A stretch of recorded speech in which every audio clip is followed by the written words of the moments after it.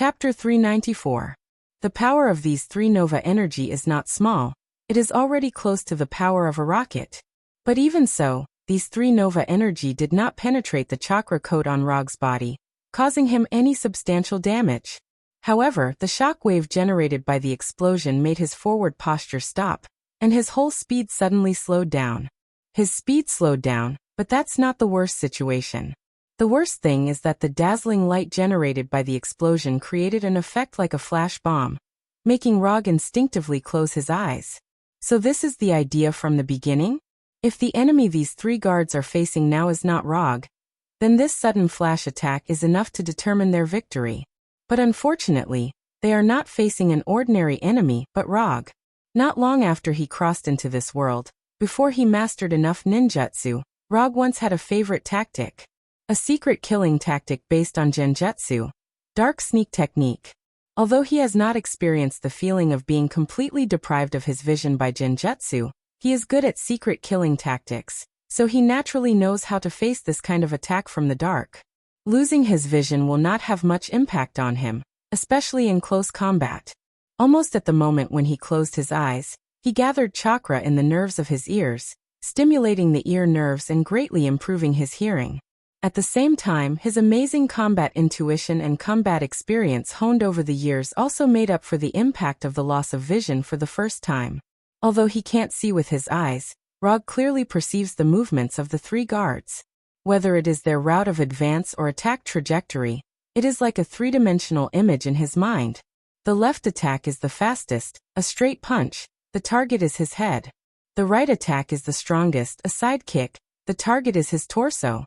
The middle attack is the slowest, a heavy punch, the target is his chest. In the blink of an eye, Rog had determined the attacking methods of the three guards, and instantly formulated a counterattack strategy. Retreat half a step, avoid the straight punch on the left, and seize the target's left arm. Break the target's left arm, and destroy the target's center of gravity with the left leg. He bent down and pushed the target on the left, dodging the side kick from the target on the right. Heavy punch to the head of the target on the ground. With the target's head as the center, heavy punch to attack the standing leg of the target on the right to destroy the stability of the target on the right. He got up and punched the unsteady target on the right with a right hook, sending the target on the right flying, and causing it to crash into the target in the middle. Taking advantage of the situation, he quickly attacked the middle target's head, chest, and throat with quick punches. He continuously pushed back the target, and finally finished off the middle target with a monster strength punch. This entire set of counterattack strategies took less than a second to completely emerge in Rog's mind. In the next few seconds, Rog executed this counterattack strategy perfectly. Boom. When the guard in the middle was sent flying by the monstrous strength fist and crashed into the wall behind him, Rog opened his eyes. The sudden flash attack should have allowed the three guards to completely seize the initiative of the battle, and even secure victory in one fell swoop. However, things did not go as they expected. Not only did Rog not fall into the situation of being besieged by the three of them, but he also severely injured two of them, and instantly resolved the situation of being besieged. It wasn't until the guard in the middle was sent flying that the guard on the right, who had not been attacked much, finally stood up and looked at Rog in disbelief. Although he didn't know how Rog did it, he clearly saw that Rog's eyes were always closed during the fight. With his eyes closed, he resolved the joint attack of the three of them and severely injured two of them. The guard finally understood why Rog's invasion was classified as the highest level of black invasion. This was simply not something a human could do. He was a fighting machine with a humanoid appearance. Don't be so surprised. There are many people who can do this. I know a blind top fighter. The blind top fighter in Rog's mouth is none other than Daredevil. Speaking of Daredevil, Rog suddenly found that he hadn't paid attention to his news for a long time, and he didn't know how he was doing now and whether he was still fighting against Kingpin in Hell's Kitchen. You guys rely too much on Nova energy and advanced weapons. If you continue like this, you will forget how to fight in close combat sooner or later. Looking at the shocked guard, Rog gave his own advice. The remaining guard did not refute Rog. After thinking about it, he helplessly found that what Rog said was true. You can think about this problem later. I'm in a hurry now, so. As soon as his voice fell, Rog took the initiative to launch an attack and attacked the guard like lightning. Although the guard tried to resist Rog, the huge gap in strength doomed his resistance to be meaningless. 3 seconds later, the guard was hit in the chest by Rog's monster punch, and he flew out upside down, spitting out bright red blood from his mouth. After dealing with the guard, Rog did not stop at all, and continued to walk towards the upper floor of the building. 40 floors, 50 floors, 60 floors. Although the guards in the building tried their best to stop Roger and kill this menacing intruder, they couldn't do anything about it. However, their efforts did not get the report they imagined. The number of guards decreased rapidly at a terrifying speed, but Rog's advancement was not affected in any way. Mobilize the Imperial Guards. We must mobilize the Imperial Guards, and now only the Imperial Guards of Supreme can stop him. Looking at the godlike Rog on the monitor screen, the guard commander of the building said loudly. The guard commander was not the only one who lost his composure. Even Chris, who was originally arrogant, had an ashen face at this time. He never thought that Rog could really break through the endless siege of the building's guards and walk step by step to the top floor of the building. This is impossible. This is absolutely impossible. Even if it was a centurion of the New Star Legion, it was absolutely impossible to defeat all the guards of the headquarters building alone. This was simply not something a human could do. Chris's rank in the New Star Legion was not low. Although he walked the path of a civil official in the Legion, he was very clear about the strength of a centurion of the New Star Legion. It was precisely because of this comparison that he placed his hopes on the guards of the headquarters building. But it turned out that Chris underestimated the strength of the New Star Legion's centurion, and also underestimated the gap between the centurion and Rog. Chapter 395. On the 75th floor of the Nova Corps headquarters building, Security Command Center. Just because I taught you a small lesson on Hala, you want my reward? At this time, Rog was holding the blaster he took from the guards of the building, and under his feet was Chris, who just wanted to escape but was kicked away by him. The reason why Rog suddenly came from the 60th floor to the command center on the 75th floor and kicked Chris under his feet was because Chris was sure that the guards of the headquarters building couldn't stop him. Looking at Rog, who has come to the 60th floor and showed strength far beyond that of a Supernova Corps centurion, Chris made the decision to leave the headquarters building immediately. As the initiator of all this, Chris knows very well what will happen to him if he falls into the hands of Rog. In the Hala Guild Hall, he just scolded Rog and was taught a lesson by Rog with Sharingan Genjutsu. If Rog found out that he was the one who had plotted all of this and caused Rog to be unable to successfully obtain his reward, then he would definitely end up in a worse state than before. Therefore, Chris planned to leave the headquarters building immediately and get away from the madman Rog completely. But he didn't expect that before he walked out of the command center, the floor of the command center was penetrated. At this time Rog, who he didn't want to see the most, flew up from the hole in the floor. Then he was sent flying by Logue's kick and stepped on by Logue. No. I didn't, don't talk nonsense. After hearing Rog's question, Chris didn't have time to care about the pain in his chest and immediately denied it. Really? But I don't believe it.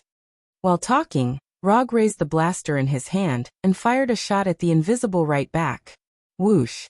The green explosive bullet accurately hit the guard who was hiding in the corner and trying to shoot in the dark. It was a headshot. It's really not me, I just didn't have time to evacuate the building, Chris explained with great emotion, but Rog didn't believe a word of his explanation. Whoosh. Just when Chris was about to continue to explain, Rog fired a shot at his right leg, and the green bullet directly penetrated his thigh. Ah! My leg is broken. Since he was a child, Chris has never felt such bone-piercing pain, and suddenly issued a harsh scream. Your leg is not broken yet, but if you don't shut up, I don't mind fulfilling your little wish. Rog looked at Chris, who was stepped on by his foot, with an impatient look on his face. He originally thought that the person who dared to his reward would be a little shrewd and a little domineering. He didn't expect that when he came to the command center, he actually saw Chris, this guy. In the beginning, he only wanted to blow this matter up and let the people of the New Star Army understand the consequences of reneging on their debt. However, When the security commander of the building issued the black intrusion alert and evacuated all unrelated personnel from the headquarters, he suddenly realized that he seemed to have found the location of the mastermind behind the scenes. When all unrelated personnel were evacuated, the only people left in the headquarters, according to common sense, were the guards of the building and Rog himself. However, when he used chakra to sense the situation in the building, he found that on the 75th floor of the building, there was a life form without Nova energy in his body. As everyone knows, the soldiers of the Nova Corps, whether it is the medics who just graduated from the Space Academy or the highest-ranking Centurions, all have Nova energy in their body. A person without Nova energy in his body, after the black intrusion alert was issued, not only did he not evacuate, but he stayed in the security command center of the headquarters. This abnormal phenomenon aroused Rog's curiosity, and it also evoked some of his memories. During the days when he was a private investigator, he had studied criminal psychology. Some criminals like to return to the scene of the crime after committing a crime, and gain a sense of control and satisfaction by witnessing the panic of the crowd and the reaction of the police. Especially for some particularly serious crimes, such as serial killings, it is even easier for the criminals to return to the scene of the crime. Even if it has been many years, these criminals will return to the scene of the crime and recall the specific details of the crime to gain a perverted sense of satisfaction. At that time, Rog didn't know that the person in the command center was Chris, but after discovering this abnormal phenomenon, the first thing that appeared in his mind was this theory that he saw in his research of criminal psychology. Then he thought about it carefully and found that his guess seemed to be correct. If it was because someone was dissatisfied with him or wanted to take his reward, then the mastermind behind the scenes would be in a safe place, or a place that he thought was safe, watching the whole scene. Unless the conditions didn't allow it, otherwise, the mastermind behind the scenes had more than an 80% chance of doing so. After all, watching how he suffered setbacks, and even how he died would give the mastermind a sense of satisfaction that everything was under his control. After discovering, or rather confirming, this point, the next step was very simple. Rog followed the plan, going up floor by floor, destroying the mastermind's plan bit by bit. In order to not let the mastermind notice the danger in advance, he deliberately controlled his pace to avoid scaring the mastermind away. Because the plan was going to fail bit by bit, the mastermind behind the scenes would not leave immediately. Instead, he would look forward to the next plan, looking forward to the hope of a comeback. When the mastermind behind the scenes, which was Chris, realized that the plan had no chance of success and planned to retreat in advance before the plan completely failed, Rog, who had been paying attention to him for a long time, didn't hesitate at all. He directly went from the 60th floor to the 75th floor and placed the result of failure in front of him. If it weren't for the lack of time and environment, Rog wouldn't have minded changing the method. He would have gone from the earth to heaven, and then from heaven to hell. Your Excellency Rog, he's still just a child. I hope you can be magnanimous and let him go first. Chris was afraid that Rog would really break his right leg, so he closed his mouth tightly and didn't dare to make any sound. At this moment, the guard commander of the building, under the protection of a team of guards, carefully approached Rog and said, "Just a child? A 30-year-old child?" After hearing the commander's words, Rog sneered, then shot Chris' left leg in front of the commander. Chapter 396. Chris, who couldn't bear the pain from his left leg being shot, screamed again. But this time, his scream only lasted for a short second before he forcibly suppressed it. He had no choice but to suppress it because Rog had already turned the muzzle of the blaster and aimed it at his head. Although the pain from his legs was unbearable, Chris knew which one he should choose between death and the other.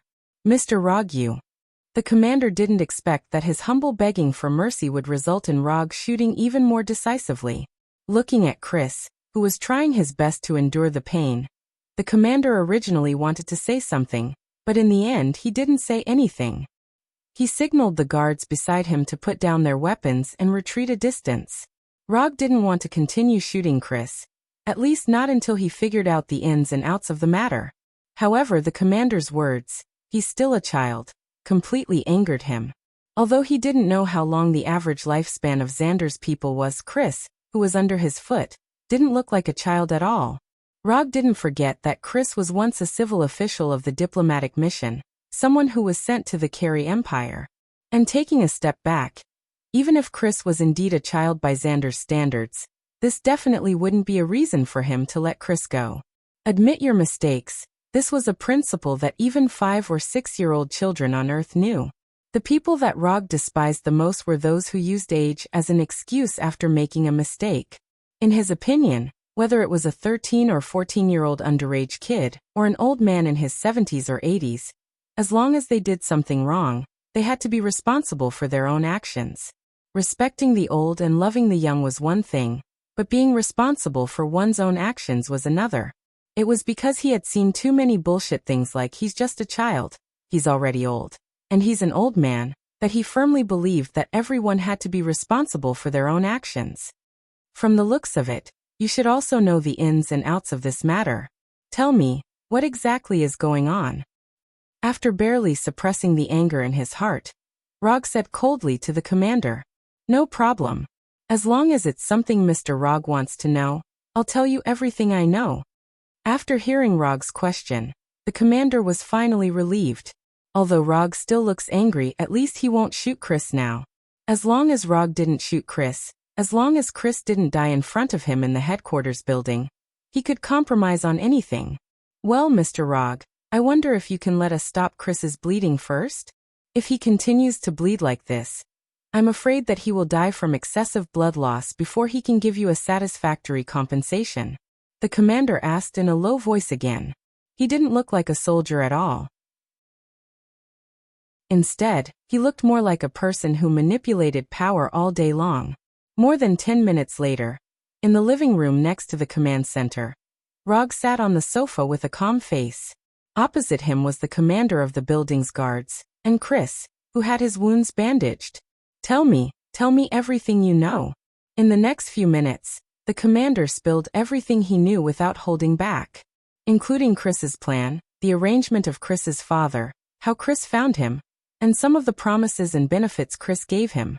In order not to let things continue to develop in a worse direction, the commander did not dare to hide the slightest bit of the truth. He told the whole story in full detail. After the commander finished speaking, Rog turned to look at Chris, who was silent, and his face became colder and colder. Just as he expected, Chris only wanted to use his father's power to retaliate a little, so that he couldn't get the reward he deserved so easily.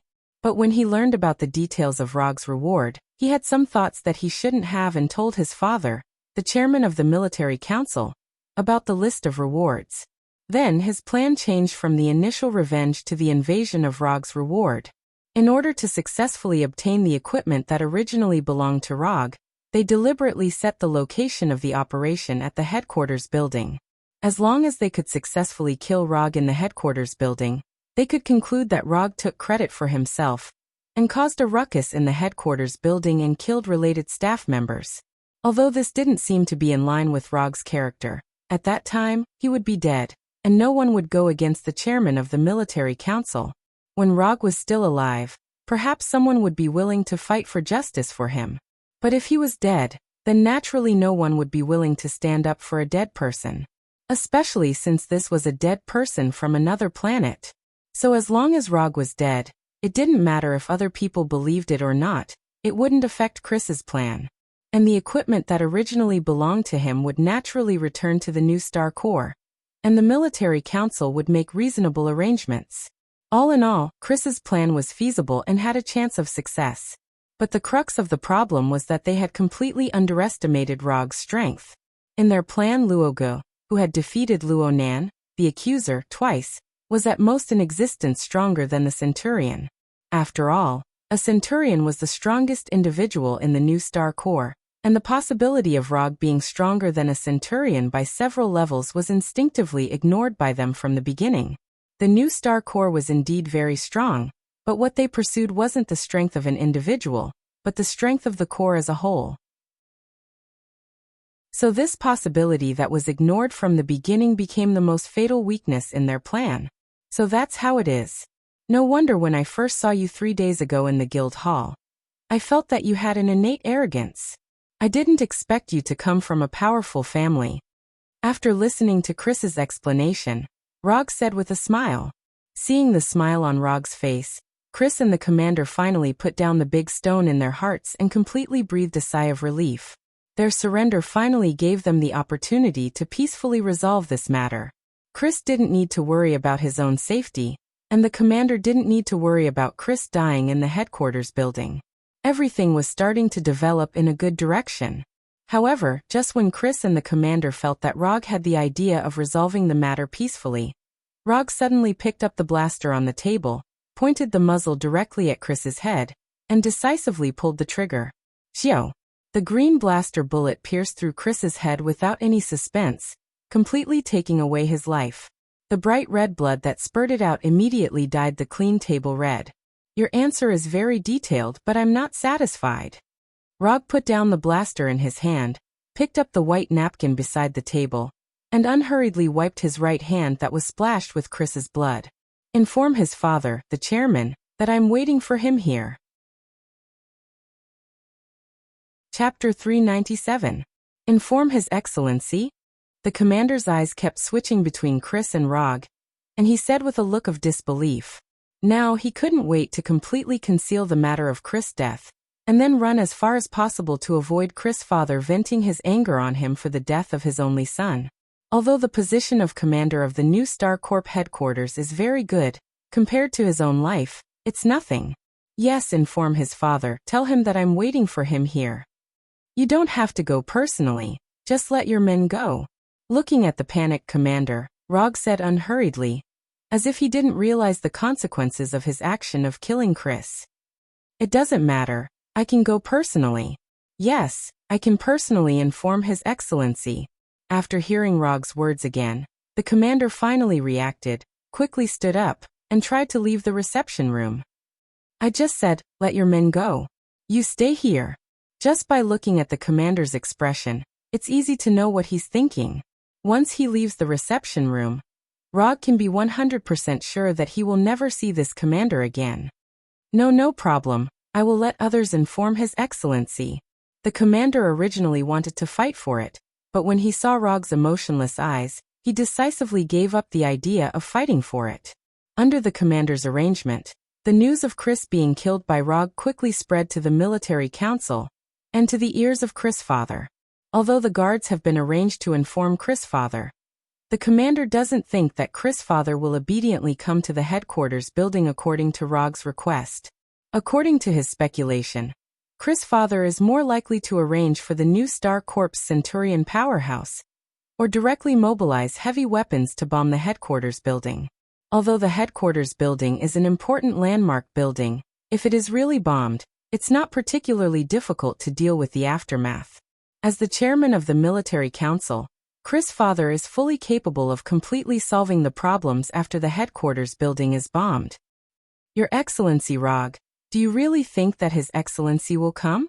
In order to break the silence in the reception room, the commander took the opportunity to ask the question in his heart. He will definitely come. Rog answered decisively.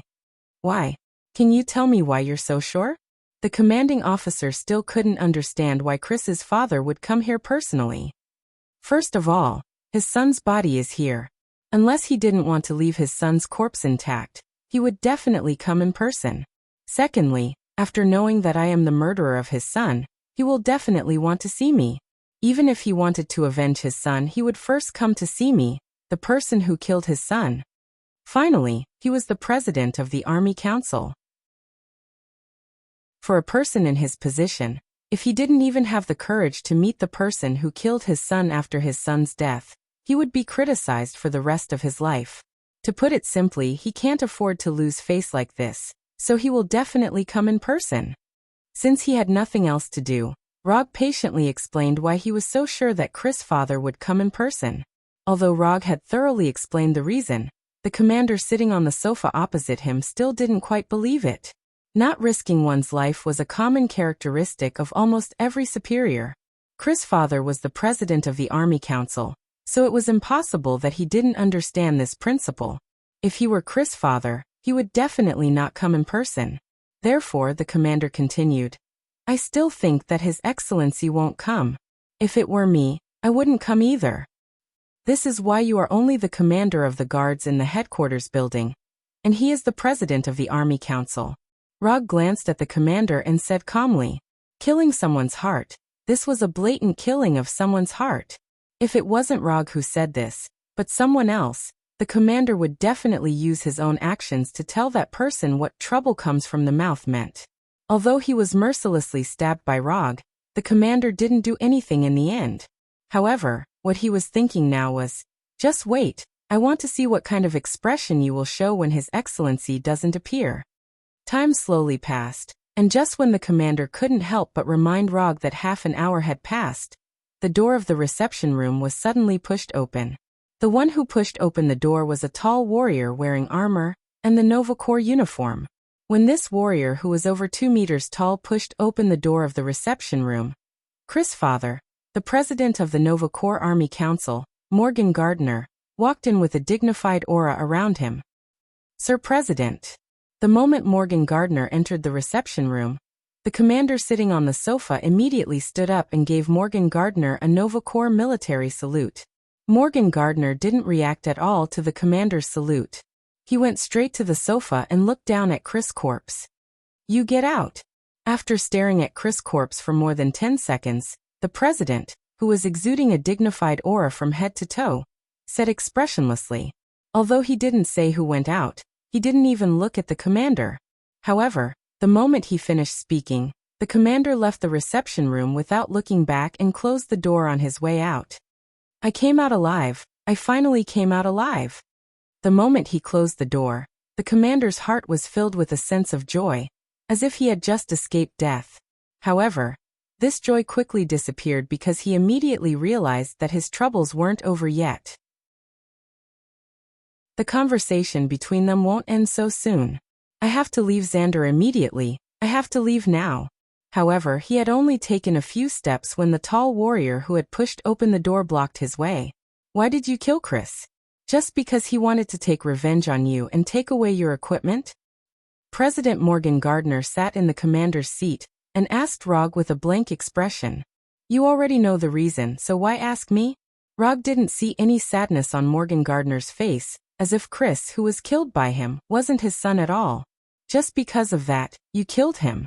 You killed my only son, Morgan Gardner. Aren't you a little too overbearing? Hearing Morgan Gardner's emotionless words, Rog suddenly laughed. Overbearing? You actually think I'm overbearing? Ha ha ha ha, interesting, really interesting. Rog laughed wildly as if he heard the funniest joke in the world. At the same time, he looked at Morgan Gardner as if he was looking at an idiot. Are you provoking me? As the president of the military council, Morgan Gardner could control his emotions very well, making it impossible for others to guess his true thoughts from his expression.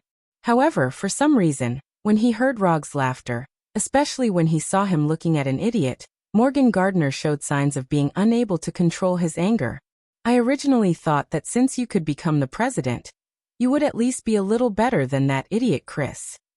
But now I realize that I guessed wrong, completely wrong. Chris being such an idiot is completely because he inherited your IQ. Rog sighed helplessly and continued to say to Morgan Gardner, who was getting more and more angry, Didn't you think I was too overbearing? Then I'll let you see what true overbearing is. As soon as his voice fell, the explosive pistol on the table suddenly appeared in Rog's hand, and 3 green explosive bullets instantly flew towards Morgan Gardner. Unlike Chris, who didn't have any actual combat strength, although Morgan Gardner had personally taken action many times, but before he entered the civil ranks of the New Star Corps, he was still a centurion through and through. A faint golden light suddenly erupted from Morgan Gardner's body, and the 3 explosive bullets aimed at his head and heart were instantly deflected. However, at the moment when the explosive bullets were deflected, a silver-white arc suddenly streaked across Morgan Gardner's right arm, cutting off his entire right hand. Lightning release. Thunderbolt sword slash.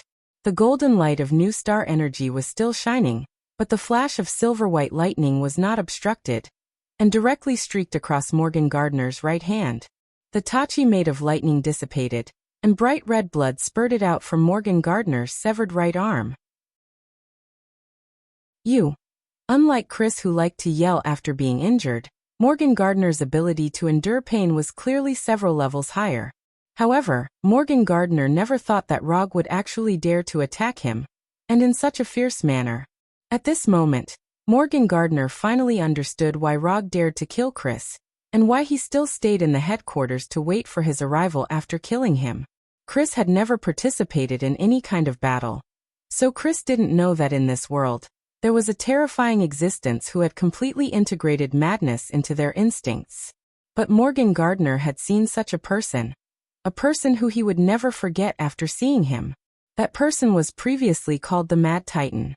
And now, people were more willing to call him the Emperor of the Universe. Morgan Gardner had once seen this kind of madness from Thanos, and now he saw it again from Rog.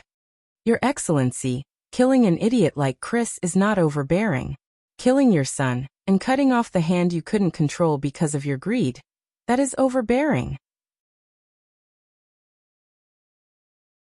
Chapter 398. Other than Rog and Chairman Morgan Gardner, no one knew what they were talking about in the reception room. However, 5 minutes after entering the reception room, Chairman Morgan Gardner walked out of the reception room with an expressionless face. Although Morgan Gardner didn't say anything, when he came out, everyone's attention was focused on his injured arm. It was a clean cut that looked like it was cut by a laser, a cut that was still flowing with bright red blood. Morgan Gardner didn't care about other people's gazes, and handed his right hand that was held in his left hand to the tall soldier who opened the door. Then, without saying a word, as if nothing had happened, he left the building with his personal guards. Until Morgan Gardner and his guards completely disappeared around the corner of the corridor, the guard commander of the building finally regained a bit of his rationality. Am I hallucinating? The chairman's right hand was cut off. Rog actually cut off the chairman's right hand? The scene of Morgan Gardner holding a broken hand was completely beyond the commander's comprehension. He couldn't understand why Rog dared to cut off Morgan Gardner's right hand, and why Morgan Gardner was expressionless. What happened to this world? The commander, whose mind was filled with the scene of Morgan Gardner's broken hand, began to doubt whether this world was still the world he was familiar with. Just when the commander and the other guards were confused and shocked, Rog also walked out of the reception room as if nothing had happened. Then, without looking back, he left the New Star Army's headquarters building. Looking at Rog's leaving figure, the commander suddenly remembered the sentence Rog said to him before, the sentence that killed people. This is why you're only the commander of the headquarters building's guards, and he's the chairman of the council. A conflict that was originally enough to cause a war between Rog and the New Star Army ended just like that, in a way that no one knew about.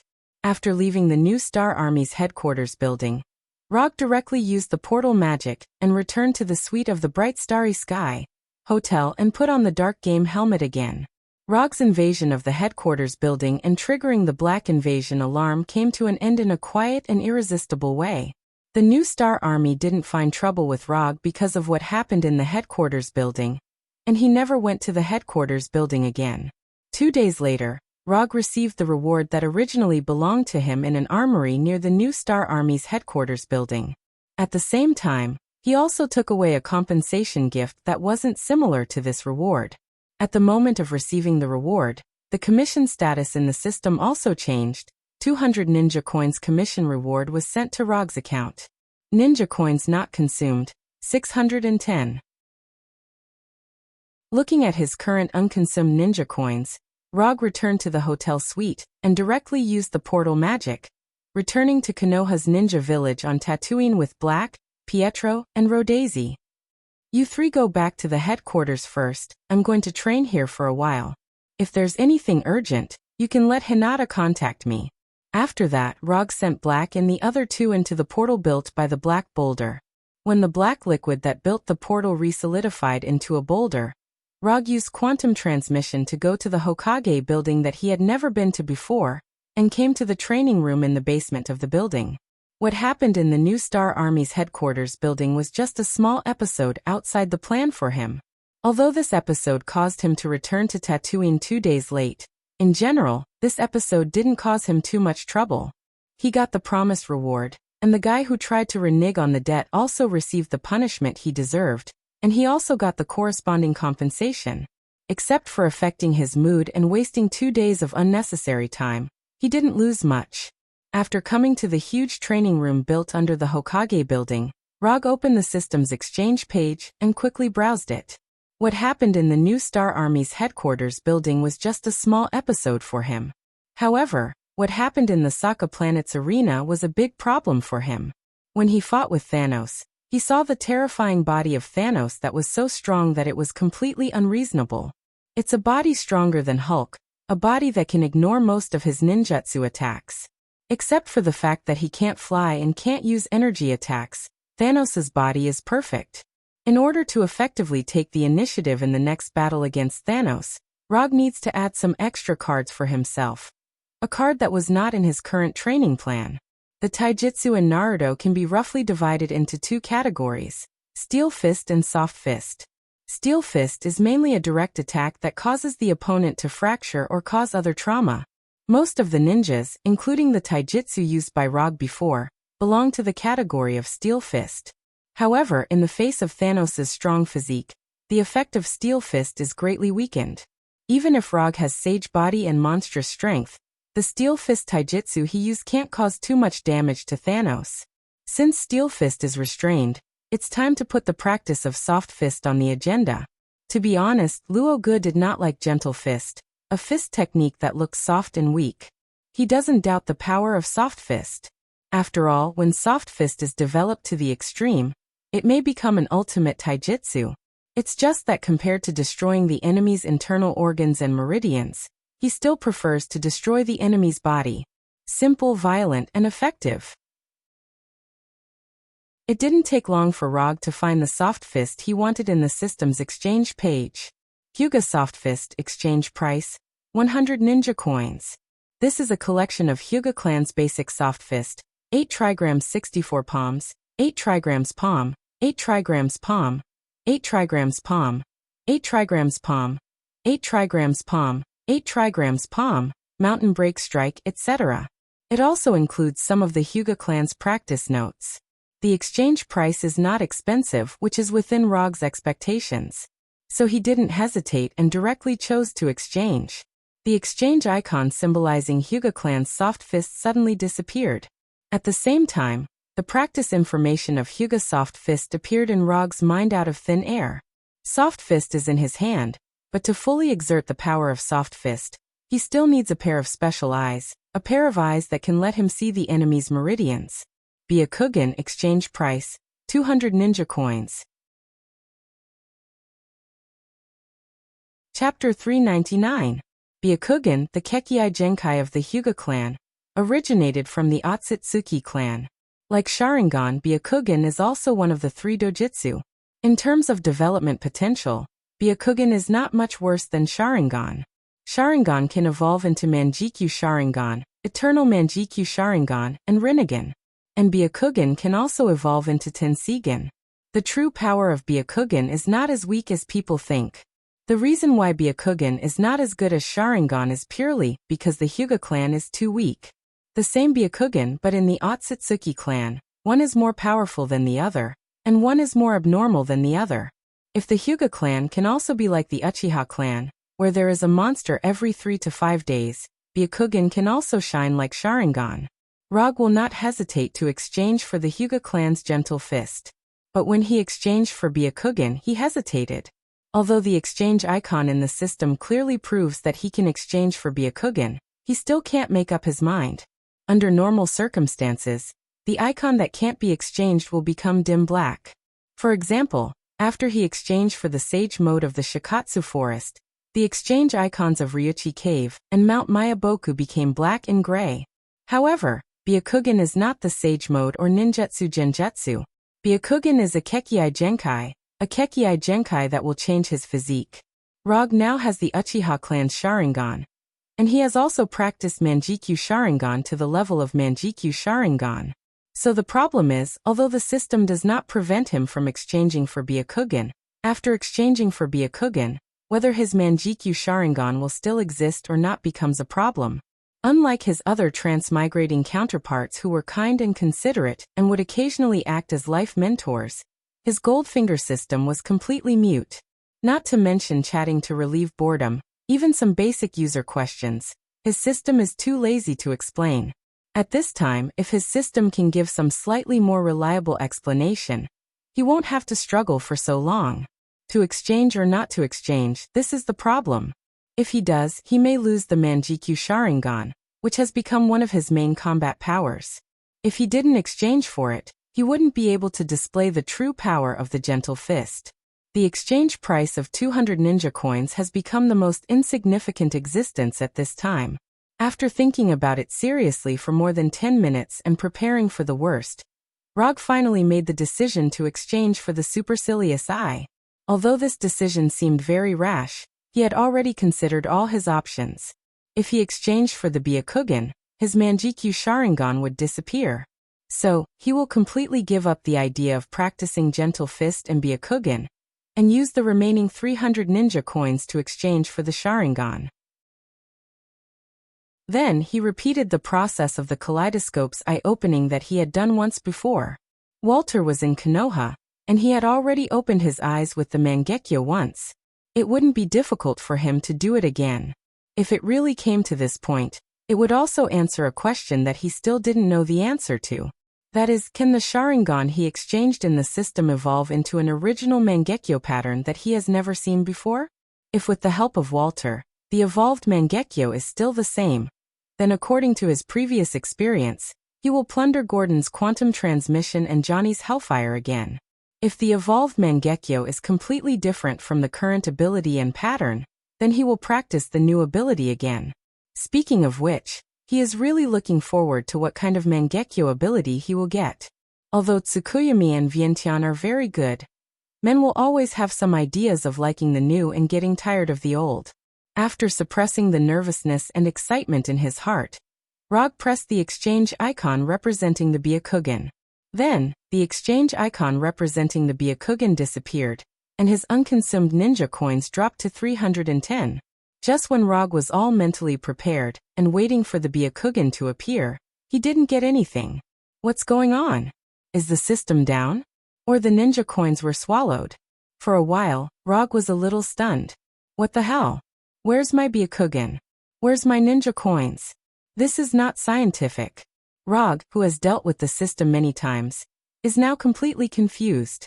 Chakra normal, Sun Nin normal, Mangekyo Sharingan normal, Kyubi normal, Mana normal. Rog seriously and carefully perceived his current state from top to bottom. Then he didn't find anything strange. Am I really so unlucky? I was ready to lose Mangekyo Sharingan again. And the result is this? Rog suddenly didn't know what to say. According to the exchange icon given by the system and his own speculation, Byakugan and Sharingan may appear in the same person. Otsutsuki Kagaya and Otsutsuki Momoshiki all have Byakugan and Rinnegan at the same time. Since Byakugan and Rinnegan can appear in the same person, then the Rinnegan level Sharingan should also be able to coexist with Byakugan. Although this is just a speculation, it is a very reliable speculation. At least in Rog's view, this is the case. If there is any difference between him and Otsutsuki Kagaya and Otsutsuki Momoshiki, it is only that he is not a member of the Otsutsuki clan, and he only has 2 eyes. Forget it, don't think about it, just think of it as the new Star Supreme's commission for free. After adjusting his current lost mentality, Rog used quantum transmission and directly teleported from the practice room to the bathroom of the Hokage's mansion. Right now, he no longer had any interest in practicing the gentle fist. At least, he didn't have any interest in it now. Without Byakugan, Gentle Fist can't exert its full power at all. At most, it can be used to deal with enemies who are not as strong as him. Because of his bad mood, Rog soaked in hot water for half an hour in the bathroom, then wrapped in a bath towel, and came to the bathroom's more than 2 meters long mirror. Speaking of which, it seems that he hasn't seen his original black eyes for a long time. Looking at the blood-red eyes in the mirror, Rog suddenly missed his original black eyes. So he closed his 3-tomo Sharingan that is open 24 hours a day. Just when he thought he was about to see his black eyes, he saw an unbelievable scene in the mirror. What the hell? Where are my black eyes? At this time, what appeared in front of him was not the black eyes in his memory, but the opposite white eyes. Chapter 400. Is this Byakugan? Looking at his eyes that have completely turned white, Rog couldn't react for a while. Although in terms of color his eyes are now Byakugan. But not only did he not feel any improvement in vision, but because he turned off the 3-Tomo Sharingan, he felt that his vision has decreased a lot. After a few seconds of doubt, he found out what the problem is. Like Sharingan, Byakugan needs to be opened before it can exert its power. But it's not the same as Sharingan. After opening Byakugan, the original color of the iris will not change, but the blue veins next to the eyes will burst. Byakugan open. After finding the way to open Byakugan in his mind, Rog silently said in his heart, and a few blue veins suddenly burst on the side of his eyes. With the opening of Byakugan, the system's introduction and information about Byakugan finally emerged in his mind. The basic abilities of Sharingan can be divided into observation, replication, and hypnosis. As one of the 3 major dojutsu, Byakugan also has 3 basic abilities: telescopic vision, X-ray, and insight. Telescopic vision, as the name suggests, is to improve the eyesight of the eyes. Even if Rog has just opened Byakugan, his telescopic vision has reached a radius of 1 kilometer. In the state of opening Byakugan, as long as he wants, he can clearly see anything within a radius of 1 kilometer. Of course, with the continuous improvement of Byakugan's ability, the limit of telescopic vision will continue to increase. In addition to telescopic vision, Byakugan's X-ray and insight ability will continue to improve due to cultivation. Among the 2 abilities of X-ray and insight, Rog's personal favorite is X-ray. Byakugan's X-ray ability allows him to easily see through objects and enemies. Clothes, walls, metal, and other obstacles will be transparent under Byakugan's X-ray. More importantly, Byakugan can see the meridians, acupoints, bones, and chakra flow in the target's body. Just like the replication ability of Sharingan, the system has also made some adjustments to Byakugan's X-ray ability, changing the ability to see through the target's chakra flow to see through the target's energy flow, not just limited to chakra. Rog wasn't surprised by the system's adjustment to supercilious eye, because until now, he was the only one in this world who possessed chakra. Byakugan's ability to see through things was the key to unleashing the power of Gentle Fist. Only with his X-ray vision could Rog accurately penetrate the enemy's body with his chakra, thereby destroying the enemy's meridian system, or the energy circulation route, thereby achieving the effect of destroying the enemy from the inside. As for the Byakugan's insight vision, it allowed him to have a 360-degree field of vision without any blind spots. Unlike normal humans who could only have a horizontal field of vision of 188 degrees at most.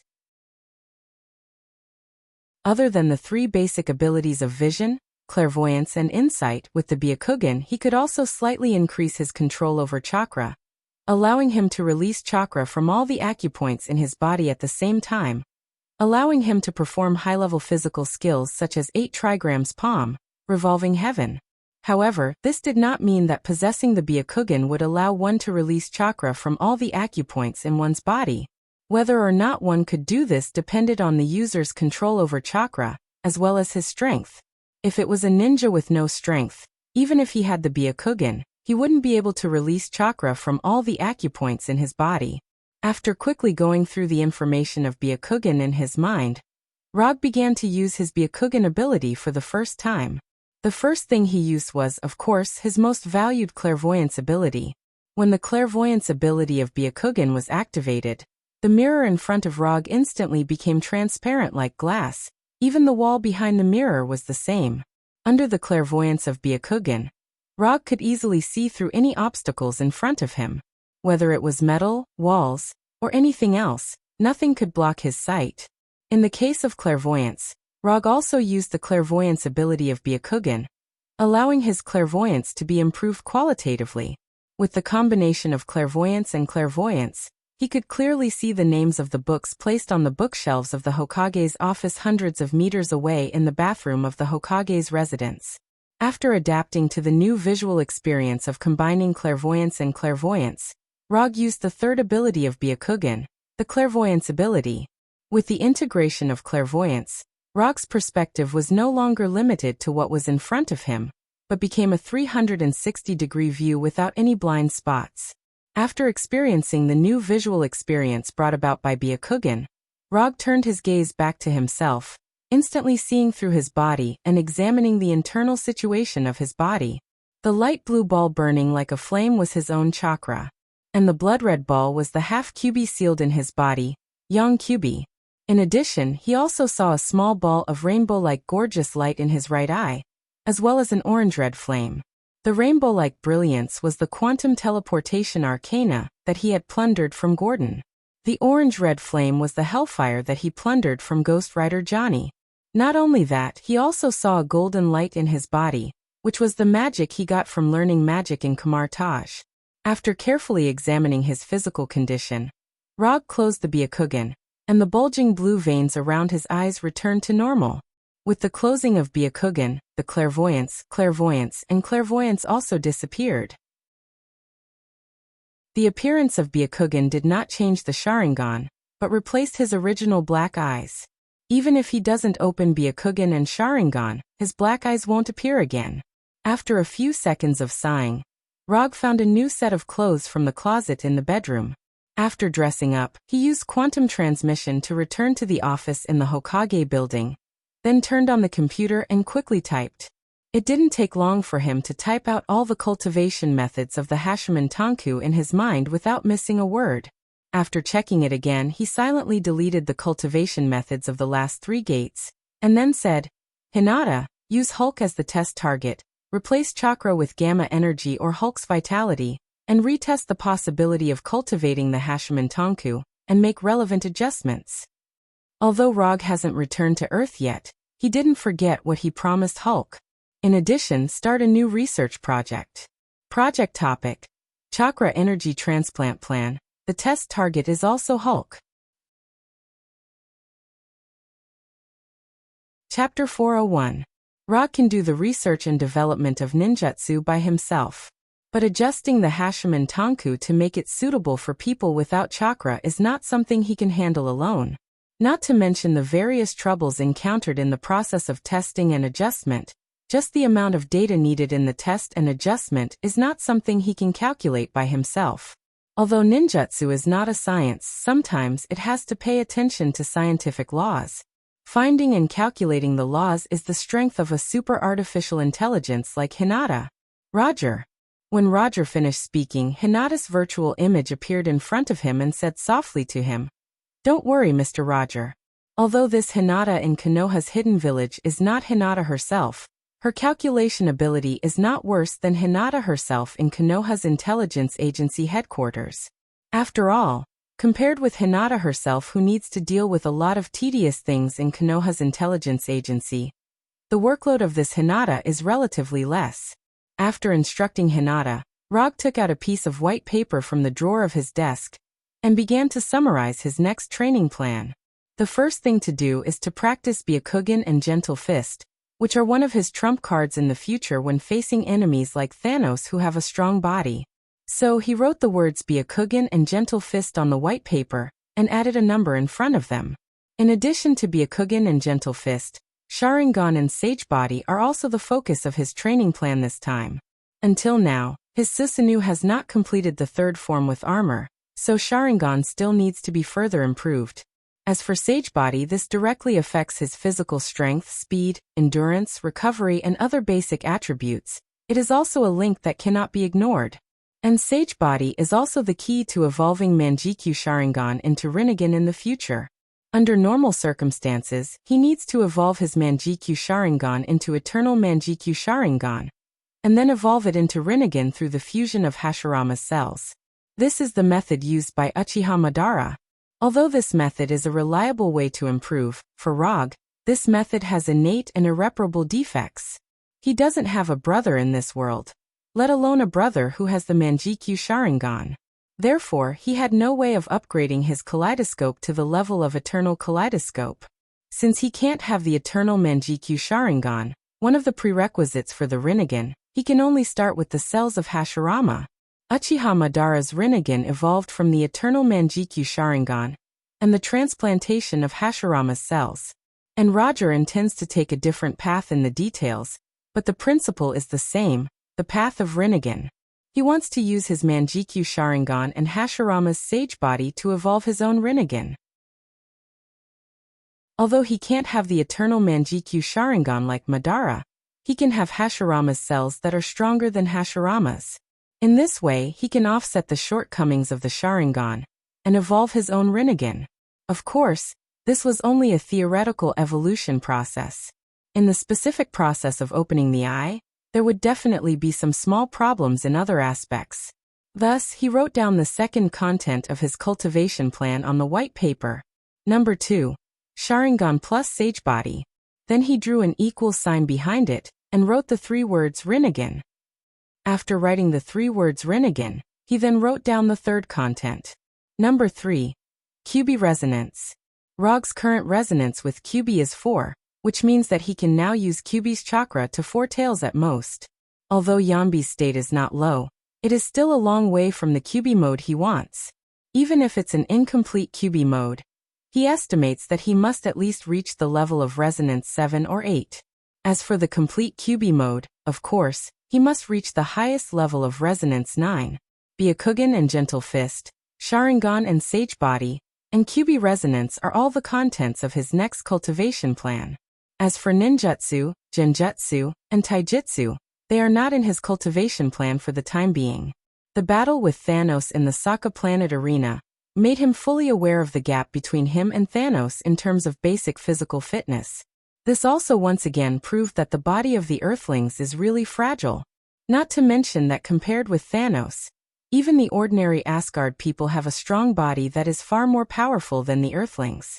After formulating a cultivation plan, Rog immediately entered this boring cultivation day. However, he didn't expect that just as he was working hard in Konoha, an invasion happened on the Earth that caught most organizations and forces by surprise. The suburbs of New York, the headquarters of the Avengers. Hasn't Rog come back yet? It's been half a year. Is he planning to travel the whole universe? Tony, who was wearing an expensive suit, sat on a chair and impatiently asked Natasha, who was sitting opposite him. We have contacted the Konoha Intelligence Agency several times, and Rog's personal assistant Hinata gave us the same reply every time, saying that she would help us pass on the message to Rog. Compared with the slightly irritated Tani, Natasha, who was wearing casual clothes, was much calmer and answered in a calm tone. Pass on the message? His artificial intelligence assistant gave us such an answer. Does she know what's going on outside? Tani knows exactly what Hinata is because to some extent, he is Hinata's father. It's just that when she was in his hands, Hinata was not called Hinata, but Sunday. I think she should be very clear. After all, in recent months, the people of the Konoha Intelligence Agency have been acting outside. Natasha was still as calm as ever. Damn it. If I knew this, I wouldn't have given him Sunday. Just as Tani was complaining, Captain America and Dr. Banner walked into his office and put an energy gun that did not belong to Earth technology on the desk. I have confirmed with Dr. Banner that this energy pistol is not Hydra's energy weapon, nor is it a replica made by other organizations that imitate Chitauri weapons. This is an individual weapon made by another civilization, an alien civilization that is not inferior to Chitauri. As he spoke, Captain America took off his helmet, revealing a tired face. Chapter 402. Washington, Konoha Intelligence Agency Headquarters. When Rogers and Dr. Banner came to Tani's office with energy pistols that didn't belong to Earth, Konoha's intelligence agency was also holding a secret meeting attended by a few people. Frank the Punisher, Bronsky the Abomination, Daisy the Shockwave, Pietro the Quicksilver, Walter the Scarlet Witch, and other well-known superheroes in Konoha gathered in the highest-level conference room of the headquarters building at this time. Unlike the relaxed atmosphere of the headquarters in the past, at this time, a dignified look appeared on the faces of the Punishers and others, and an oppressive silence enveloped the entire conference room. We can't let things get worse. I suggest contacting Rog immediately. We need him now. The first to speak was Daisy. She said with a gloomy face, staring at the empty seat at the top of the long conference table. To be precise, she was looking at the virtual three-dimensional projection standing next to this seat. The main seat at the top of the conference table belongs to Rog. Although he hasn't returned to Earth for more than half a year, even so, no one dares to sit in this seat that belongs to the director of Konoha's intelligence agency, and only belongs to Rog. Hokage-sama is cultivating in Konoha's hidden village. I have reported the current situation to Hokage-sama, and obtained full authorization from Hokage-sama. The virtual three-dimensional projection next to Rog's seat is none other than his personal artificial intelligence assistant, Hinata. You are just an artificial intelligence. You are not qualified to make decisions for Rog. Daisy, who has rarely been angry, showed a violent temper that was completely different from the past, and said loudly to Hinata, I have obtained full authorization from Hokage-sama. If you have any questions, you can wait until Hokage-sama returns to the headquarters and confirm with Hokage-sama in person. Before that, all the affairs of the headquarters will be handled by me. I have made a complete calculation of your proposals, and the highest success rate is less than 30%. Konoha's intelligence agency will continue to maintain the original action plan. Although Hinata's electronic voice is no different from a real human voice, but at this time, her words made people feel the innate cold-blooded and ruthless machine creation. Since Rog-sama has given Hinata full authorization, we should act according to the previous established plan. If Konoha's strength is damaged because of our actions, Rog-sama will not be happy when he comes back. When Daisy's anger was about to erupt like a volcano, the Punisher on the left spoke. As the existence that followed Rog for the longest time, the Punishers had a very high status in Konoha's headquarters. Even Peter and Walter, who did not have a clear superior-subordinate relationship with Rog, would show him great respect when they saw him. Although the Punisher's strength is far inferior to Abomination, Daisy, Pietro, and the others, in Konoha's headquarters, he is the highest existence under Rog.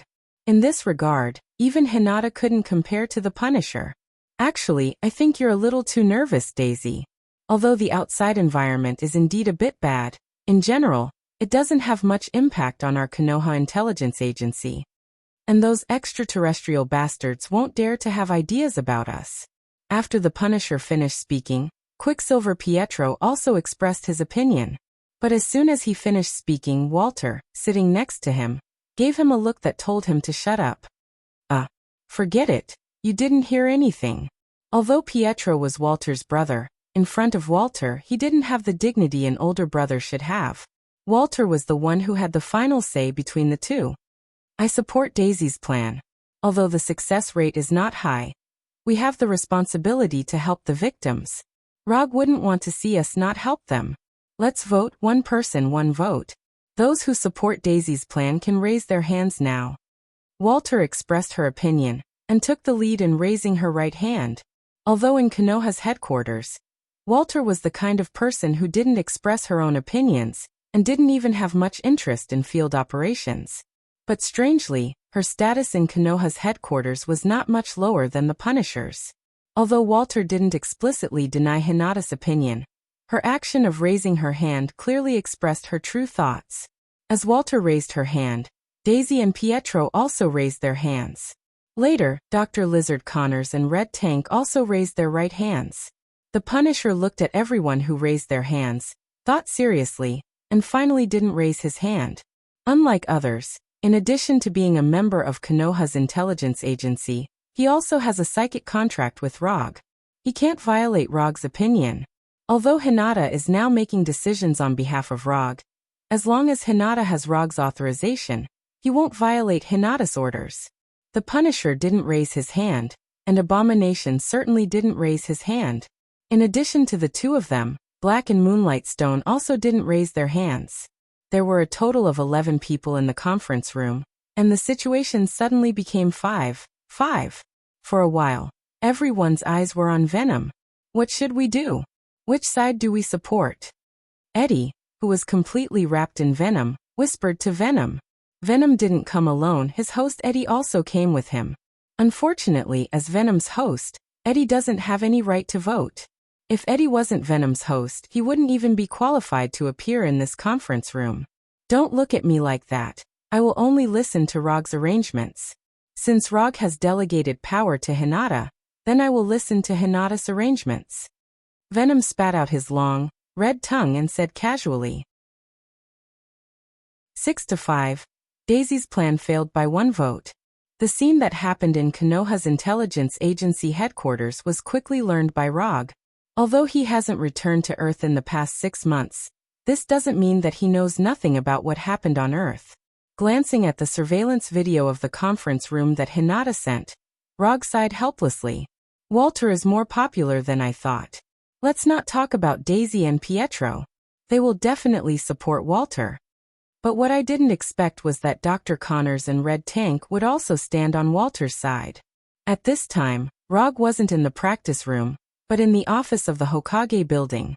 After watching the surveillance video, he stood up from the chair and came to the window, looking at the sun that was about to set in the distance. Forget it, let's go back first. If I let the Skrull people continue to play, I don't know what the consequences will be. It's time for this farce to end. Chapter 403. The big event that gave Tani and other Avengers headaches and caused Konoha to be divided, to some extent, is not a particularly serious matter. At least in the eyes of Rog, who has the aura of a prophet, this big event is not serious. Simply put, the big event that happened on Earth now is the legendary secret invasion of the Skrulls. As for why the secret invasion of the Skrulls suddenly broke out at this time, because there is still not enough information, Rog is not particularly clear for the time being. However, there was one thing he was sure of. The evil version of superheroes that appeared on Earth was a smokescreen created by the Skrulls using their own racial abilities and advanced technology that surpassed Earth's civilization. At this point, it was necessary to mention what had happened on Earth during the past 6 months that Rog had been cultivating. After Rog sent Dr. Banner, who was kidnapped by the rope grass slavers, back to Earth, Dr. Banner resumed his superhero career as Hulk to fight evil and save the world and people. Hulk's heroic actions, in the eyes of the general public, were not a problem because he did this before.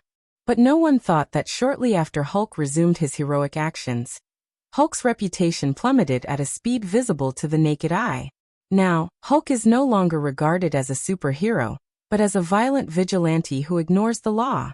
The reason for such a huge reversal in reputation is due to one of Hulk's actions. It was a normal fire rescue activity.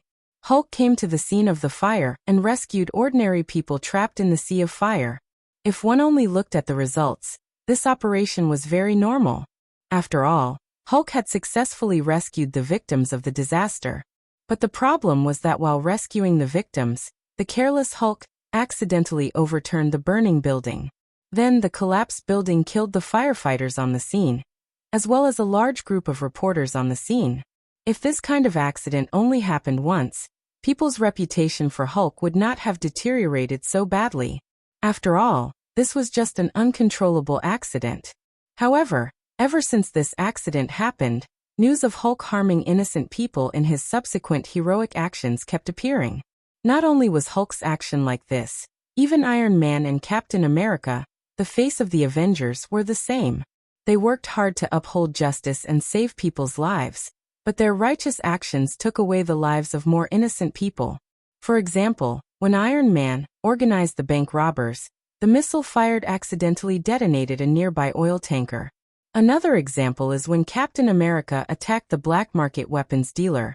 The bomb at the scene killed other residents around him. On the surface, these heroic actions seemed to be upholding justice, but they took away the lives of innocent people again and again.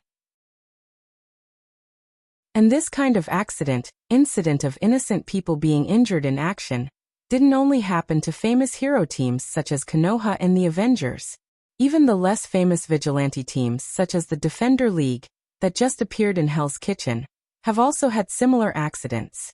As accidents continued to happen and certain people added fuel to the fire, the profession of superhero suddenly fell to the level of a rat crossing the street. Now there were protests against superheroes almost every day, asking the government to regulate these superheroes with extraordinary abilities. There were even many government members who took advantage of the situation to propose a superhero registration bill, requiring every superhero to register their identity and accept government jurisdiction. This was not the first time the Avengers had encountered this kind of opposition from the public. The previous Seoul incident caused by Ultron had already caused the Avengers to experience a similar protest. However, this protest was completely different from before. Because these accidents that caused the deaths of innocent people were not done by hero teams such as the Avengers and Konoha. After Hulk's first accident, the Avengers found that something was wrong. At that time, Dr. Banner was conducting research in the Avengers headquarters. It was impossible for him to appear at the scene of the fire to rescue the trapped people, let alone collapse the building and kill the firefighters and reporters at the scene. Similarly, Konoha also found that something was wrong with the accidents caused by the impersonation of Konoha's heroes. Although the Avengers and Konoha had made a public explanation of this, it was a pity that the people did not believe the evidence they provided. Instead, they thought that this was fake evidence in order to escape responsibility. The protests and distrust of the people were only one aspect. What was even more troublesome was that the hero teams represented by the Avengers and Konoha were protested and targeted at the official level.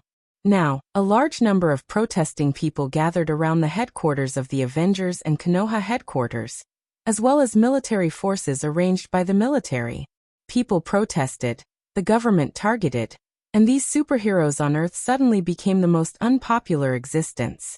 Rog looked at the various evidence and information sent by Hinata, and saw what was going on at a glance. Using high-tech and their own transformation ability, the Skrulls transformed into superheroes on Earth and put the blame on the superheroes.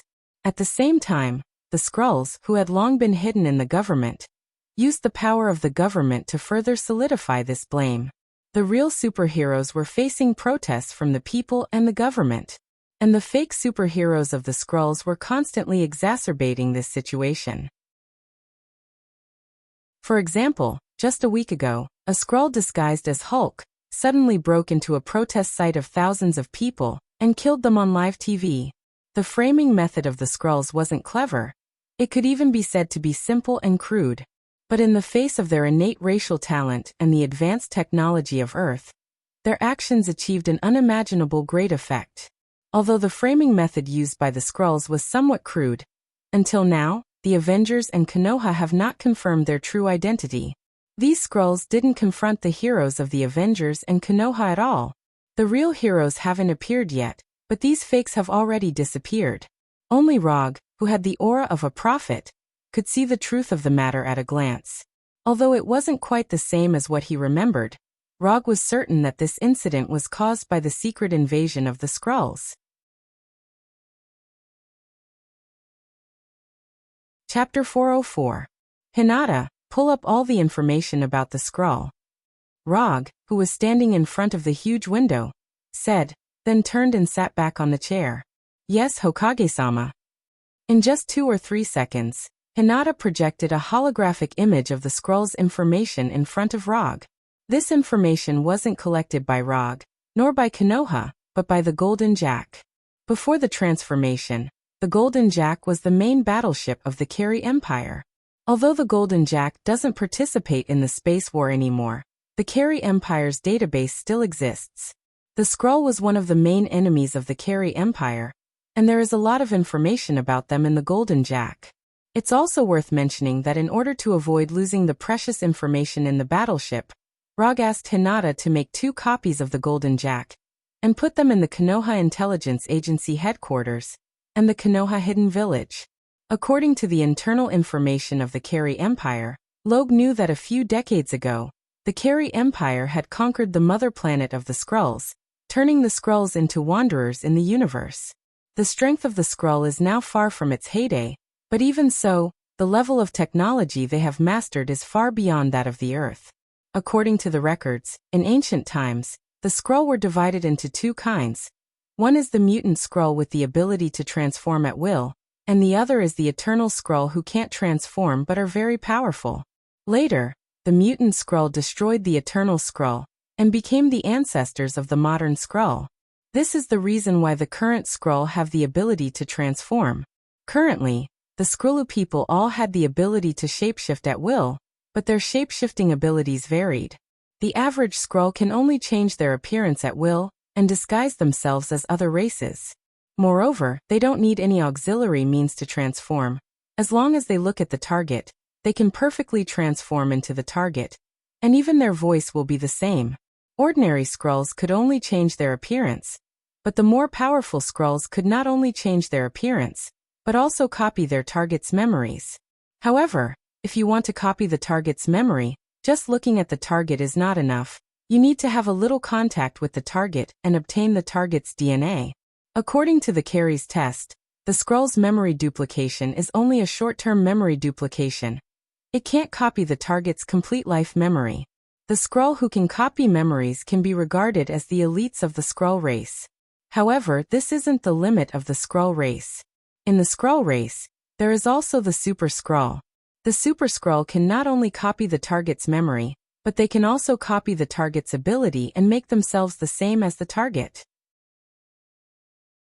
As for how the Super Skrull's ability, the Carey Empire didn't study the theory of the Skrull's race. This was because even though the Carey Empire had conquered the Skrull homeworld, they didn't manage to capture a single Super Skrull. If they didn't see the perfect copy of the Super Skrull on the battlefield, the Carey would have suspected that the Super Skrull was an extinct existence like the Eternal Skrull. In Rog's memory, the Super Skrull's secret invasion was caused by the Super Skrull's disguise as the Avengers, causing a serious crisis of trust within the Avengers, which eventually led to the secret invasion of Earth. From the various superhero-related incidents reported by Hinata, Rog hasn't found any signs of the Super Skrull. However, this doesn't rule out the possibility that there are no Super Skrulls on Earth. Who knows if the Skrull used advanced technology to copy the superhero-related abilities, or if the Super Skrull among them copied the superhero-related abilities. After all, some things can be achieved with technology even without genetic mutation. Rog wasn't interested in the Skrull's ability to transform and copy memories, because his transformation and Sharingan's illusion can achieve similar effects. However, he was still very interested in the Super Skrull's ability to copy the target's abilities. One of the Sharingan's specialties is copying, but it can only copy the target's movements and abilities that don't involve genetic mutation. The Super Skrull's ability to copy has obviously broken through this limit. He doesn't know why, but ever since he met the Treant Groot in the Land of Nothingness, Rog began to understand Orochimaru more and more. Master all the truths of time, learn all the ninjutsu abilities. This kind of future is really tempting. However, understanding is one thing. Rog has no idea of developing into a Franken ninja like Orochimaru for the time being. The reason is simple: he has more cards in his hand than Orochimaru, and he hasn't reached the point where he needs to break through the taboo to gain power. Hinata, make a copy of the adjusted Hashiman Tanku and send it to Konoha's headquarters. I should go back to fulfill my promise. As soon as his voice fell, a brilliant aurora-like light appeared around Rog's body. In the next second, his figure disappeared, and in an instant, he went from the office in the Hokage building to the transmission base connecting the Earth and the planet Tatooine. When the black boulder liquefied into a pool of petroleum-like liquid, Rog didn't even think about it and directly jumped in. In a few seconds, he returned from Konoha's hidden village to Konoha's intelligence headquarters, which he hasn't returned to for half a year. More than 10 minutes later, Tani in the headquarters received a call from Rog. I heard that you have been troubled by a group of aliens recently. This is not your style. As soon as Rog's voice sounded, Tani on the other end of the phone complained with dissatisfaction. You still have the nerve to say that. Do you think everyone is like you, throwing everything directly to their artificial intelligence assistant? Rog didn't have time to explain what is the reasonable use of the potential of artificial intelligence. Tani's voice sounded again. Don't talk nonsense, you should already know what is going on outside now. Let's meet, you choose the place, and I will decide the time. Tani seemed to give a fair choice. But in the next second he said the time of the meeting. I choose to meet now, you choose a place. This was indeed Tony Stark's way of doing things. Chapter 405. Now. Okay, the location is at Konoha's Intelligence Agency headquarters. You haven't been here yet, so this time you can come and have a look.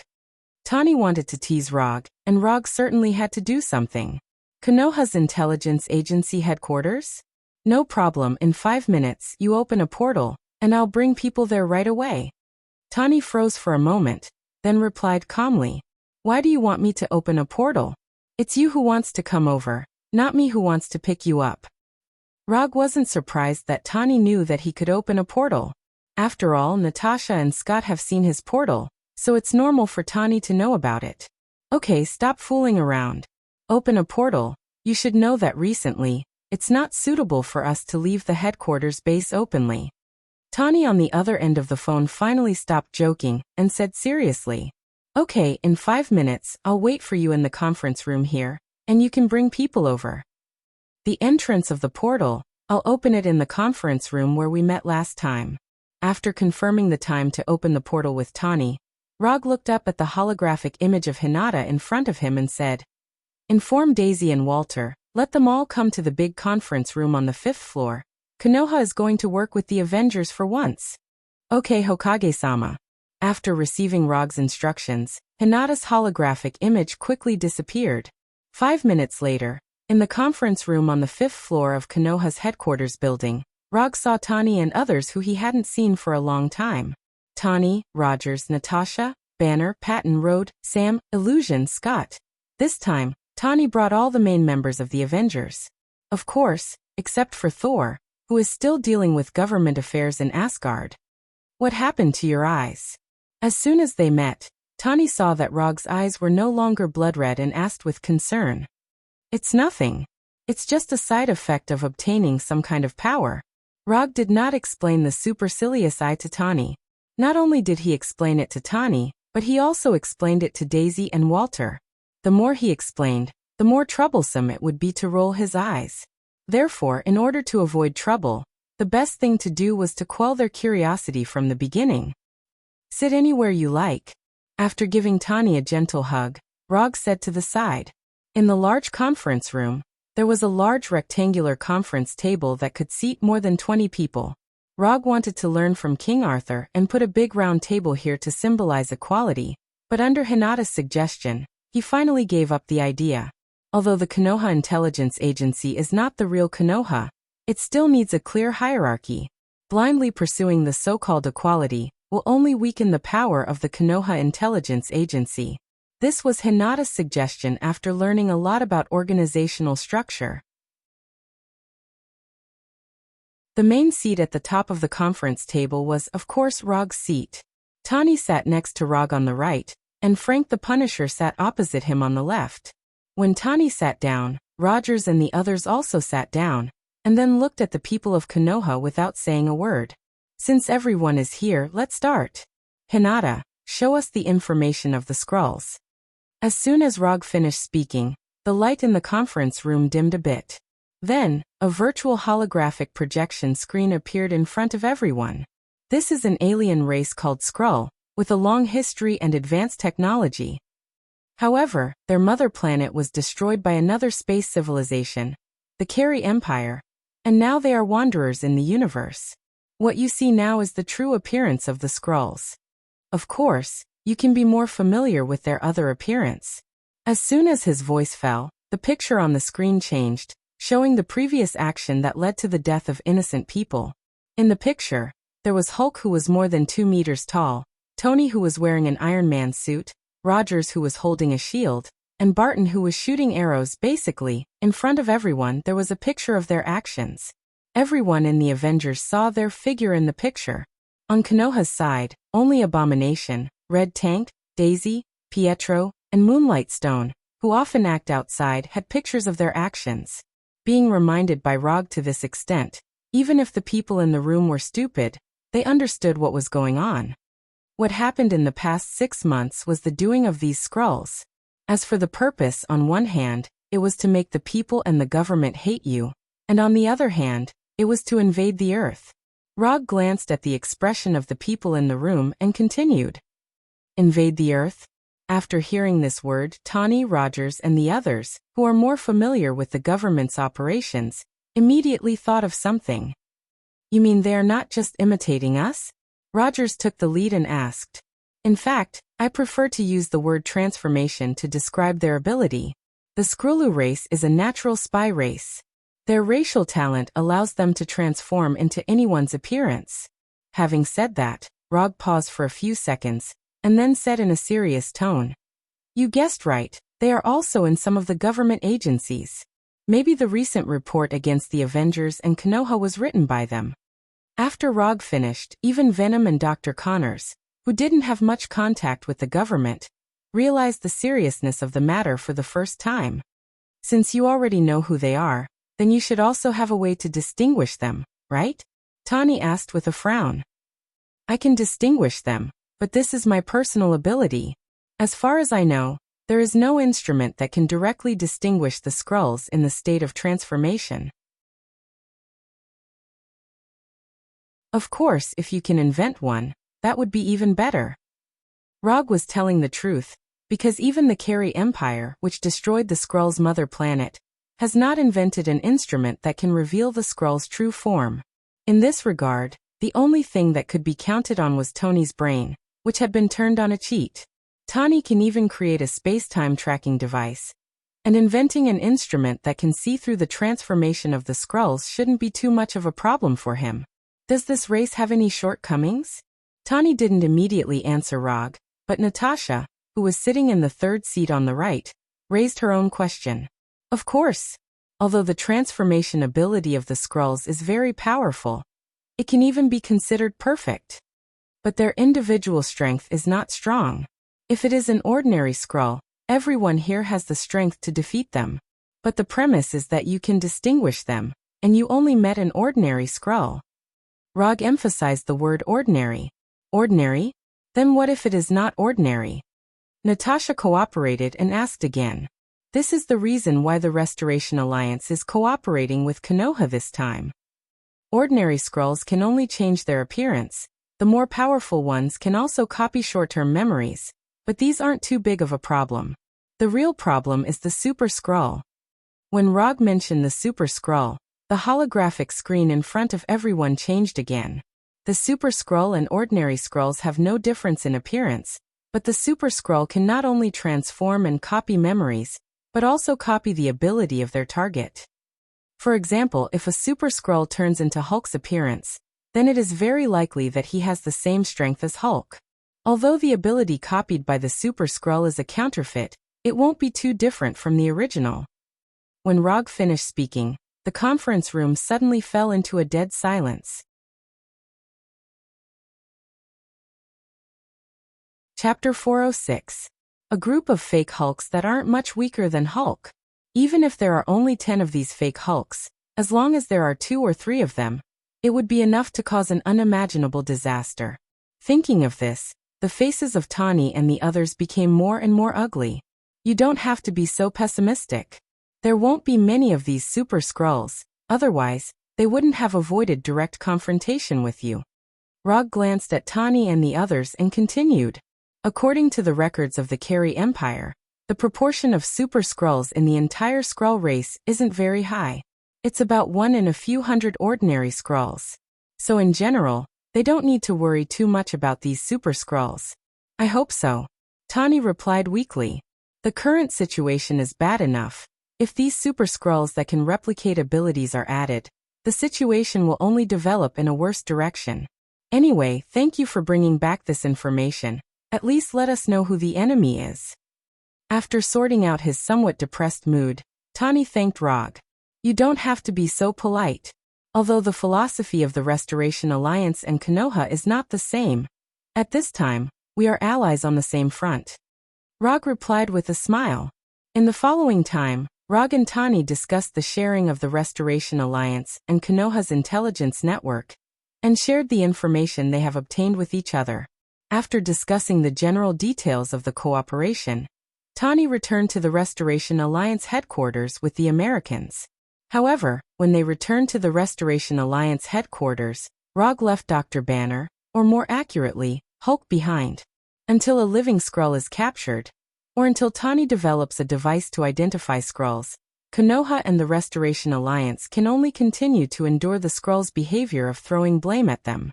Knowing the existence of the Skrulls doesn't mean that they can immediately reverse the current situation. They still have a lot of preparation to do if they want to truly stop the Skrulls' secret invasion. While Hinata assigned tasks to Daisy, Walter, and the others, Rog took Hulk to his private training room. Do you remember what I told you last time? After coming to the training room the size of a football field, Rog looked up and said to Hulk, "Yes. You said you wanted to teach Hulk the Hashimen Tanku." Hulk certainly wouldn't forget the words that Log had said to him. As he spoke, he excitedly gestured to Log to use the 8 inner hidden gates. Looking at the excited Hulk, Rog took a few steps back and said, "Hinata, Project Hulk's version of the Hashimen Tanku." As soon as his voice fell, a holographic display screen of Hulk's size appeared in front of Hulk. Hulk, STSS, SSSSS, SSSSSSSSSSSS, SSSTU. Rog explained to Hulk, then raised his right hand and wrapped his chakras around his hand. Although his is different, power won't be too different. More importantly, as long as you can open the 3rd gate of life, you can also emit green light. To be honest, even now Rog didn't know whether it was because Hulk liked the 8 inner hidden gates because it was powerful enough, or because after opening the 3rd gate, it would emit a green light, so he was interested in the 8 inner hidden gates. But no matter what the reason is, as long as Hulk is interested in Hashimen Tanku, it's fine. Because he's also very curious about how powerful Hashimen Tankas can be after Hulk's. Good. Hulk answered excitedly. Here are only the first 5 S. After you've thoroughly mastered these 5, I'll teach you the other 3. Although Rog has all the Hashimen Tanka's cultivation methods, he himself has only practiced the 6th. So before he fully masters Hashimen Tanku, it's impossible for him to modify Hashimen Tankas to a suitable version based on his own experience. Even if Hinata carries out a massive amount of data simulation, it won't work. I'll work hard to learn the first 5, Hulk said solemnly to Rog. Then you should first memorize the Hashimen Tanka's cultivation methods. Your physical condition has fully met the Hashimen Tanka's standards, so mastering the first 3 shouldn't be difficult for you. After leaving Hulk alone in the training room to memorize Hashimen Tankas, Rog told Hinata to pay attention to Hulk's situation at all times, lest Hulk destroy his training room in a fit of excitement. After that, he returned to his office and dialed Secretary of State Ross' phone number. He didn't say too much to Ross, just simply told him that he's back, and then hung up the phone. Then, he summoned the Yondaime Hokage's Haori from the summon scroll, which he hasn't worn for a long time, as well as the Thunder Fan and the Kusanagi sword. The Yondaime Hokage hasn't appeared in front of people for a long time, and now it's time for a high-profile return ceremony.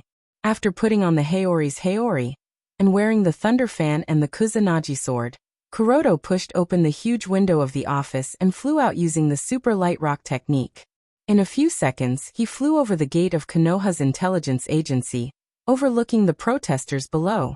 Since the establishment of Konoha's intelligence agency, the most intuitive evaluation of Konoha's is. But now, the protesters below seem to have completely forgotten Konoha's domineering style. Just as Rog, who was floating in the air, looked at the protesters in front of Konoha's headquarters gate, a reporter standing outside the protest crowd moved his sore neck. Then he saw Rog floating in the air. This person is? At the first sight of Rog, the male reporter couldn't recognize him for a while. Instead, he thought about who in Konoha has the ability to fly. After a few seconds, the male reporter in a black suit suddenly widened his eyes and looked up at Rog in the air with a look of disbelief. The Yondaime Hokage Rog. In Konoha, only the Yondaime Rog has the ability to fly. After realizing this, the male reporter excitedly patted the cameraman next to him, indicating the cameraman to turn the camera. This is big news. The Yondaime Hokage, who hasn't appeared for a long time, personally appeared at the scene of the protest. This will definitely make tomorrow's headlines. However, the cameraman next to the male reporter didn't have time to turn the camera. Rog, who was floating in the air, hit the ground like a meteor. Rog didn't control his speed and directly made a superhero's landing. Boom. A huge impact sounded, and the ground under Rog's feet cracked like a spider web. Rog's landing immediately suppressed the protests at the scene. The originally manic protesters, at this time, as if the mute button was pressed, quietly watched Rog landing in front of Konoha's headquarters gate. Rog's white eyes glanced at the suddenly quiet crowd, and then said in a cold tone, "Are you dissatisfied with Konoha?"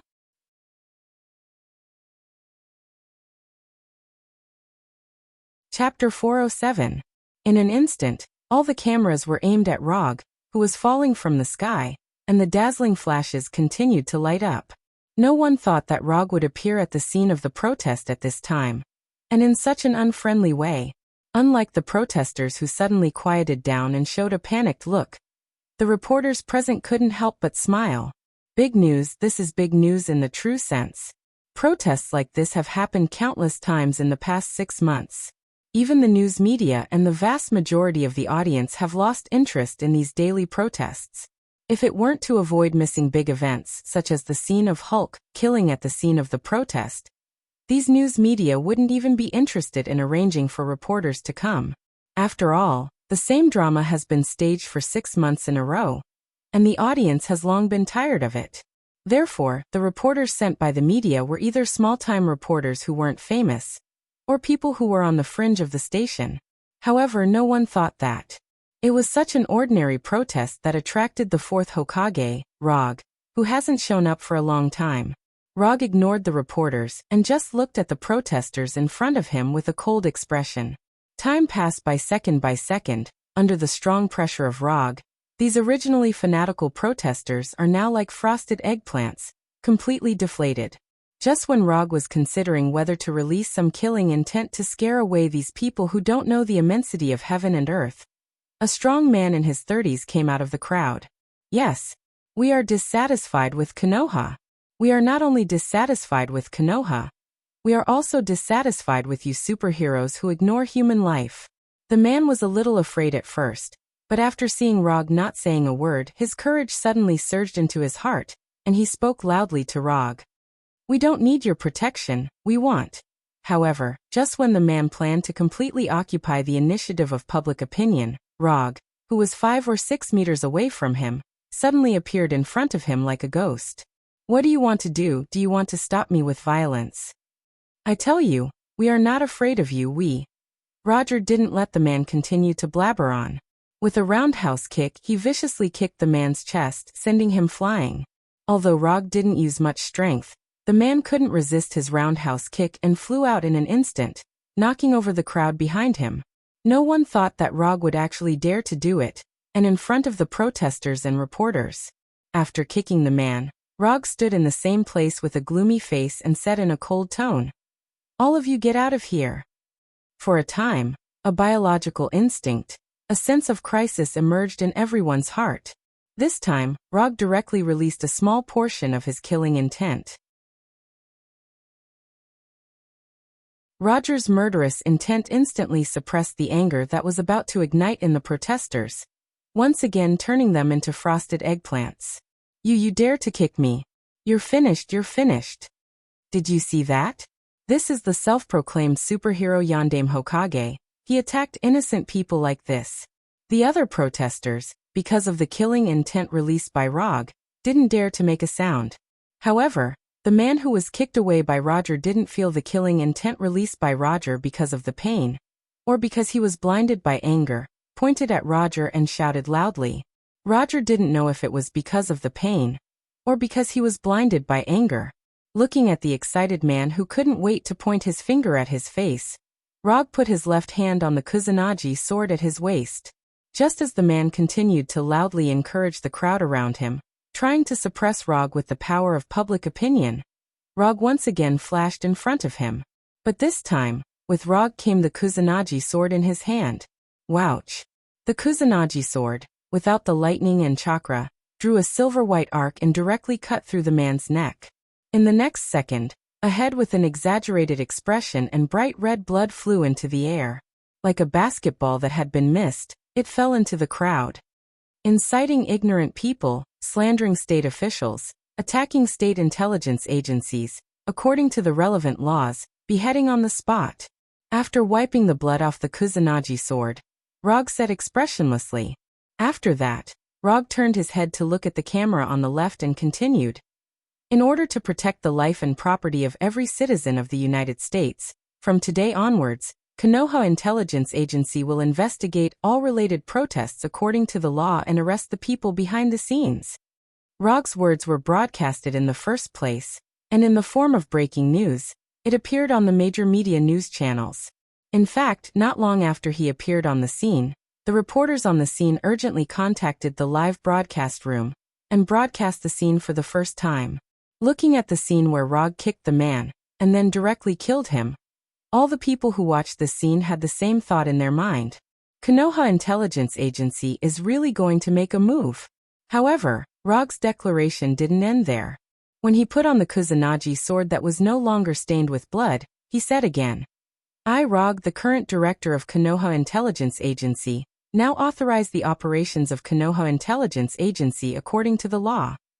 During the operation of Konoha's relevant personnel, if there is any obstruction, the personnel can use force according to the law to kill the obstructor. For the relevant personnel who obstruct Konoha's operations or assist the people behind the protests to avoid investigation, Konoha will fully investigate their social relations and do its best to protect the safety of citizens and the state." Although Rog said it very euphemistically, as long as one has the basic ability to think, they can see the real meaning of this authorization declaration. Simply put, if you participate in protests or obstruct Konoha's investigation, Konoha's personnel will not only kill you, but also investigate your family, parents, and friends. Of course, the means of investigation may be a bit different from the civil rights of citizens. However, this is not the first time Konoha has done this kind of thing. When Konoha captured the remaining members of Hydra, Konoha did something similar. It's just that at that time, Rog didn't disclose the authority of Konoha's personnel to the public. But this time, not only did he directly disclose the authority of Konoha's personnel to the public, but he also did it after killing a protester. Rog is different from Tani and others. He has no feelings for this country. More importantly, he won't be bound by public opinion or official procedures like Tani and others. Violence can't solve all problems, but sometimes violence is the best way to solve problems.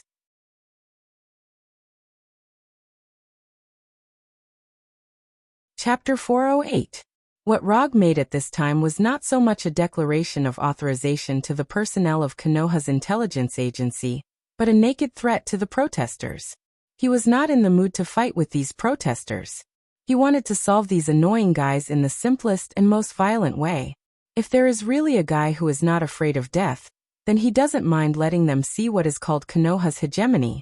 After living in the United States for so many years, he fully understood one truth. That is, the people of the United States have a general mentality of being strong. As long as you are stronger than them, as long as you can show absolute power that they can't resist, they would become like trained pet dogs, obedient to their master's every command. After issuing a threat to the camera that was broadcasting in real time, Rog didn't intend to stay here. He directly used the super light rock technique to fly up and flew toward the temporary military camp station not far from Konoha's headquarters.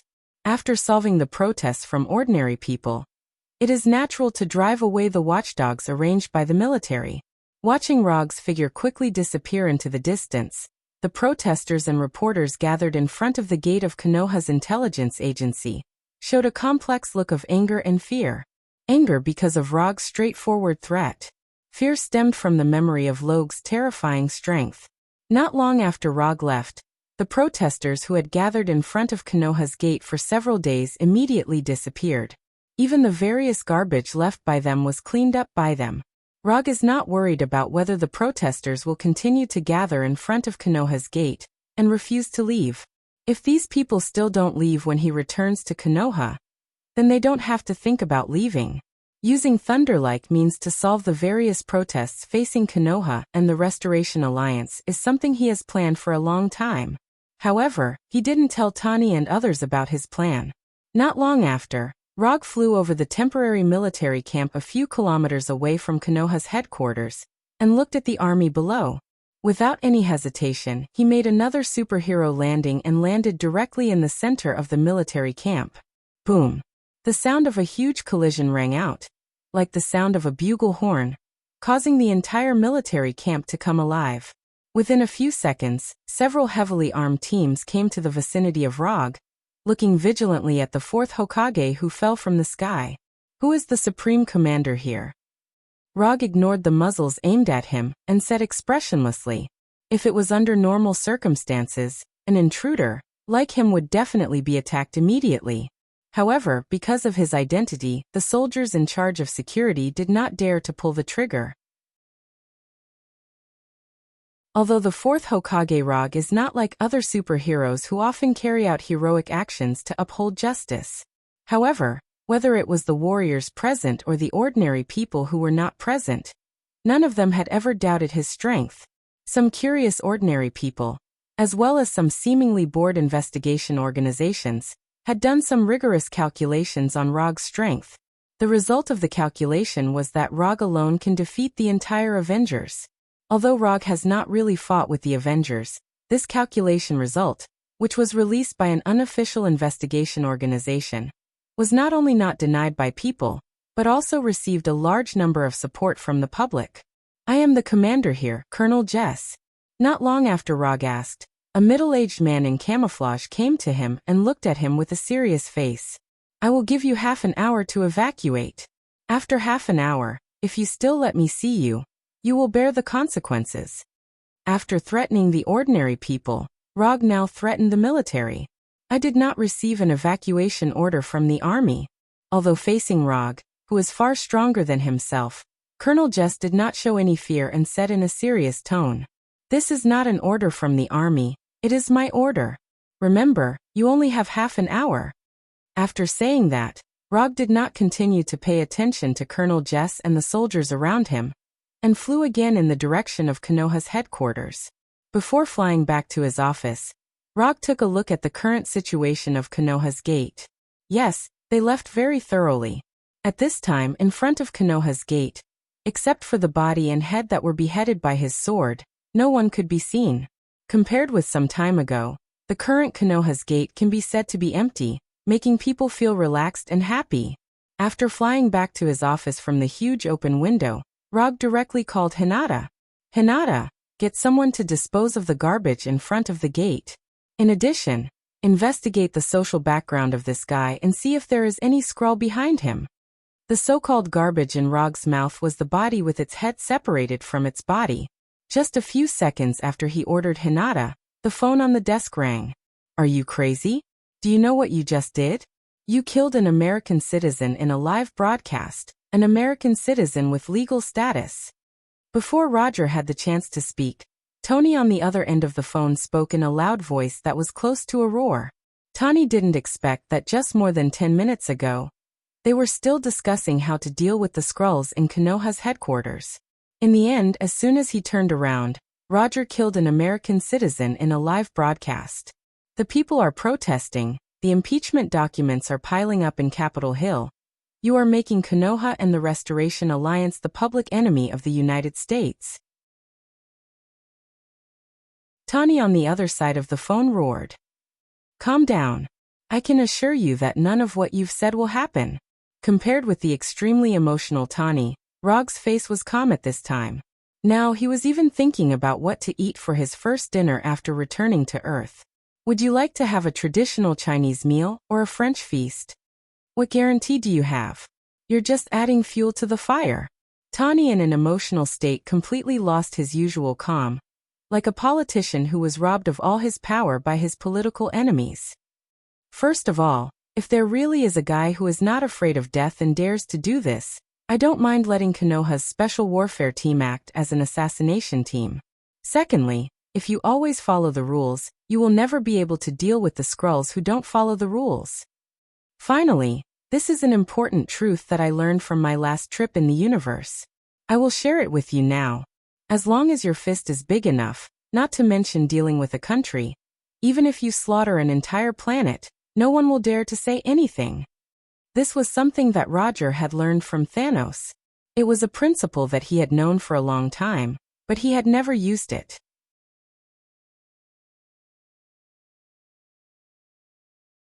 Chapter 409.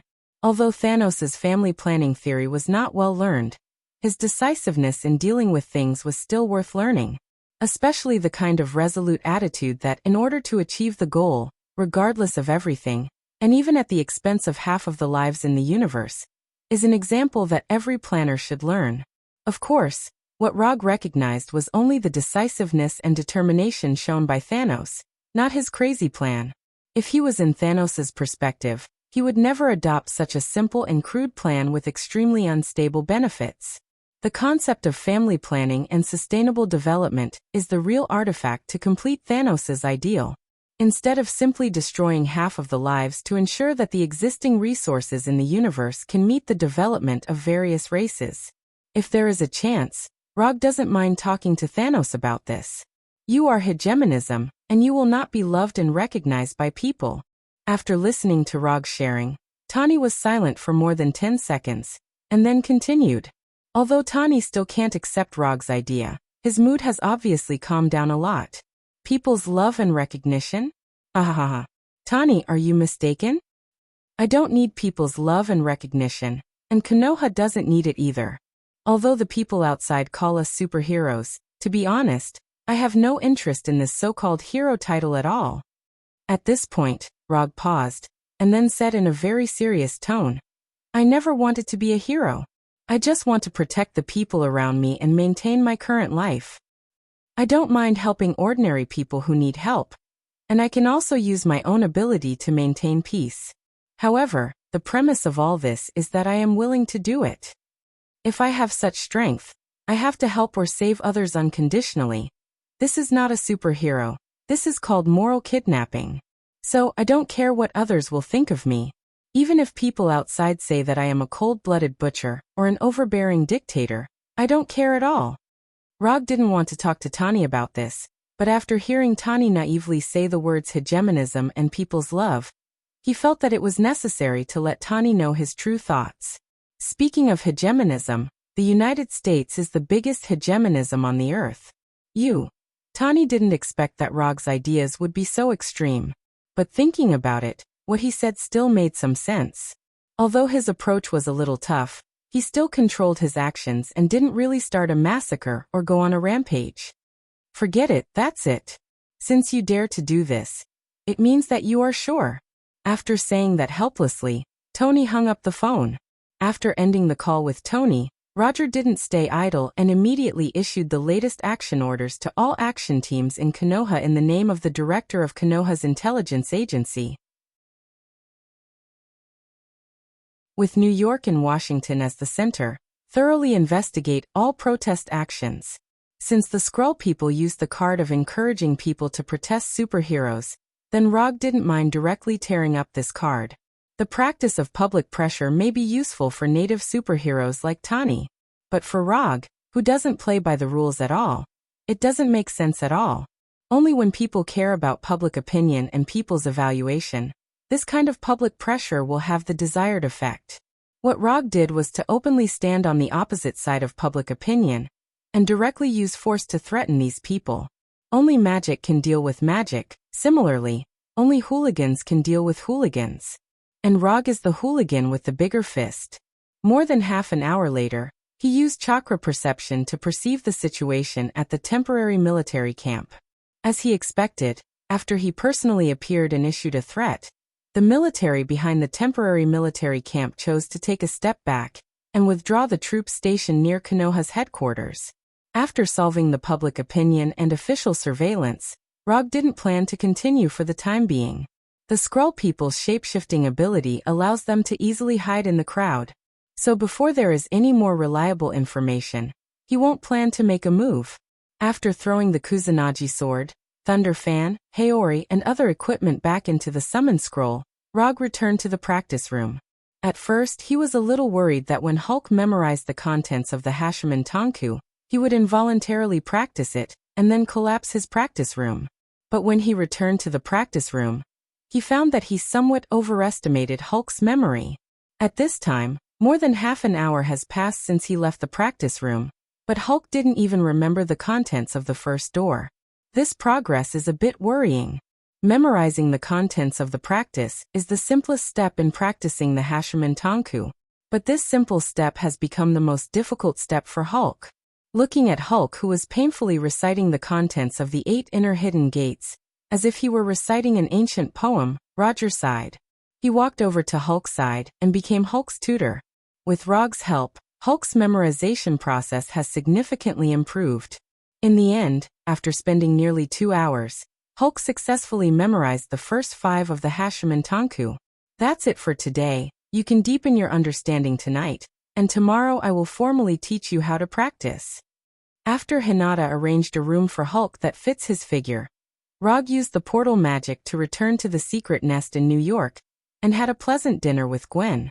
Because of the protests, Gwen hasn't done anything heroic for a long time. Now she put most of her energy into her studies, doing what a female university student should do. The next morning, when Gwen went to class, Rog returned to the office at Konoha's headquarters and turned on the TV to watch the latest news reports. Basically, every news channel was reporting on his public declaration yesterday, and there were also many current affairs commentators who gave a detailed and tactful evaluation of his declaration yesterday. Meticulous meant that they had analyzed every single word he said. Euphemism means that they tacitly ignored the naked threat in it and focused on the legitimacy of the protest and the discussion of Konoha's authority to act. At the end of the news, basically every news mentioned something that everyone knew, but there was some irony in it. The fierce protests that lasted for more than half a year all disappeared the day after Rog's declaration. There were no protests, no demonstrations. Everything seemed to have returned to half a year ago.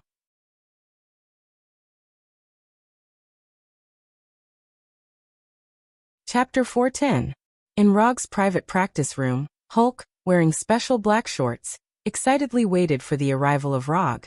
After completely memorizing the cultivation contents of the first 5 gates of the 8 inner hidden gates, Hulk became more and more expectant of the power of the 8 inner hidden gates.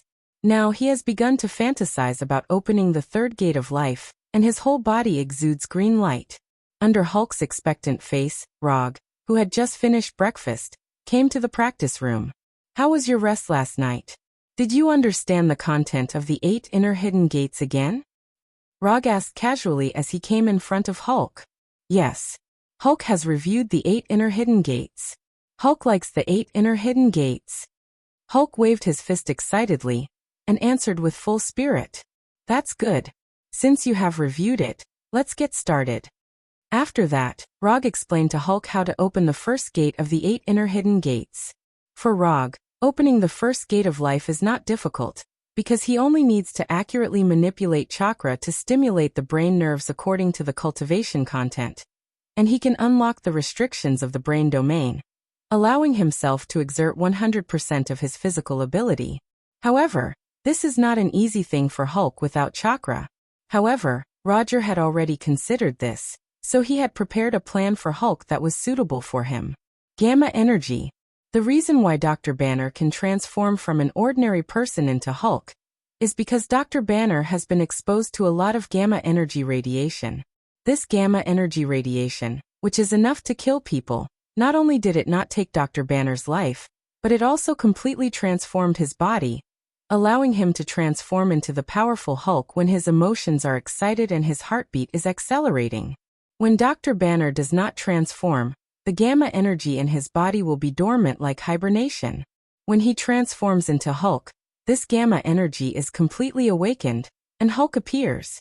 To some extent, every cell in Hulk's body contains a lot of gamma energy. Although the gamma energy was not chakra, the gamma energy in Hulk's body was the same as the chakra in Rog's body. They both originated from their bodies. Therefore, this gamma energy could be considered as Hulk's unique chakra. This speculation has been repeatedly calculated by Hinata, and finally proved to be correct. In addition, even if there is something wrong with Hinata's calculation, with Hulk's physical strength, he can completely resist all the consequences. Do you still remember the illusions I left in your mind when I first taught you how to fight? I remember. Hulk hasn't forgotten. Although Hulk didn't know why Rog suddenly mentioned this, he still answered Rog's question immediately. Now I'm going to do the same thing to you again. But this time, what I left for you is not some illusion of fighting, but a cultivation method, a method that will allow you to extract energy from your own body. Chakra is the product of the combination of physical energy and spiritual energy. Rog can't teach Hulk how to have spiritual energy, but he can teach Hulk how to extract physical energy, that is, how to extract the gamma energy in his body. As long as Hulk can successfully extract gamma energy from his own body and master this gamma energy, then the Hashiman Tanku will no longer have any barriers for Hulk to practice. No problem. Hulk nodded heavily, indicating that he understood. At the same time, Rog also changed his white eyes into 3 Tomo Sharingan. Then he used the first Genjutsu he developed on Hulk. Sharingan Genjutsu, False Memory.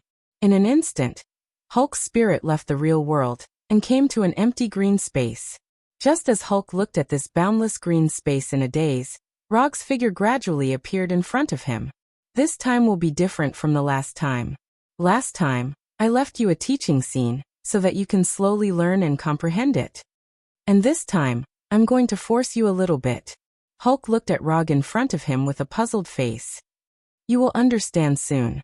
As soon as his voice fell, a large section of chakra refining insights selected by Rog was forcibly stuffed into Hulk's mind. After yesterday's recitation incident, he no longer has any expectations for Hulk's comprehension and memory. Instead of slowly guiding Hulk to understand what is going on, it is better to forcibly instill his own insights into him. If it was an ordinary person, after suddenly having such a large piece of insight in his mind, it is inevitable that he will feel a headache and discomfort. However, Hulk, whose physique is far beyond ordinary people, is like nothing happened. It is as if he suddenly had a strange dream, experienced an experience that belongs to others, and gained a large piece of insight that belongs to others. This is how to refine your own body's energy, or how to refine energy from your own cells. In your cells, there is a large amount of gamma energy. If you want to practice the Hashiman Tanku, you need to learn how to refine and control this energy that is originally in your body, and use it as chakra. I have given you the method and insight, the rest is up to you. There is one more thing, if you can't learn it, you will not be able to leave this green space. As soon as his voice fell, Rog's figure turned into a group of black crows, flying in all directions, and finally disappeared completely in this empty green space. Rog's consciousness returned to his body, and Hulk's consciousness was trapped in the green space without an exit. At this time, Hulk was like a puppet that had lost its soul, standing motionless in the same place, like a completely super-realistic figurine. Unlike the previous Genjutsu, False Memory, this Genjutsu, False Memory will not be automatically lifted. Either Hulk mobilizes the gamma energy in his body to break through the Genjutsu space, or he can only wait until the eye power left by Rog in his body is exhausted. Before coming to the cultivation room, Rog deliberately looked at the current Guinness Book of Records for the longest time without eating or drinking and surviving. This is the highest record of not eating or drinking that he found. Taking into account Hulk's physique that is far beyond that of ordinary people, he left enough eye power in Hulk's body to maintain Genjutsu, False Memory, for a month. Hinata, monitor Hulk's vital signs at all times. If there is an accident, inform me immediately. Roger said to Hinata, who was everywhere, and then planned to leave the training room directly. However, just as he was about to use quantum transmission to return directly to the office, Hulk in front of him suddenly moved. This is before Rog had time to check the situation of the Genjutsu in Hulk's body. A green light burst out from Hulk's body like a supernova explosion, instantly occupying all his sight. Boom!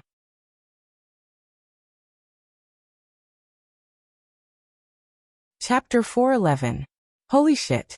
Rog didn't expect that as soon as he told Hinata to pay attention to Hulk's situation, Hulk would have an accident immediately.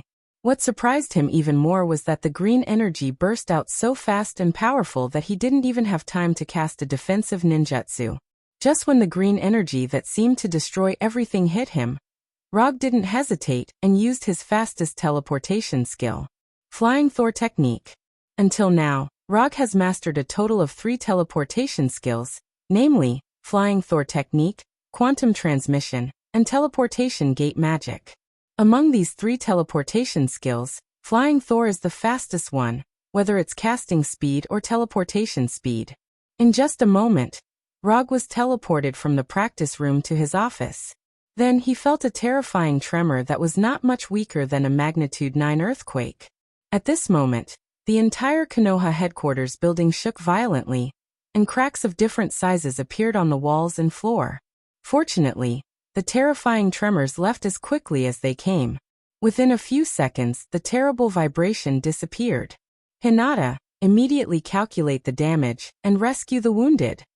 After instructing Hinata, Rog didn't wait for Hinata's reply and used the Flying Thor technique to return to the practice room. When he was on Sokka, he left a secret Flying Thor technique on Hulk. It's just that he didn't expect that after returning to Earth, he would still need to use this Flying Thor technique. When Rog returned to the practice room, he saw a broken room that seemed to have been bombed by dozens of missiles.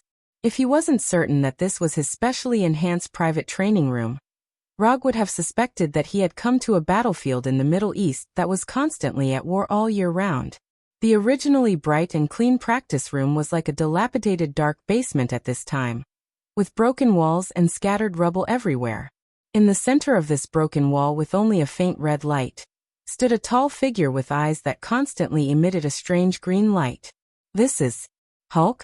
Rog's reason told him that the figure was Hulk. However, Hulk's demon-like eyes, as well as the terrifying aura he emitted, made him hesitate. The person standing in front of him now is not so much Hulk, but a demon that occupied Hulk's body. At this time, Rog's mind appeared in the form of Hulk that only appeared in the parallel world. Demon Hulk. Or rather, the immortal Hulk. Damn it, I'm not that unlucky, right? Looking at Hulk not far away without any movement, Rog sighed helplessly. He was just teaching Hulk how to refine and control the gamma energy in his body. How did it end up like this? Although Hinata hasn't counted the damage to Konoha headquarters, Rog can roughly imagine what the current Konoha's headquarters looks like. It probably wouldn't be any better than S.H.I.E.L.D.'s triple curved wing headquarters, which he had destroyed back then. Hulk, are you okay? Roger shouted at Hulk, who was not far away from him. After waiting patiently for a few seconds, Rog didn't hear any answer from Hulk. At this time, Hulk not only didn't answer his question, but his body didn't even move. After thinking quickly in his mind for a few seconds, Rog immediately made a decision. No matter what kind of state Hulk is in now, he must take Hulk away from Konoha headquarters as soon as possible. Konoha's headquarters, which has been destroyed by a terrifying explosion once, can't withstand the second damage brought by Hulk. After making up his mind, Rog's spirit quickly connected to the Flying Thor technique on Hulk's body, and the Flying Thor technique he left in an unknown forest in the suburbs of New York. Let Hulk stay away from the crowd and the city first, and then solve Hulk's strange state. Rog's mind moved and he used the Flying Thor. In the blink of an eye, he came behind Hulk like a ghost and stretched out his right hand towards Hulk's shoulder. As long as he can grab Hulk's shoulder, he can use the Flying Thor to take Hulk away from here completely. However, just as his right hand was about to grab Hulk's shoulder, Hulk, who was motionless, showed a shocking reaction speed. Turn around. Punch. Hulk, with his amazing size, was like an extremely dexterous assassin at this time, completing a series of movements between turning around and punching in an instant.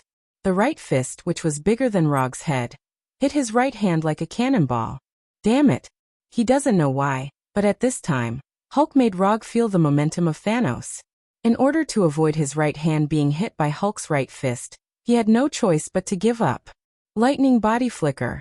The silver-white electric snake appeared, and Rog's figure disappeared instantly. In the next second, Hulk's right fist passed through these remaining electric snakes in place, and the gamma energy covered on his right fist hit the wall that was already full of holes like a laser cannon. Boom. Without any suspense, this wall, which was specially reinforced with steel, shattered with a loud bang in front of the laser cannon-like gamma energy. The steel plate, which was 5 or 6 centimeters in size, was punched out by Hulk with a hole of tens of centimeters. Is this still Hulk? At this moment, Rog even felt that the person in front of him was not Hulk, but some super scion. Hulk, who didn't know any energy attacks before, now showed an extremely skilled energy attack. Although Hulk only used his right fist to launch an energy attack like a laser cannon, the energy control skills involved were not much worse than Chidori and Rasengan. Using the lightning body flicker, Rog smoothly dodged Hulk's punch and successfully opened a distance of more than 10 meters from Hulk. Looking at the steel plate that was punched out by Hulk, his face began to become very serious. Before Hulk retracted his right fist, Rog took out a flying Thor kunai from the ninja tool bag, and then took a deep breath. Lightning body flicker. Without any hesitation, Rog rushed towards Hulk again. Just like before, just when he was about to reach in front of Hulk, whose eyes were emitting green light, once again punched out his right fist towards him. Flying Thor. Just as Hulk punched, Rog's figure disappeared in front of him and flashed behind Hulk. If it was the previous Hulk, it would have been impossible for him to keep up with Rog's speed, and he could only helplessly endure the attacks from behind. However, the current Hulk is completely different from the previous Hulk. Just when Rog had just arrived behind him with the Flying Thunder God, Hulk once again showed dexterity and speed that were completely different from before, forcibly turning his body and facing Rog head-on. Hulk's instantaneous turn was completely within Rog's expectations. He had already seen it once, so how could he overlook this point? The speed of Hulk's turn can't be said to be slow, but at the moment when he just showed signs of turning around, Rog threw out the flying Thor kunai in his hand. Hulk completed his turn in an instant, and the flying Thor kunai thrown by Rog also flew over his shoulder at the same moment. Flying Thor second Dan. At the moment when the flying Thor kunai flew over Hulk's shoulder, Rog, who used the flying Thor second Dan, grabbed the handle of the flying Thor kunai with his right hand, and grabbed Hulk's shoulder with his left hand. Flying Thor. At the moment when his left hand successfully touched Hulk's shoulder, Rog once again used the flying Thor.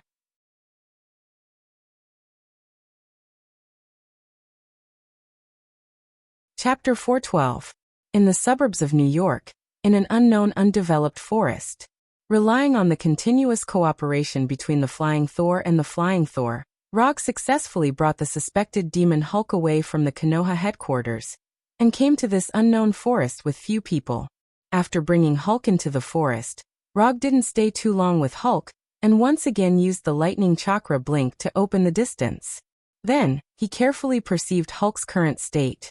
Chakra perception technique. Rog first used chakra perception technique to confirm Hulk's current state. As before, the life energy in Hulk's body was so rich that it was not like a normal creature. In addition, Rog also sensed the active gamma energy in Hulk's body for the first time. In the past, the gamma energy in Hulk's body would fuse with Hulk's life energy in the form of cell energy and vitality. At this time, the gamma energy showed its original active state for the first time. In Rog's perception, the gamma energy in Hulk's body was like a gamma star, always in a sun-like nuclear fusion state, constantly emitting heat. The reason why Hulk's eyes showed this demon-like green light was because the gamma energy in his body was too active. In terms of life form, the current Hulk can be said to be too healthy, and there is no sign of his body collapsing or being damaged by gamma energy. There is nothing wrong with Hulk's body, and he is even stronger than he has ever been. But his mental state is not good at all. Rog is now completely unable to sense the eye power he left in Hulk's body, and he can't sense Hulk's consciousness. According to common sense, Hulk should have completely gotten rid of the shackles of genjutsu. False memory at this time. However, the mental state that Hulk displayed was completely different from that.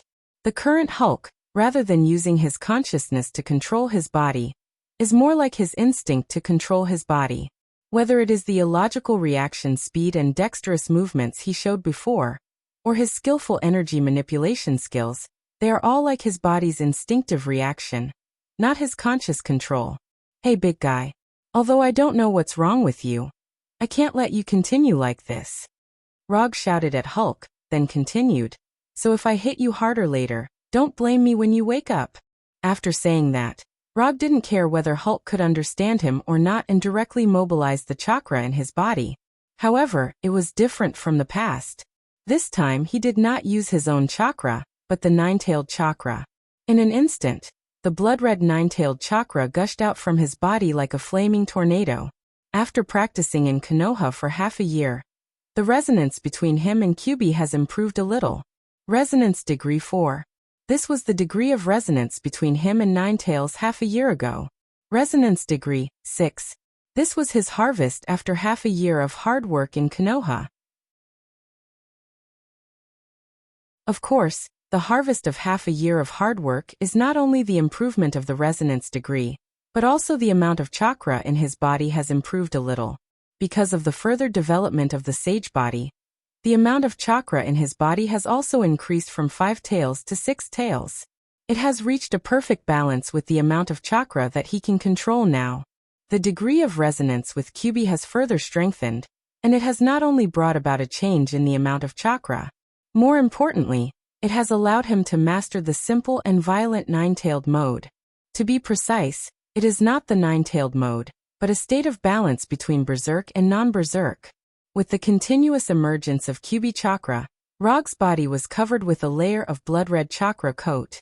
At the same time, 6 tails composed entirely of chakra emerged from his back waist. Chakra materialization. This is not a strange experience for Rog. Susanoo is a huge human form formed by chakra. However, compared with Susanoo, Kyubi chakra materialization is relatively more painful.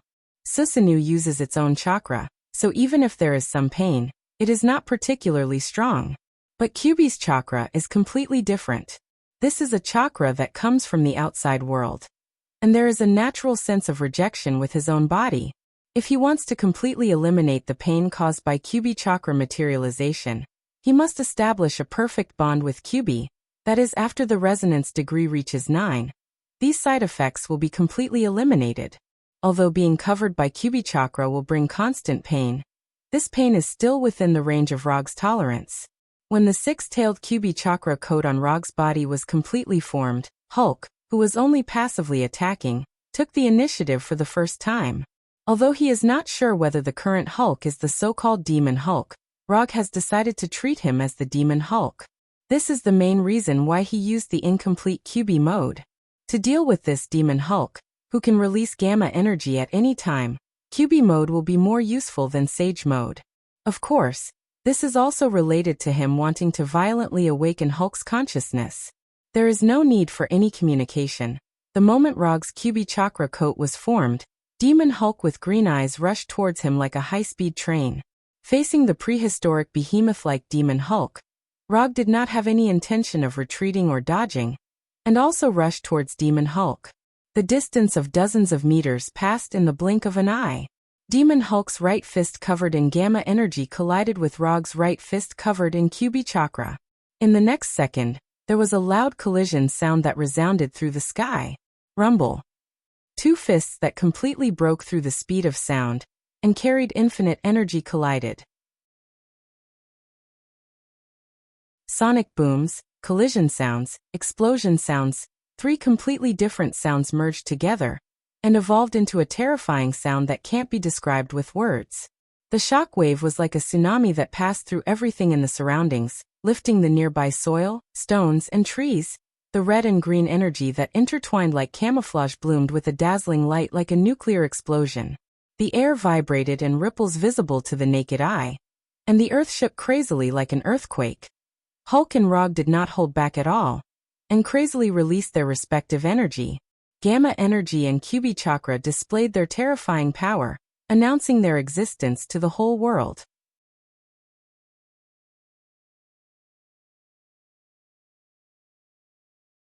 Chapter 413. The first time they fought, they were evenly matched. Rog's 9-tailed chakra and Hulk's gamma energy couldn't suppress each other. Almost at the same time, they attacked each other again. Rumble. Rog's left fist and Hulk's left fist collided fiercely. Another explosion resounded through the sky. Red and green violent energies wreaked havoc in the air. The originally messy forest, under the erosion of the energy storm, directly changed the terrain. The plants and soil on the surface completely disappeared, and the earth seemed to have been directly cut off, and a circular pit with a diameter of hundreds of meters appeared out of thin air. After another tie, Rog and Hulk chose to retreat at the same time. If it was the previous Hulk, he would never choose to retreat. However, at this time he was completely following his instincts to fight, and for the first time, He made an unprecedented retreat that he would never consider in the past. After pulling away, Rog and Hulk seriously looked at each other. In the previous fight, neither of them had the upper hand. However, they both knew the approximate level of each other's current strength. In terms of physical strength, Rog was not as good as Hulk. However, the existence of the nine-tailed chakra coat made up for his lack of physical strength. Similarly, in terms of energy intensity, Hulk was not as good as Rog. However, the appearance of gamma energy gave him the confidence to compete with Rog. After a few seconds of confrontation, Rog and Hulk launched a second wave of attacks at the same time. More coincidentally this time, they both chose to attack from a distance. Hulk's incomparably thick right arm was instantly enveloped by green gamma energy, like an energy cannon barrel that was accumulating energy. At the same time, Rog, who was wearing the nine-tailed chakra coat, controlled the 6 tails behind him. At the end of the tails, fist-sized red and blue chakra balls emerged, floating in the air like bubbles. The red chakra balls were condensed from the nine-tailed chakra. The light blue chakra balls were condensed from Rog's own chakra. When these red and blue chakra balls covered all the space around Rog, these chakra balls, which were just quietly floating, suddenly flew in the same direction, as if they were forcibly attracted by an invisible black hole. Bijadama. Rog was preparing to use Bijadama. The use of the nine-tailed chakra can be divided into 2 types. One is the nine-tailed chakra mode, which is the so-called nine-tailed mode. Nine-tailed mode is still not used by Rog yet. The other is the tailed beast mode he is now. Under normal circumstances, tailed chakra, chakra, chakra, chakra, chakra, chakra, chakra, chakra, chakra, chakra, chakra, chakra, chakra. In this state, chakra will become violent and aggressive because of the appearance of the tailed chakra. Rog is now in the first stage of the tailed beast mode, the tailed chakra coat stage. After the first stage, the body shape will change significantly, and the color of the tailed chakra will change into a dark red half-tailed beast mode. In the half-tailed beast mode, although chakra will still maintain a roughly human shape, he will fall into a berserk state, and his attack style will be more inclined to the real tailed beast. More importantly, in the half-tailed beast mode, chakra can use an incomplete Bijadama. After the half-tailed beast mode, it is the complete tailed beast mode. In this state, chakra can transform into a tailed beast, showing the complete tailed beast form, and exert 100% of the tailed beast's power, as well as the complete form of Bijadama. Rog, who is only in the first stage of the chakra coat stage, can't use the incomplete Bijadama that can only be used in the half-tailed beast mode. However, compared with other chakra, he has a unique and special trump card: Sharingan and Senjutsu. Of course, it can also be understood as Sharingan and Mokuton. The power of Sharingan and the vitality given by Senjutsu allow him to suppress the berserk side effect of the tailed beast chakra to the greatest extent. Therefore, at this time, although he has not entered the half-tailed beast mode, this does not affect him in the slightest to use the incomplete Bijadama that can only be used in the half-tailed beast mode. The red and blue chakra balls quickly merge together, turning into a basketball-sized black chakra ball. However, in the next second, the black chakra ball began to shrink rapidly, from the size of a basketball to the size of a thumb. Looking at the black chakra ball floating in front of his mouth, Rog hesitated for a second or two. However, in the end, he opened his mouth and ate the black chakra ball that was only the size of a thumb.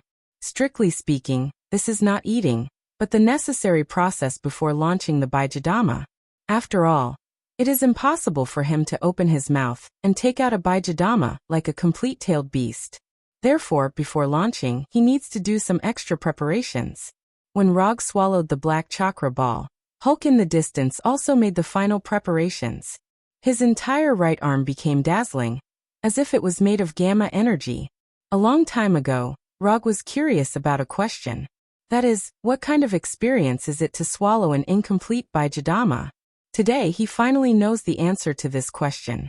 To describe it in one word, it is bursting. When he swallowed the incomplete Bijadama, he felt that his body was like a balloon that was about to burst due to the Bijadama's chakra, and his whole body was filled to the brim. Just when his whole body was about to burst by the chakra, he opened his mouth. Roar! This is not the sound made by Rog, but the incomplete Baijidama that flew out of his mouth and cut through the air. After launching the incomplete Baijidama out of his mouth, Rog's whole body suddenly became incomparably relaxed. That feeling of bursting body quickly disappeared along with the launch of the Baijidama. When Rog launched the Baijidama out of his mouth, Hulk in the distance also launched his strongest punch. A gamma energy beam that looked like the main cannon of a battleship gushed out from Hulk's right fist and flew straight toward the oncoming Baijidama. Although Roger shot out a thumb-sized Baijidama, but with its terrifying flying speed, it left behind afterimages in the air, forming a scene similar to an energy beam. In just a blink of an eye, the Baijidama launched by Rog collided with the gamma energy beam released by Hulk. In the next moment, the dazzling light that enveloped everything became the only color in the world. The dazzling white light completely covered the vision of Rog and Hulk. At this time, the only thing they could feel was the terrifying energy storm that was like a natural disaster.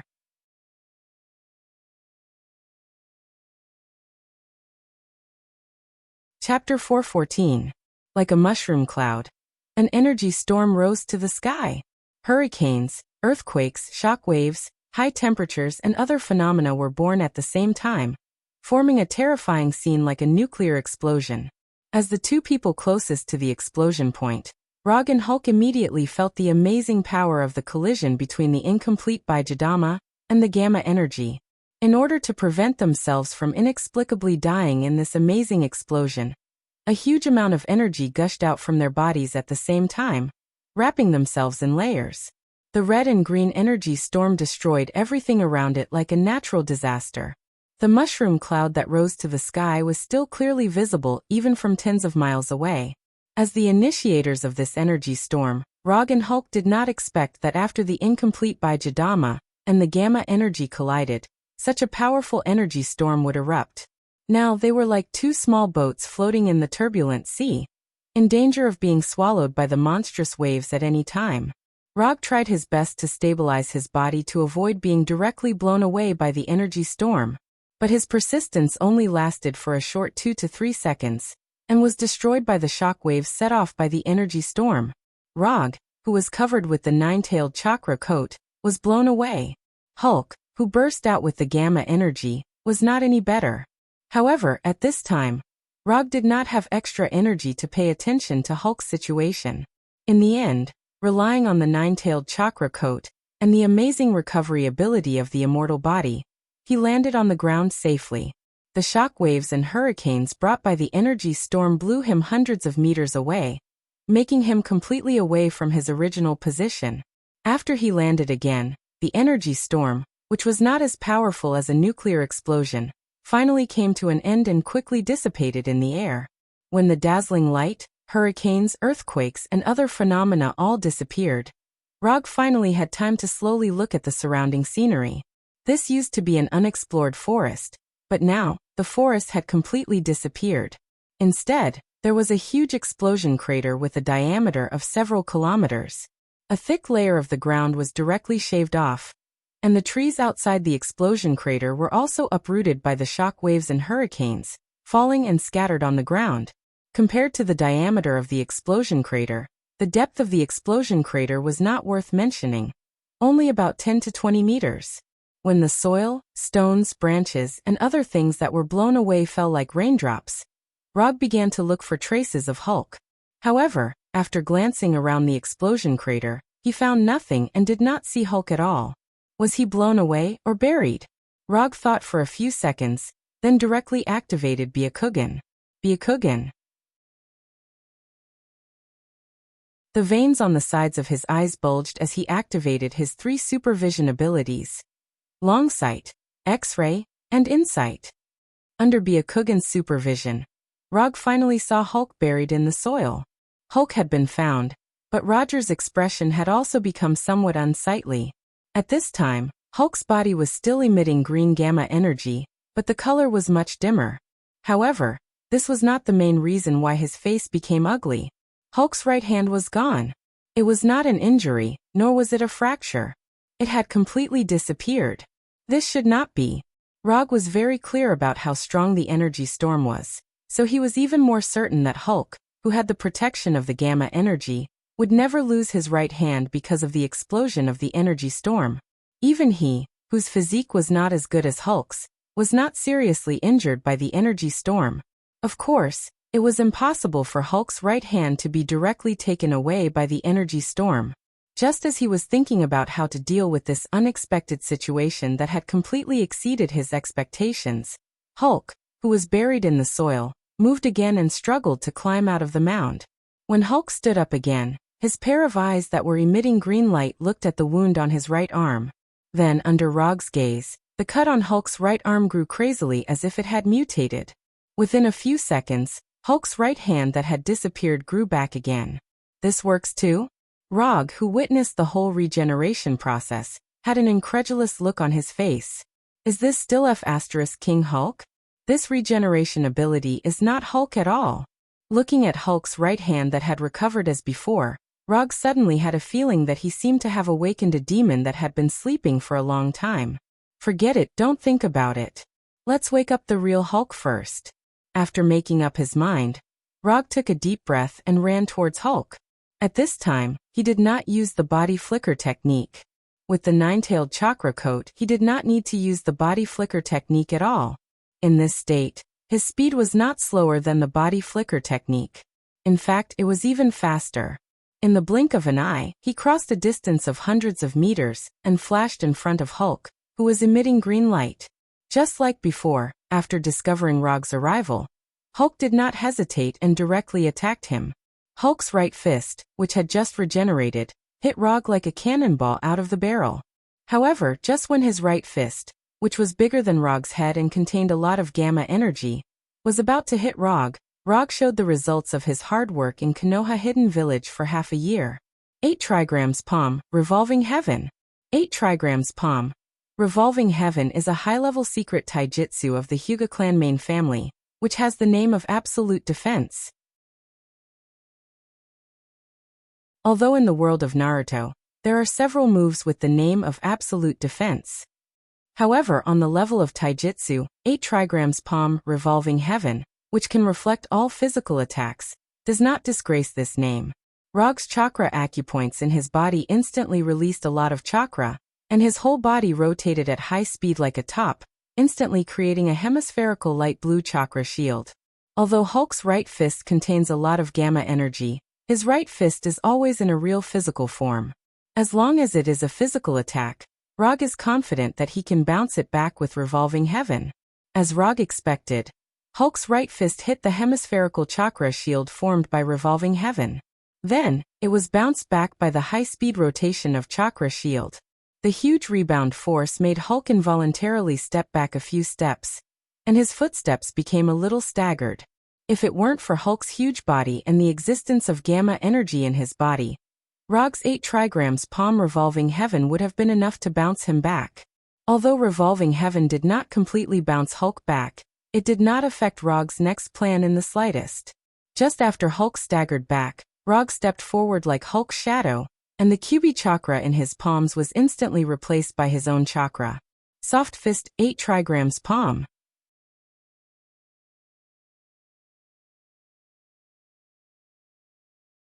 Chapter 415. Like the 8 trigrams Palm, Revolving Heaven, the soft fist technique, 8 trigrams 64 palms is also a secret taijutsu passed down from generation to generation in the Hyuga clan. By attacking the 64 acupoints in the enemy's body, it seals the enemy's chakra flow and causes damage to the enemy's meridian system. Before performing, it is necessary to construct a huge 8 trigrams diagram in the user's mind with himself as the center. The size of the 8 trigrams diagram determines the attack range of the 8 trigrams 64 palms.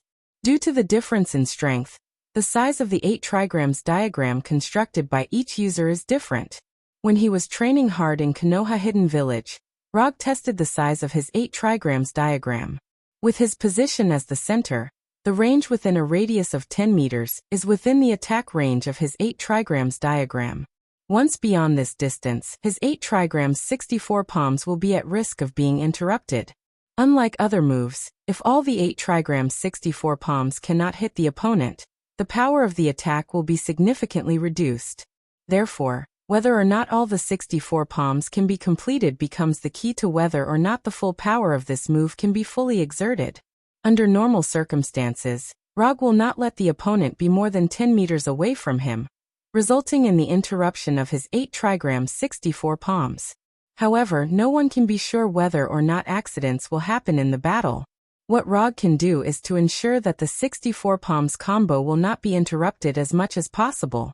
After approaching the retreating Hulk like a shadow, Rog did not hesitate. His hands were like bullets fired from a Gatling gun, hitting Hulk's body like a storm, forcing Hulk, who was already staggering, to retreat. 2 palms for palms, 8 palms, 16 palms.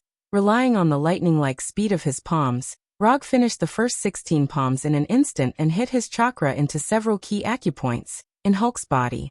Rog's attack speed at this time was fast enough that even Hulk, who was being attacked, could not see his every punch clearly. But for Rog himself, his current palm speed is still too slow, so slow that it makes him dissatisfied. If he was facing a human ninja who had chakra like him, then he would have finished the 8 trigrams 64 palms by now. 8 trigrams 64 palms is a taijutsu that was developed based on the physical condition of a normal human ninja. Therefore, when facing these enemies, there was no need to make any changes to the 64 palms of the 8 trigrams. Because every human ninja's meridian system is the same, the location of the chakra acupoints is also the same. There will never be a situation where the same chakra acupoints appear in different locations. However, what Rog is facing now is not a human ninja, not even a human. Through his Byakugan's X-ray vision, he could clearly see how the gamma energy was flowing through Hulk's body. He knew what form the gamma energy was in and how it was flowing through Hulk's body. To seal the chakra flow of a human ninja, he only needs to attack the 64 chakra acupoints that have long been thoroughly studied. However, if he wants to use his own chakra to seal the gamma energy flow in Hulk's body, Rog needs to find the critical 64 flow nodes again. This also means that he must find these critical energy flow nodes through Byakugan in the shortest time, and use his own chakra to seal the gamma energy flow in Hulk's body through the 64 palms of the 8 trigrams 64 palms. This kind of thing doesn't seem to be particularly difficult, but it's not easy at all to actually implement it. At this time, Rog is not so much performing the 64 palms of the 8 trigrams 64 palms that he has practiced.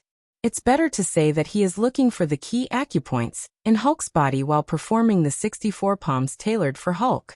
In principle, the 64 palms of the 8 trigrams 64 palms that he is currently performing is no different from the Hyuga clans.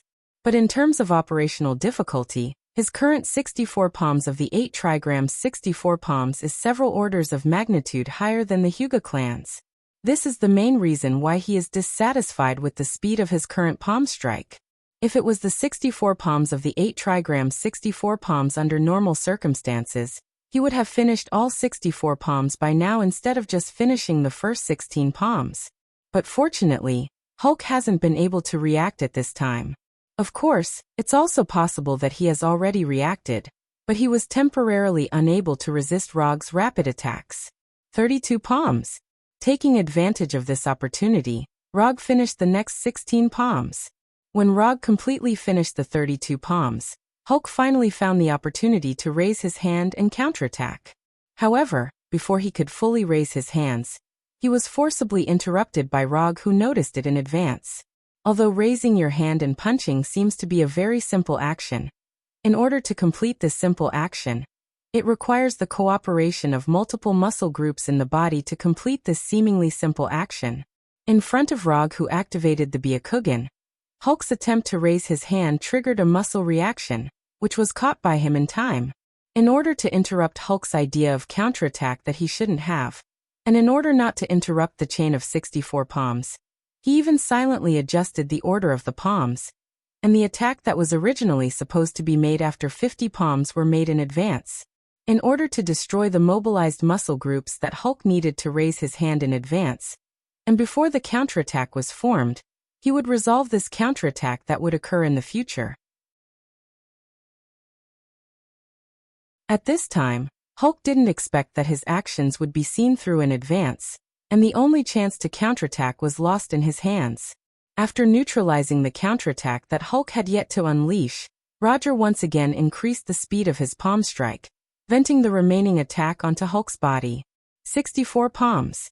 When he made the last palm strike, Rog's right palm not only hit his chakra into Hulk's body, but also used all the strength in his body to hit Hulk's chest fiercely, sending him flying. When all 64 palms of the 8 trigrams were finished, Rog did not immediately pursue Hulk, who was sent flying, but stood in place and roared.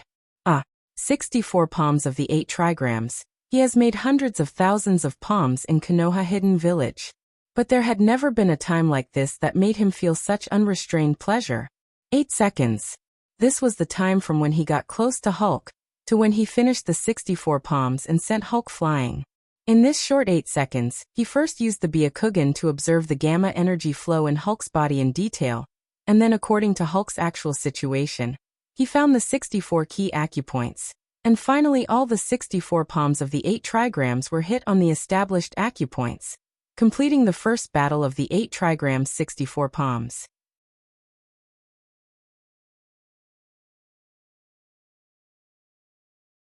Chapter 416.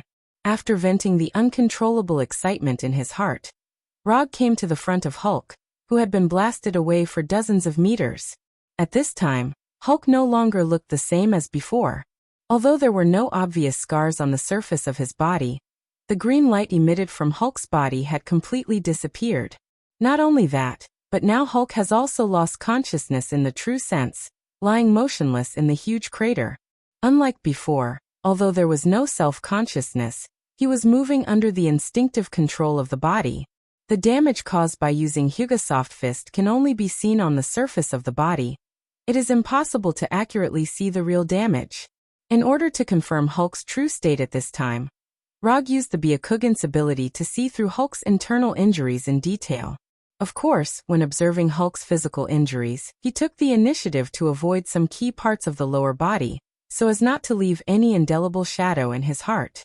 Rog is a very confident man, but his confidence is only based on the situation of normal human beings. Mutant creatures and alien races are not in his comparison standards. It's the same as you can't compare a mouse with a tiger in terms of physique and strength. Although they are both mammals, this comparison is unfair to them. After carefully observing the injuries in Hulk's body with the Byakugan, and confirming that he did not leave any irreparable serious injuries to Hulk, Rog removed the Kyubi chakra coat from his body and closed the Byakugan. It's finally done. Looking at Hulk, who had completely fainted, Rog finally breathed a sigh of relief. He didn't think that just teaching Hulk how to refine gamma energy would cause such troublesome consequences. This also made him seriously consider a problem, that is, whether to teach Hulk the practice content of the last 3 gates of Hashiman Tanku. If the abnormal Hulk, who is very similar to the demon Hulk, opens Hashiman Tanku, then even if he uses all his cards, he doesn't have much confidence to completely subdue Hulk without harming his life.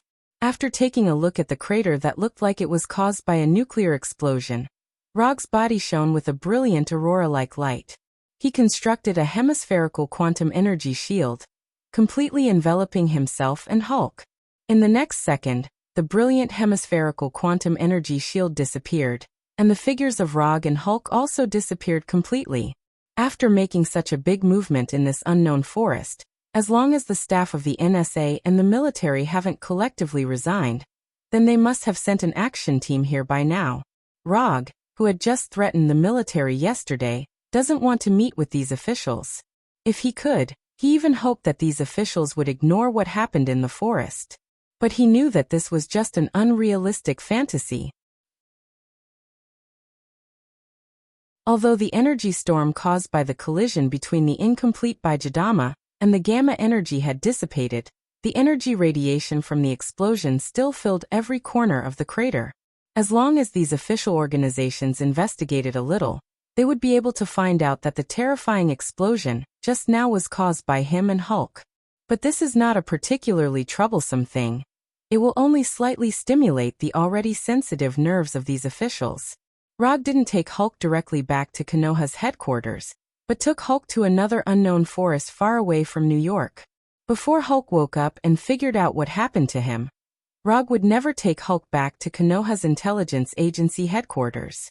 He didn't want to destroy his largest base on Earth. Before Hulk woke up, Rog took the time to go to the supermarket in a nearby city and bought some necessities for outdoor life and barbecue.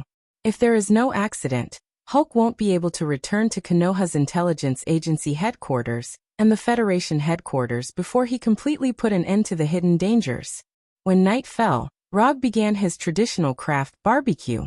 He didn't know if Hulk finally slept enough or was awakened by the aroma of barbecue. When Rog just baked the first barbecue, Hulk woke up. Eat something first. You should be hungry by now. After that, Rog handed the barbecue in his hand to Hulk. At this time, Hulk didn't seem to be fully awake. He took the barbecue handed by Rog with confused eyes and instinctively ate it. In the following time, Rog and Hulk didn't speak and silently enjoyed tonight's barbecue dinner. The sizzling sound of the barbecue and the sound of insects in the distance became the only sounds at this time. When the two of them worked together to kill a large amount of barbecue that was enough for more than a dozen strong men to eat, Rog finally said the second sentence of the night. Do you remember what happened before? Hulk can see what happened outside. Hulk can't control his body. Perhaps he felt that he lost control again. Hulk's mood was a little low at this time, and there was an unspeakable grievance in his tone. It's not your fault. Strictly speaking, I'm the main person in charge of this accident. I trapped your consciousness in the illusion space, which caused all of this to happen. Looking at Hulk's depressed face, Rog comforted him. At the same time, he picked up 2 cans of cold beer and threw one of them to Hulk, who was sitting opposite him. After opening the beer and taking a sip, he continued to ask, after I left the illusion space, what happened? Hulk refined energy according to the method you taught. Hulk refined gamma energy. But this energy was not controlled by Hulk, and it took over Hulk's body. Hulk tried his best to explain, but he didn't understand why his body was forcibly controlled by gamma energy. When you refined gamma energy and your body was controlled by gamma energy, did you see a green light door, or feel the existence of other consciousness? This question is very important to Rog. If Hulk really saw the green light, or felt the existence of other consciousness, it means that under everything that originally only existed in the parallel universe really appeared. Although this universe is chaotic enough, the appearance of another under everything is not a particularly serious matter. But this kind of extremely troublesome existence, if it cannot appear, it is best not to appear. No, Hulk didn't see the green light door, nor did he feel any other consciousness. Hulk seriously recalled for a moment before replying with absolute certainty. That's good. That's a good thing. Without the green light door and under everything, there is only one reason why Hulk went berserk before.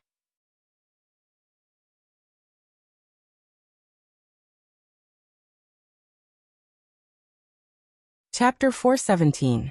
Since it was not caused by under everything, then the only reasonable explanation was that Hulk had refined too much gamma energy, causing him to lose control of his body. It was extremely easy to lose control of one's body when there was too much gamma energy in one's body. Such cases of loss of control were not rare. However, whether Hulk's previous loss of control was really related to him refining too much gamma energy, Rog could not give a 100% answer yet. Energy overload may only be one of the reasons for Hulk's loss of control. As for whether there were other secrets behind this loss of control, neither Hulk nor Rog knew for the time being. Can you still refine gamma energy now? You don't have to refine a lot, just a little bit will do, just like this. After saying that, Rog covered his right hand with the light blue chakra, making the chakra look like a light blue flame burning in his palm. Hulk doesn't know. Hulk can try. After experiencing the previous loss of control, Hulk had some instinctive repulsion towards refining gamma energy. But he didn't want to disappoint Rog, so he copied Rog's appearance, raised his huge right hand, and began to refine gamma energy in his body. At this time, Hulk showed a rare cautious expression, looking at his right hand with a serious face. 1 second, 2 seconds, 3 seconds, time passed little by little, but there was no change in Hulk's raised right hand. Neither gamma energy nor green light emitted from it. Rog did not rush Hulk, but patiently waited for the final structure. Hulk worked very hard for more than 20 seconds, but there was still no change in his right hand. Just when Hulk was about to give up, Rog's voice suddenly sounded. "Look at me." Hulk looked at Rog, and his eyes were unconsciously attracted by Rog's 3-tomo Sharingan.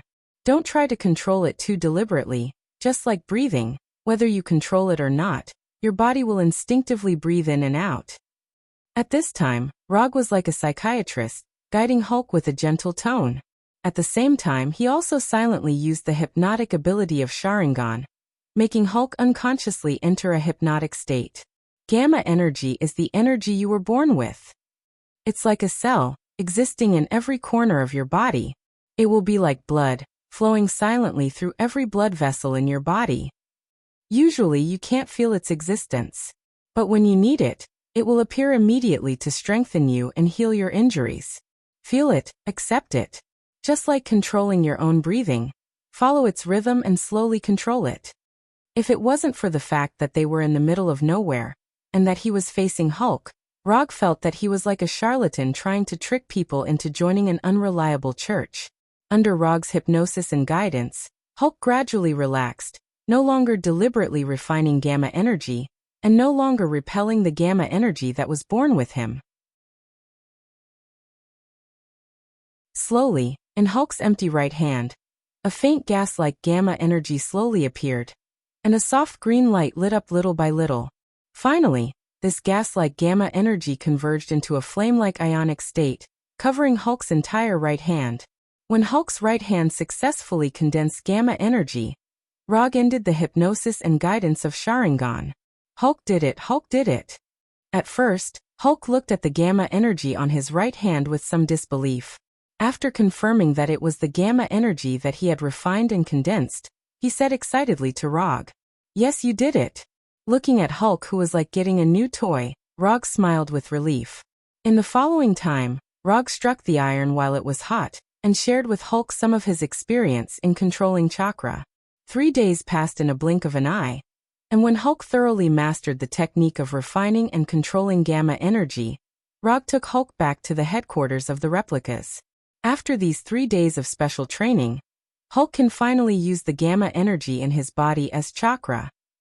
More importantly, he, who has mastered the method of refining and controlling gamma energy, finally doesn't have to worry about losing control because of gamma energy. As long as he doesn't refine excessive gamma energy that he can't control at once, the previous state of losing control will not happen again. After using the portal magic to bring Hulk back to the headquarters, Rog wanted to directly return to the headquarters of Konoha's intelligence agency. However, before he had time to leave, Tani hurried to him. "Where have you been these days? Did you do the big explosion in the suburbs of New York?" Tani glanced at Hulk, whose appearance hasn't changed, but he always felt a little different, and then asked Rog. "We stayed in a forest for 3 days and gave Hulk some special training. As for the big explosion you mentioned, if there were no other big explosions in the past few days, then the explosion you mentioned was done by me and Hulk." Rog didn't explain to Tani why he and Hulk made such a powerful explosion. This kind of thing, the more he explained, the more complicated it would be. Although Rog didn't directly explain the reason, Tani immediately thought of something, and again looked at Hulk, who felt a little different. "Next time, if you have any special activities, can you let me know first? Do you know what the outside media is saying about the big explosion now? A nuclear attack from an enemy country. They almost described this big explosion as the fuse of World War III. Although Tani was very clear that the explosion had nothing to do with a nuclear attack, the ordinary people and the media didn't think so. Especially when the National Security Agency and the military jointly investigated the scene, but no information was released to the public. That was an accident. It shouldn't happen again in the future. Rog didn't dare to guarantee anything to Tani. No one could be sure about such things. "Shouldn't? Your answer is really reassuring," Tani said with some dissatisfaction, then continued. "About the explosion, I will let the media under my command appease the public, so that they won't be used by some people with ulterior motives." Although Tani didn't say it explicitly, Rog knew that the people with ulterior motives he was talking about were the Skrull people who wanted to see the world in chaos. In addition, the identification device you mentioned has a little problem now. I need a live research subject, if not, a dead one will do.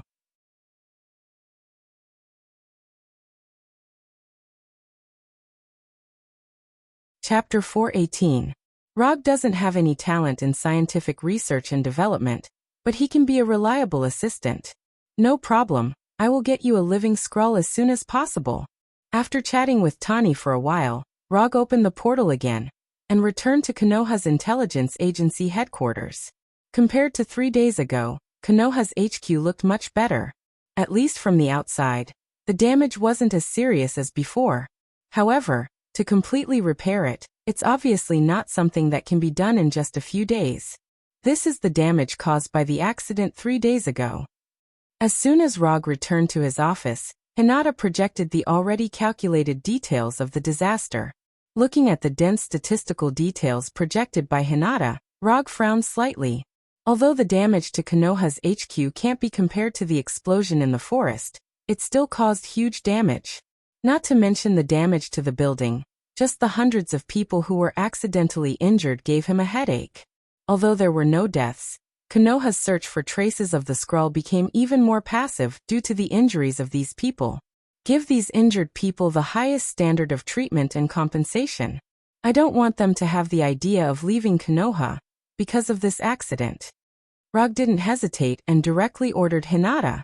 After arranging the treatment plan for the injured people, he browsed through the disaster situation of Konoha's HQ.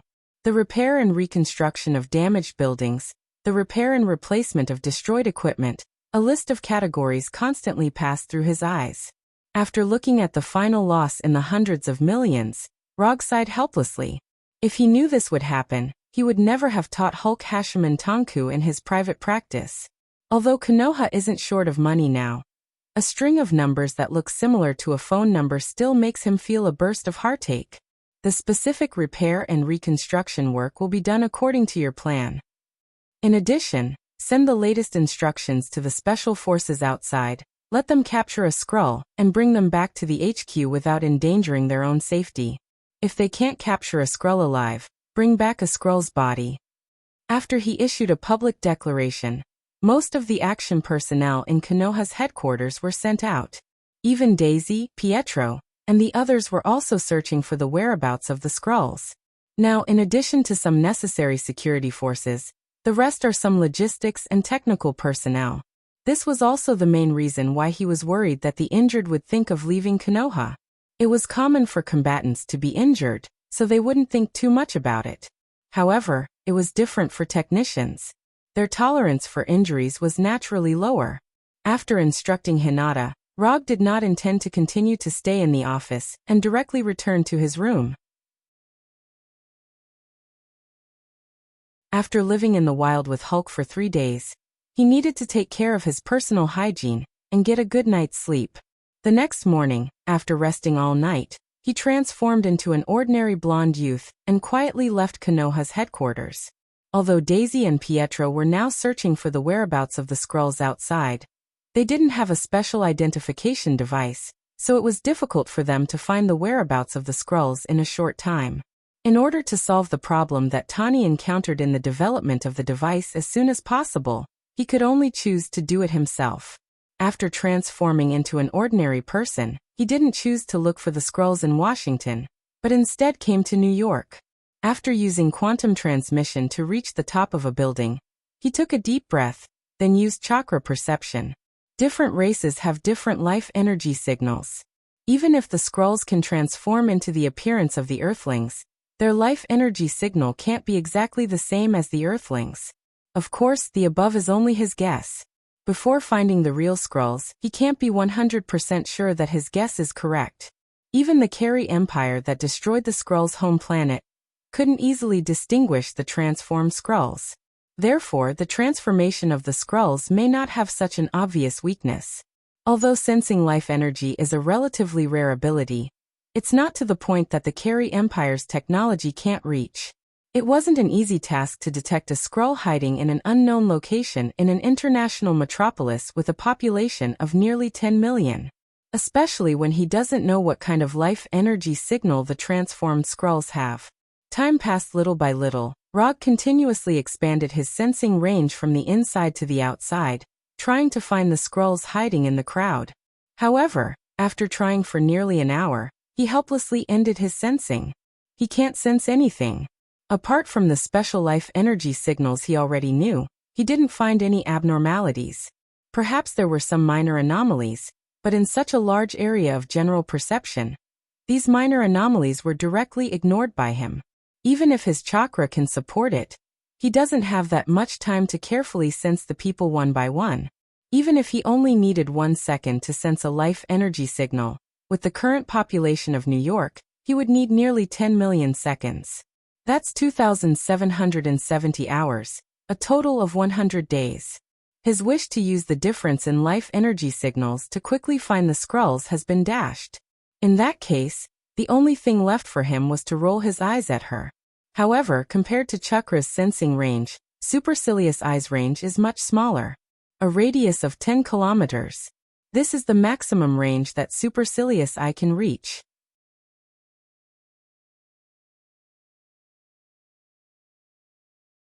Beyond this range, his X-ray vision will significantly decrease, to the point where he can't even see through clothes. More importantly, he doesn't really want to use Supercilious Eye's X-ray vision to search for the Skrulls.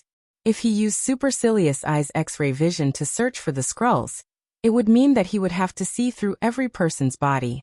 Although he can control his X-ray vision to the extent that he can directly see through the body, but no matter what, this kind of act of looking at a person's internal organs is very perverted and disgusting. Simply put, he can't get past his psychological barrier. To look or not to look, that's the question. After seriously considering it for a few minutes, in order to ensure his psychological health, he finally gave up on the idea of using Supercilious Eye. It's fine if it's just a few people, but there are so many people in New York, if he has to look through them one by one, he might as well just kill himself. At least this way, he can die with an untainted brain.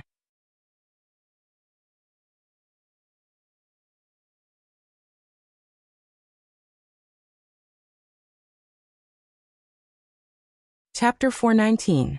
Brooklyn, in a camouflaged vehicle downstairs of an old-fashioned building. Is there really a Skrull hiding here? Pietro, wearing a special light blue combat uniform, whispered to Daisy next to him. According to the investigation of the Intelligence Department and Hinata's analysis, the target is more than 80% likely to be a Skrull. After saying that, Daisy handed a custom-made tablet to Pietro. On the screen of the tablet, there is a middle-aged man who looks inconspicuous. A bald middle-aged man with a huge beer belly. From his appearance alone, this man named John is a slovenly middle-aged man who lives alone and has been unemployed for a long time. However, according to the analysis of Konoha's Intelligence Department and Hinata, this inconspicuous John is likely to be a Skrull in disguise. Although Tani hasn't invented a device to identify Skrulls yet, this doesn't mean that Konoha will wait in vain during this time. By analyzing John's behavior and comparing it with his previous life and habits, Konoha's Intelligence Department made an evaluation that John is suspected to be a Skrull. This evaluation of the Intelligence Department was further analyzed and confirmed by Hinata, and she obtained the same result. Then what are we waiting for? Pietro's superpower is super speed, and his personality is similar to his superpower. He's a guy who can't calm down, waiting for his friends to come. At this time, Daisy was wearing the black special combat uniform of Konoha's Intelligence Department, and her whole body exuded a serious aura. Before Pietro joined Konoha, Daisy was a member of the Special Combat Team. When she joined the Special Forces, she even rejected Roger's arrangement and started from the lowest level of the Special Forces. Even under such circumstances, she was still promoted to the position of captain of the Special Forces through her military exploits. The team that is acting with her now is the Special Combat Team that she led at the beginning. In addition to Daisy and Pietro leading the Special Combat Team to look for Skrulls outside, Punisher, Abomination, Moonstone, Red Tank, and others are also leading the Special Combat Team outside. At present, only Venom and Xiaohei are acting alone. Venom has Eddie as his partner, so he doesn't need other teammates. Blackie, on the other hand, simply did not like to be used by others. Other than Rog, he had no interest in becoming someone else's weapon, so he also chose to act alone. His friend is also from Skrull? Pietro asked. I'm not sure. It could be a friend of John's real identity, or it could be a friend disguised as John's friend. The intelligence department is currently analyzing the situation, but due to the incident at the headquarters, the speed of the analysis is much slower. Speaking of the accident at the headquarters, Daisy and Pietro looked at each other helplessly.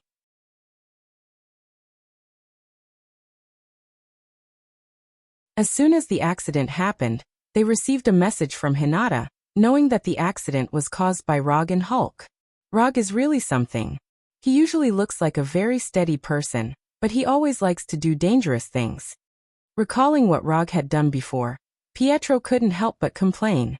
It's not a good habit to talk behind someone's back. You won't be able to find a girlfriend if you keep doing this. As soon as Pietro finished speaking, Rog's voice came from behind him, startling him. No, I didn't. Pietro quickly explained and turned around to look behind him. No. Why are you here? Didn't Hinata say that you took Hulk outside? Pietro immediately changed the topic. I came back yesterday. Chakra's perception didn't work, and he didn't want to look at other people's internal organs one by one. So he used the Flying Thunder God to sense Daisy and Pietro, who were also in New York. Daisy and Pietro still have the Flying Thor jutsu he left on them. After returning to Earth, he didn't have time to remove the jutsu on them. He would never admit that he had completely forgotten about this matter. After all, after practicing in Konoha's hidden village on Tatooine for half a year, he didn't remember leaving jutsu on Daisy and Pietro. If he hadn't sensed these two Flying Thor jutsu when he used Chakra's perception just now, he wouldn't have remembered it at all. After seeing Rog's arrival, the Special Forces members standing behind Daisy and Pietro saluted Rog for the first time. Rog is no stranger to these Special Forces members, and he can even call out each of their names. When Konoha's intelligence agency was first established, Konoha only had a little more than 100 Special Forces members.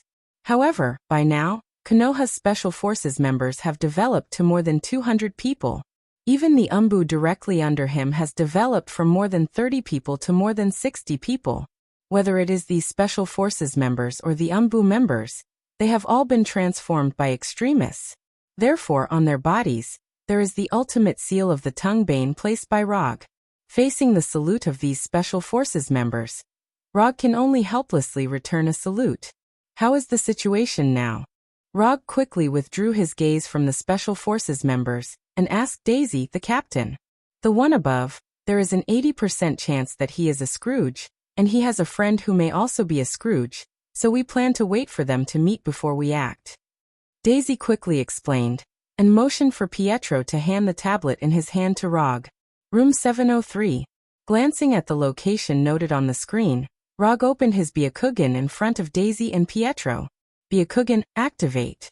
In an instant, the blue veins next to his eyes bulged, and Rog's white eyes became even weirder. Don't look at me like that. This is my new ability.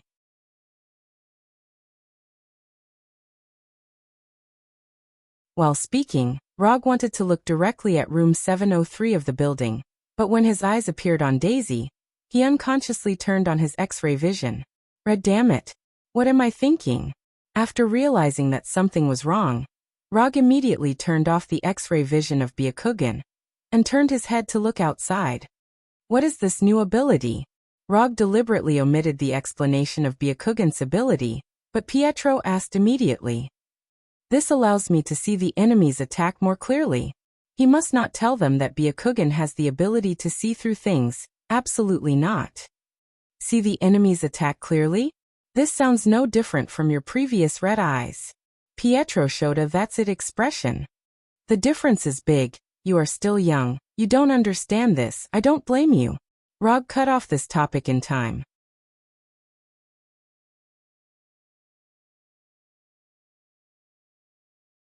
Chapter 420. In order to prevent Pietro from asking awkward questions, Rog didn't stay in the camouflaged mobile vehicle for too long. He used quantum teleportation and teleported from the car to the roof of the target building.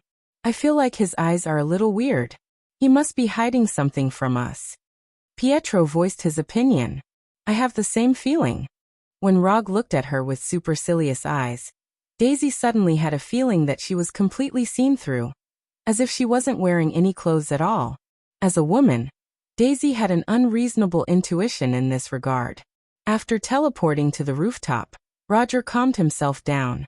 At the same time, an idea popped up in his mind. I'm an experienced veteran. How can I still have this kind of panic? This doesn't make sense. Could this be the so-called stimulation of peeping? Rog's thoughts began to wander uncontrollably in his mind. After dozens of inappropriate images unconsciously appeared in his mind, he reacted again. Damn it, it's not over yet, is it? With a thought, he mobilized chakra in his body and let chakra stimulate his brain. In an instant, the wild thoughts in his mind vanished, and what replaced them was a feeling of seeing through the world of mortals, as if the world was nothing but an illusion. After completely calming down, he stood on the roof and focused his gaze on room 703, where John lived. Messy. This was Rog's first reaction after seeing room 703 with supercilious eyes. In this room that seemed to be non-existent, he saw the target of Daisy and the others' operation, the bald middle-aged man named John.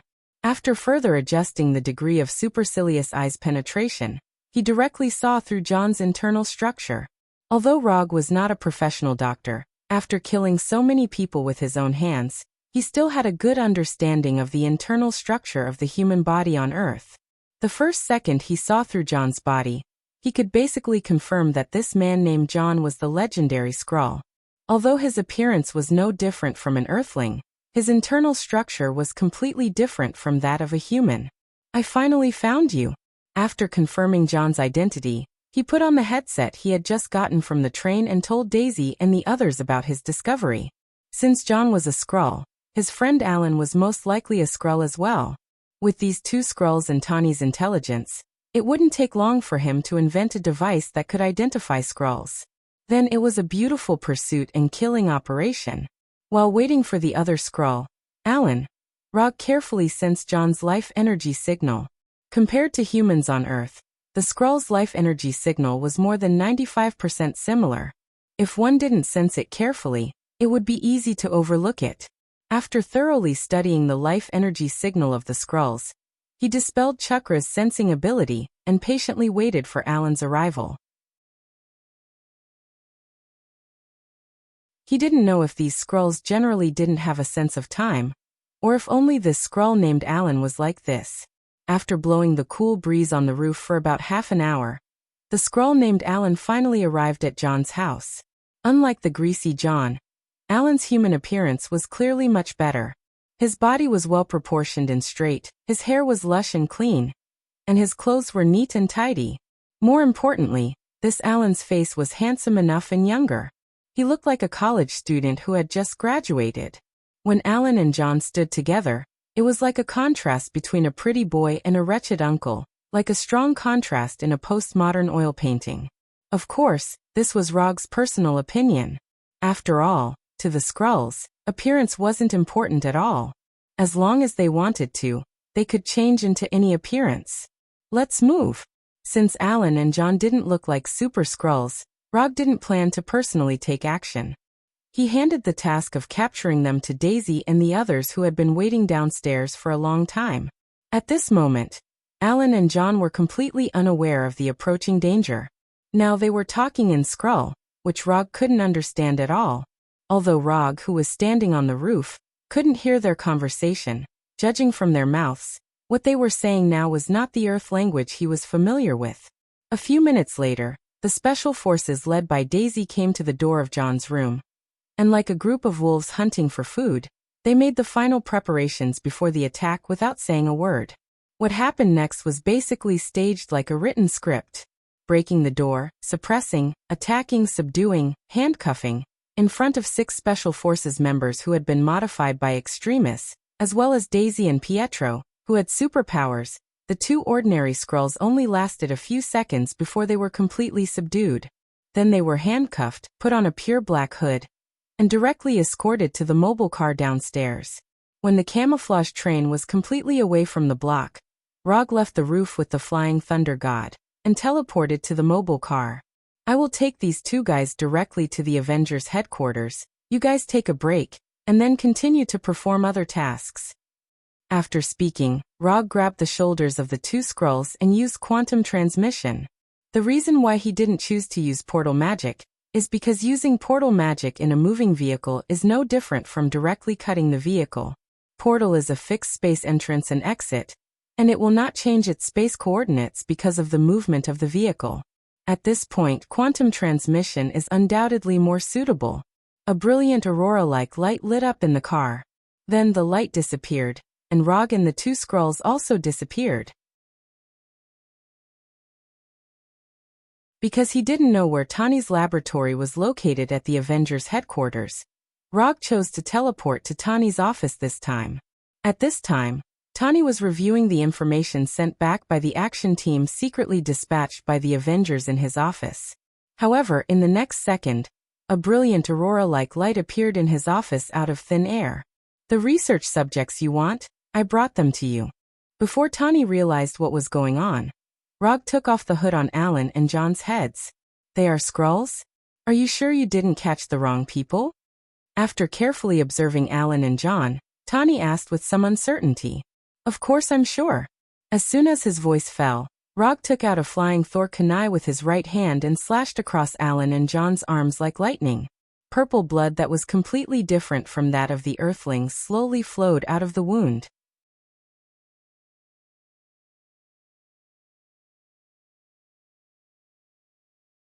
Chapter 421. Purple Blood.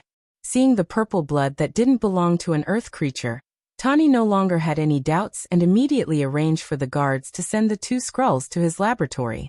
I'll leave the rest to you. If you need anything else, you can contact me at any time.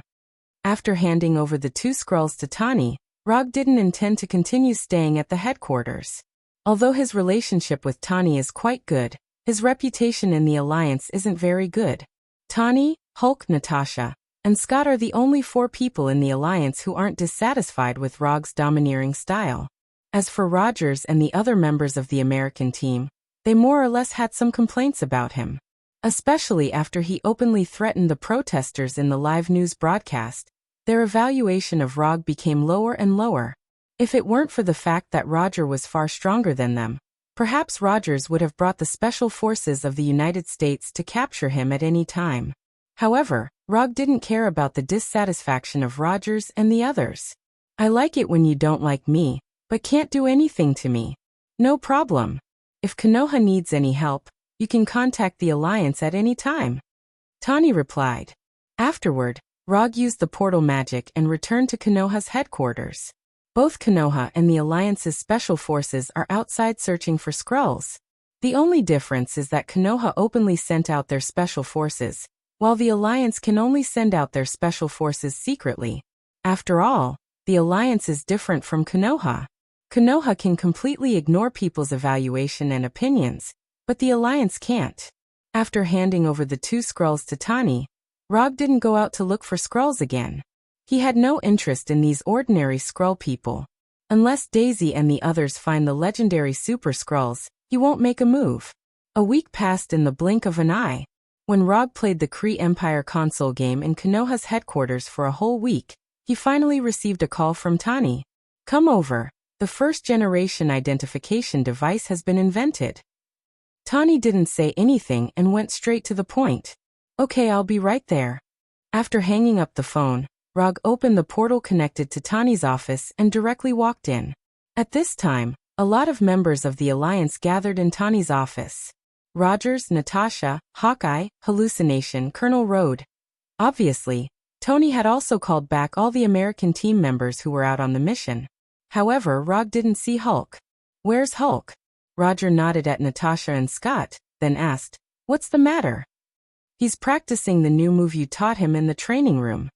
He hasn't left the training room for many days, and he has no intention of letting Dr. Banner come out. Having said that, Tani looked at Rog with a complicated expression. If it weren't for Hulk's unwillingness to return his body to Dr. Banner, he wouldn't have to do everything by himself. Tani is good in the field of mechanical technology, and biology is not in his research scope. Dr. Banner is the most suitable person to study alien creatures like Skrulls. You have to learn to respect Hulk's choice.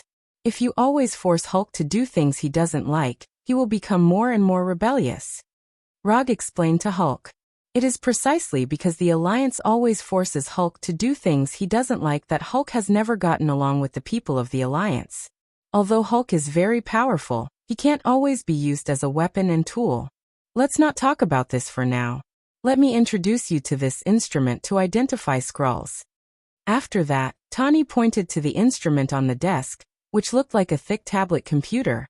Through detailed research on the two Skrulls, I found a way to identify them. Tani picked up the instrument on the desk and pressed the start button. We can't see through the disguise of the Skrulls with just the naked eye. However, when studying their purple blood, I found that there is some extremely weak special radiation in their blood. After a detailed study of the special frequency of the radiation, I have successfully identified this radiation frequency alone. Since there is a special frequency of radiation, the next thing is very simple. The principle of this identification instrument is similar to a nuclear radiation detector. The only difference is that this instrument can only identify the special radiation in the blood of the Skrulls. After that, Tani handed the instrument in his hand to Rog, then continued. Through the camera on the instrument, we can identify the special radiation in those people. Red is a normal human from Earth. Purple is a Skrull. Because this is the first-generation version, the detection range is only about 100 meters. Rog picked up the instrument in his hand and operated it briefly, then scanned everyone in the room. Tani's explanation was clear enough, but Rog soon found something wrong. Tani and Captain America's scan result was indeed normal human red. However, when he scanned himself and the illusion, he saw colors other than red and purple. The illusion scan result was yellow, while his scan result was blue. What do blue and yellow mean? Rog asked Tani. Nothing special. Simply put, you and the illusion emit radiation. As for whether this radiation will affect the people around you, unless you are willing to let me study you in detail, I can't give you a definite answer, Tani said casually. Although Tani said it casually, after he finished, Rog found that the eyes of Natasha and the others became a little strange. If it wasn't red, it meant that they weren't normal humans. The illusion is relatively easy to understand. After all, he is a robot with autonomous consciousness. But Rog is different. He is a native of Earth. Rog ignored the strange eyes of Natasha and the others, handed the instrument back to Tani, and began to think quickly in his mind. Is this the after effect of practicing chakra? Or is it because of the increase in strength that he began to evolve in the direction of aliens? There are a total of 20 sets of this instrument. Compound and Konoha will share equally, 10 sets on each side.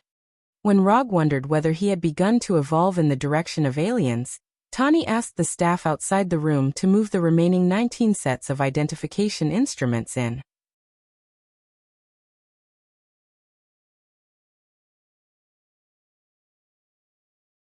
Chapter 422. Although this device can only identify Skrulls within 100 meters, it's undoubtedly a huge improvement compared to searching for Skrulls through data analysis. With this device, Konoha's intelligence department no longer needs to compare the data of suspected targets and analyze whether they've been replaced by Skrulls. Good job!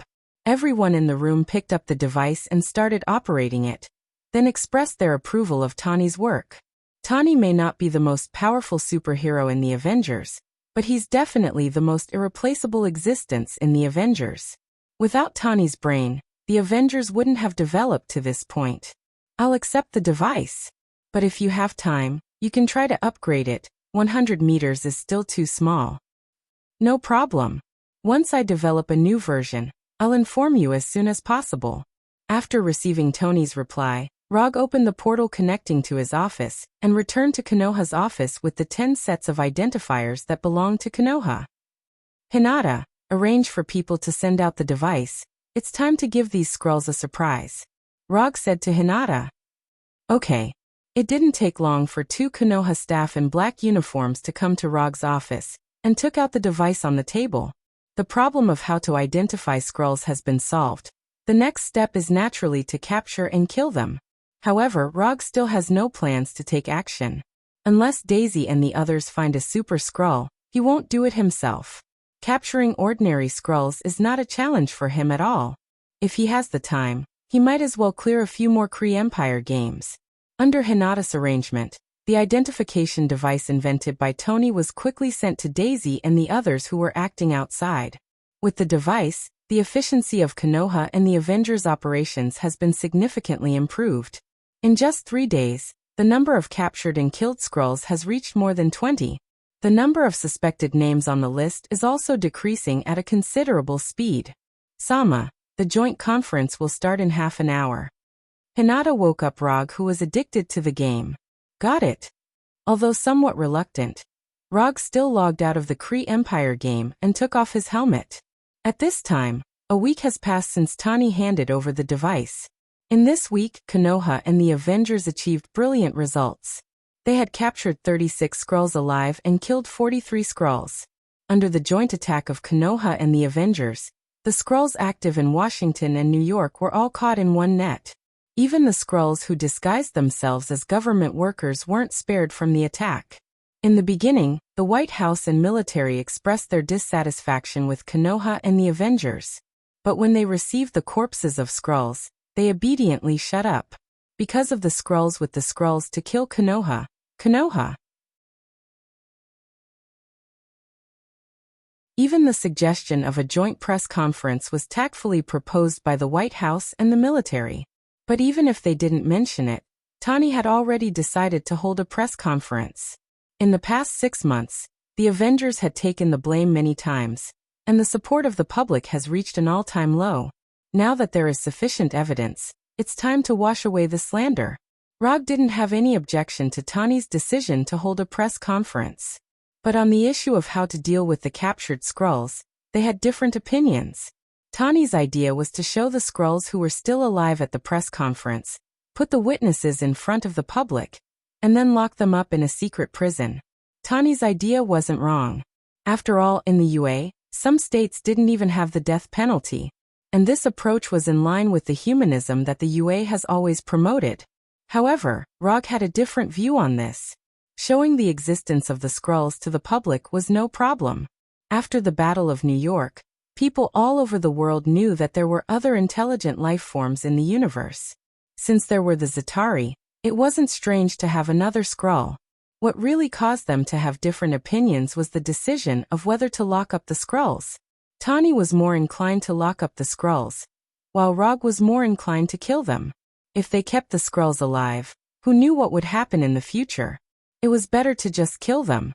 Neither of them could convince the other, so the joint press conference was held. The Skrulls would be displayed at the press conference. At the same time, they would announce a 3-day secret voting campaign on the spot. Any UA citizen with legal status could log on to a special website to vote. The results of the voting would determine the fate of the Skrulls. At 1 o'clock in the afternoon, at the Avengers headquarters in the suburbs of New York, the joint press conference was held on time. Tani was the main speaker of the press conference. He stood on the stage and introduced the Skrulls' abilities in detail, as well as the dangers they brought. However, even when he asked the staff to bring a few Skrulls who hadn't transformed onto the stage, the reporters didn't have much of a reaction. Looking at the somewhat deserted scene, Tani seemed to have realized something. Once the impression was bad, it was difficult to recover. Even if people knew that the Skrulls had disguised themselves to frame the superheroes, they wouldn't change their opinion. Because once they changed their opinion, it meant that they had to admit that they were stupid, and that they had done wrong. It was similar to the king's new clothes. Although they knew it was the truth, they would never admit it. Before the press conference started, Rog expected this. But he didn't remind Tani. Instead, he wanted to let Tani experience it himself. Although Tani had experienced some pain, he still overestimated human nature. As Rog expected, the climax of the press conference came when Tani announced the voting to decide the fate of the Skrulls. What right do the Avengers and Konoha have to decide the fate of the Skrulls? Although they are aliens, they are also living beings. Even if there is a trial, they can only be tried through the law. Although the Skrulls have the ability to transform, you don't have enough evidence to prove it. The so-called evidence you provided is only your side of the story. The reporters in the audience said one after another, directly targeting the Avengers and Konoha. The reporters who were not interested in Tani's evidence now stood on the moral high ground and began to refute with righteous words. Looking at the suddenly agitated reporters, Tani was stunned. Then he looked at Rog, who was sitting on his right.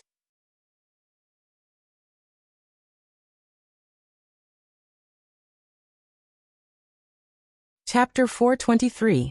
Looking at Tani's pleading eyes, Rog suddenly missed the Tani before he became Iron Man. Although Tani didn't know him at that time, he had seen a lot of news reports and live broadcasts about Tani.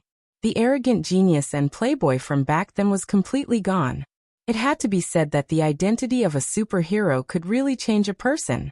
If it was the Tani from back then, he would never have shown such pleading eyes, let alone be speechless by the reporter's questions. After silently lamenting in his heart, Rog stood up and came to the podium. There was no need for any verbal communication. When Rog came over, Tani immediately gave up his position and sat in his seat without saying a word. When the person standing on the podium became Rog, the sharp questions from the audience instantly disappeared without a trace. A person's name, a tree's shadow. The reporters in the audience may not have dealt with Rog before, but they must have seen Rog's arrogant public declaration. "I will answer your questions just now," Rog said in a calm tone. His eyes slowly swept over every reporter in the audience. Although he hadn't done anything yet, the moment his eyes swept over them, all the reporters in the audience felt an inexplicable chill. However, as reporters, they showed excellent professionalism and didn't show any signs of losing their composure. This was a live broadcast. If they lost their composure, even if their careers weren't ruined, they would at least go down the drain. "Actually, I can answer all your questions with one sentence. We are not discussing with you how to deal with these Skrulls. We are just informing you. It doesn't matter if you're willing or not, or if you acknowledge it or not. The fate of these Skrulls is only imprisonment for life or death. You only have the right to vote or not. You have no right to raise any objections. If you want to show your benevolence, go to this website and vote. Do you understand?" Rog's tone was neither cold nor stern. However, everyone could hear the undeniable tone in his words. After that, Rog gestured to the staff below the stage to project the voting page onto the huge screen on the stage. At this time, the statistics below the death and life imprisonment options were still 0. The reason why it was still 0 was not because no one in the United States had voted, but because the voting had not even begun. "Now, I announce that the voting for the punishment of the Skrulls has officially begun." As Rog's voice sounded, the 72-hour countdown at the top of the voting page began to roll. A few seconds after Rog announced the start of the voting, the statistics on the page began to rise crazily.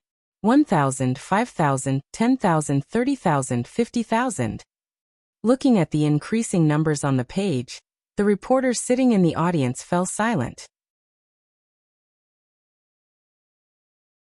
Just as Rog had said, they had no right to make any suggestions or objections. The crazy numbers on the voting page proved an incomparably cruel fact. That is, not many people cared whether Konoha and the Avengers' decision was legal or not. In other words, those who voted tacitly agreed that Konoha and the Avengers had the right to do so. With the official start of the voting, the scheduled process of the press conference was all over. However, Rog did not leave the stage at this time but continued. "Perhaps even now, some people still don't believe that the previous accidents were caused by the Skrulls. But it doesn't matter, because the evidence you want is now in front of you. All cameramen, aim the camera at the door." Not to mention the reporters and cameramen at the scene. Even Tani and Daisy didn't understand Rog's words. However, they soon knew the reason.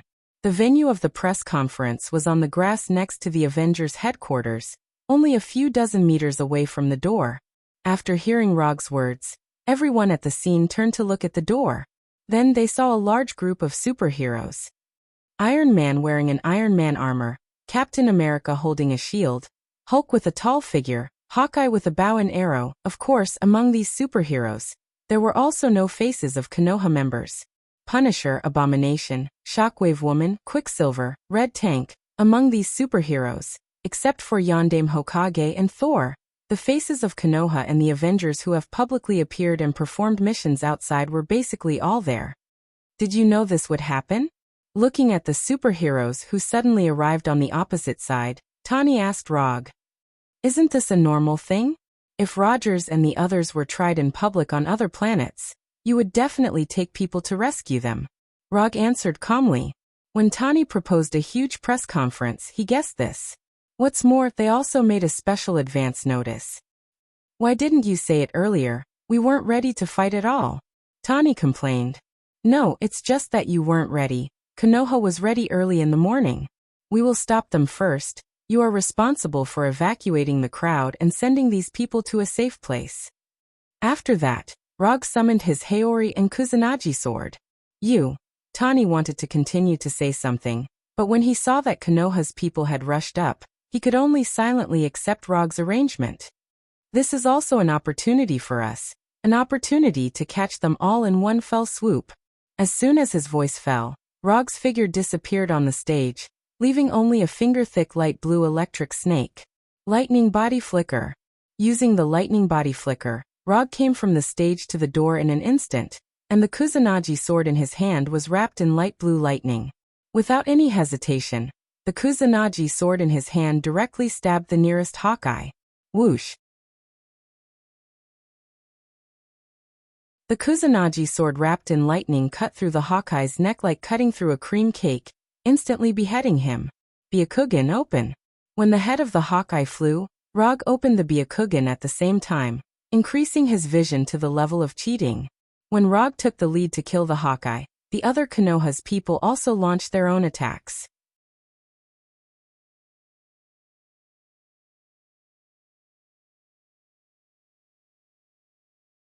Chapter 424. Daisy, Quicksilver, and the Punisher, who came to the press conference with Rog, immediately targeted their pirated versions. The shockwave from Daisy's palms directly sent her pirated versions flying. Quicksilver, on the other hand, played a racing game with his pirated version. As for the Punisher, his attack was the simplest and most violent. He directly pulled out the pistol at his waist and madly shot his pirated versions. Although Daisy and the others first entangled their pirated versions, there were more than a few pirated heroes present at this time. Just as these pirated heroes planned to join forces to deal with Daisy and the others, two terrifying figures fell from the sky like meteorites, smashing two huge craters on the grass. Abomination and the Red Tank appeared. Because the two of them were too big, Rog didn't bring them to the press conference, but arranged them in the Quinjet. The domineering appearance of Abomination and the Red Tank immediately attracted the attention of these pirated heroes, and also disrupted their plan to besiege Daisy and the others. Following Abomination and the Red Tank were Blackie and Venom, whose appearance was 95% similar. Like Abomination and the Red Tank, they were also arranged in the Quinjet by Rog. Following Blackie and Venom was Moonlight Stone, who was wearing a gold and white uniform. Although she was the last to appear, the way she appeared was the most eye-catching. Moonlight Stone herself hadn't flown to the scene yet, but the energy shockwave she fired had already arrived in the crowd of pirated heroes. Boom! Boom! A huge explosion suddenly sounded, and the shockwave of the explosion directly blew away the smaller pirated heroes. Except for Dr. Lizard and Walter, all of Konoha's main forces were present. As for the special forces and the Umbu, Rog didn't give them any tasks, but let them stay in Konoha's headquarters. Today's battle was a battle between the original and the pirated version. Although the Skrull side had the advantage in numbers, the Punisher and the others relied on their own strength to make up for the disadvantage in numbers. The Skrull's transformation ability was indeed very good, and the abilities they created with their technology were indeed very realistic. But pirated versions were always pirated versions. In front of the original Punisher, these pirated versions had no advantage except for the advantage in numbers. While Konoha's people entangled these pirated heroes, the Avengers didn't stay idle and quickly evacuated the reporters and other innocent people present. Just as Tani and the others were evacuating the crowd, a tall green figure came to their side. The person who appeared was none other than Hulk, who who practiced the Hashimantanka day and night in the training room. Hulk, you're here, great. Do you see those people who look exactly like us? Go up and beat them up. Beat them up hard. Tani said to Hulk. What about the others? Hulk pointed to the people of Konoha. You don't have to care about them. You just have to beat up those people who are pretending to be the Avengers. You are.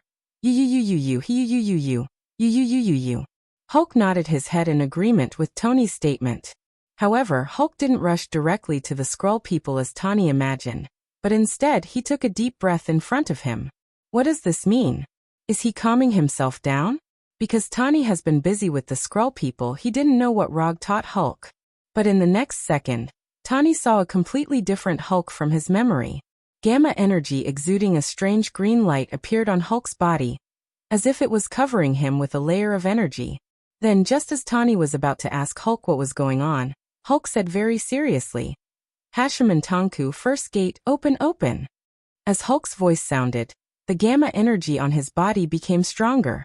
However, what really shocked Tani was that Hulk was exuding an amazing aura that was completely different from before. In the past, although Hulk was very powerful, he always gave people the feeling that he was crazy and brainless. But now, Hulk was exuding a cold-blooded and austere aura like a veteran. What did Rog teach Hulk? The current Hulk looks very dangerous.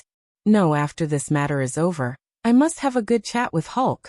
Just as Tani was surprised by Hulk's aura, Hulk suddenly disappeared in front of him, leaving behind an afterimage.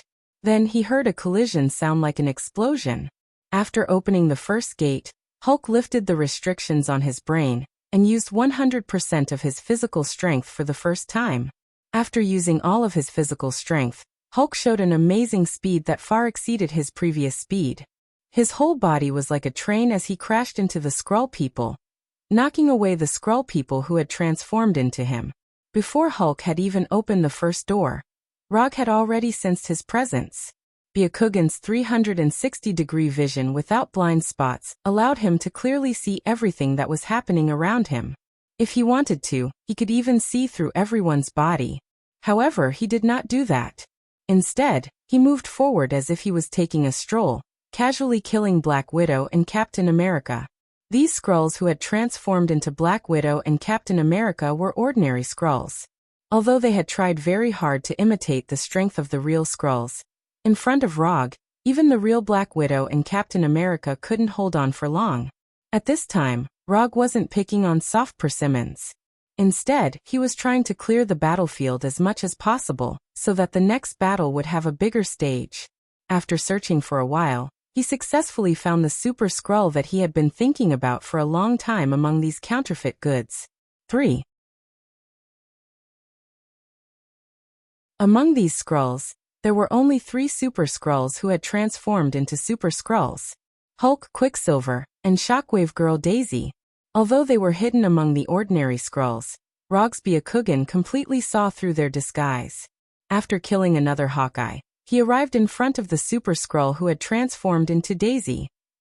Don't think about fishing in troubled waters. I know you're a Super Skrull. Go all out. After cleaning up the insensible trash around him, Rog said to Daisy. After discovering that she had been completely exposed, this Daisy had no intention of continuing to hide.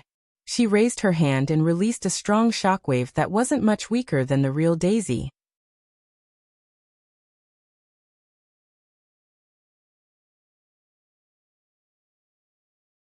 Chapter 425. The invisible shockwave created ripples in the air and attacked Rog at an astonishing speed. However, for Rog, who was already used to this kind of shockwave attack, the attack from Daisy was too slow. In the blink of an eye, Rog disappeared from his original position, leaving behind a finger-sized light blue electric snake. Then his voice sounded behind the fake Daisy. You're too slow. Following his voice, the Kusanagi sword in his hand stabbed straight at the back of Daisy.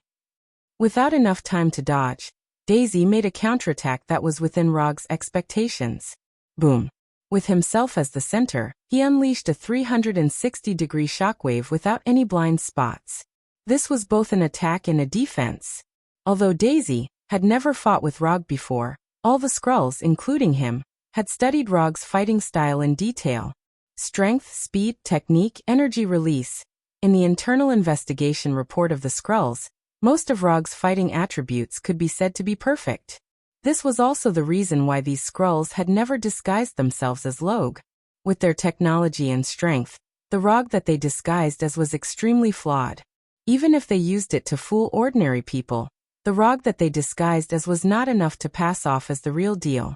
Therefore, in order to prevent their disguise plan from being exposed, they gave up on the idea of disguising themselves as Rog. However, in Rog's perfect fighting attributes, they discovered a weakness of Rog. To be precise, it could not be considered a weakness. It was just that compared to his other attributes, this attribute was obviously a few levels lower. Constitution. Because he was an Earthling, Rog's constitution was not very outstanding. Not to mention the races in the universe that specialized in constitution. Even compared to some ordinary races in the universe, Earthling's constitution was obviously inferior. Under normal circumstances, Rog's constitution was not particularly strong, but it was enough to be his fatal weakness. However, this deficiency in his physique was made up for by his speed that surpassed that of an ordinary person. When analyzing Rog's fighting videos, the Skrulls discovered that Rog had a preference for close combat. In response to this phenomenon, they developed an effective method to deal with Rog's weak constitution. In close combat, they would exchange injury for injury. Although the physiques of the Skrulls aren't that strong, compared to the humans of Earth, they still have an advantage. As long as they could severely injure Rog, not to mention exchanging injury for injury, even exchanging life for injury would be worth it. Although Super Skrulls were rare, they weren't like Log, where there was only one of them. More importantly, they discovered that Rog played an irreplaceable role in Konoha. Once Rog dies, even if Konoha doesn't immediately fall apart, it will be divided into several different forces. In other words, as long as they succeed in killing Rog, it not only means that they got rid of a very troublesome enemy, but it also means that they have caused irreparable damage to Konoha. In a way, the Skrull people's findings weren't wrong. It's just that there was a small problem, that is, their intelligence was a bit too outdated. Before he became a sage, his constitution was indeed Rog's weakness. At least compared to his other attributes, his physique was only equivalent to a strengthened Earthling. However, with the continuous growth of his sage body, this weakness of his constitution was quickly made up for. Although Rog still had the title of an Earthling, his constitution was not inferior to an Asgard. In fact, his constitution was not worse than the Asgard's, it was even better than most of the Asgard's. Before he went to rescue the kidnapped Hulk, his hand-to-hand combat with Thor proved this point. Even if these Skrulls paid a bit of attention to news from the universe, such as his battle with Luonan and Thanos on planet Sokka, these Skrulls wouldn't continue to believe that his physique was a weakness. Facing the shockwave flying at high speed, Rog did not dodge. His body directly flashed with the chakra coat wrapped with lightning. Lightning release chakra mode. In just a moment, Rog covered his whole body with lightning release chakra, covering himself with a layer of chakra coat that was not inferior to steel. The invisible shockwave of the fake daisy was like a tsunami wave that hit Rog. Then his chakra coat was stirred up in a circle of ripples. This shockwave that had no blind spots came quickly and left quickly. Its power was not small. At the very least, the Skrulls not far from Rog and the fake daisy, as well as the abominations and red tanks, were all sent flying by the shockwave. However, Rog, who was closest to the fake daisy, was still standing in his original position. Your reaction is not bad, but it's still too slow. As soon as his voice fell, the Kusanagi sword in Rog's hand drew two silver arcs in the air. Chi. Like cutting a watermelon, the Kusanagi sword did not receive any resistance, easily cutting through the fake daisy. As two arms, her arms were directly cut off. Purple blood spurted out from the wound on the severed arm, as if a faint purple rain was falling. If he wanted, he could directly kill this fake daisy. However, the fake daisy's identity as a Super Skrull allowed her to avoid the fate of being directly beheaded. Rog wasn't very interested in the Skrull's ability to change their appearance. However, he was quite curious about the Super Skrull's ability to copy the target's ability. In order to satisfy his little curiosity, he decided to take these 3 Super Skrulls back to Konoha and study them. After removing the fake daisy, as 2 arms, Rog flashed behind the fake daisy. His left hand turned into a knife and hit the back of her neck. The sudden heavy blow knocked out the fake daisy without any suspense. The Skrulls present didn't expect that one of the 3 strongest Super Skrulls among them would be so weak in front of Rog. She couldn't even hold on for more than 10 seconds. Although they found it hard to believe, as members of their race, the nearby bandit heroes immediately rushed forward in an attempt to save the bandit Daisy, who had been knocked out by Rog. However, their speed was still too slow. Just as they took their first step, Rog's left hand grabbed the fake Daisy's collar, and the 2 disappeared directly. Flying Thor.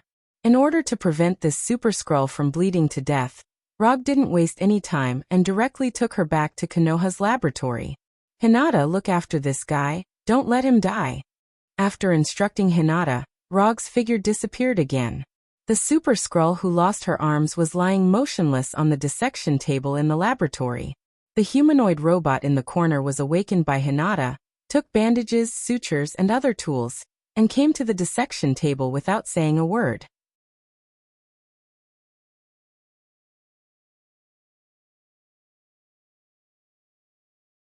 Chapter 426.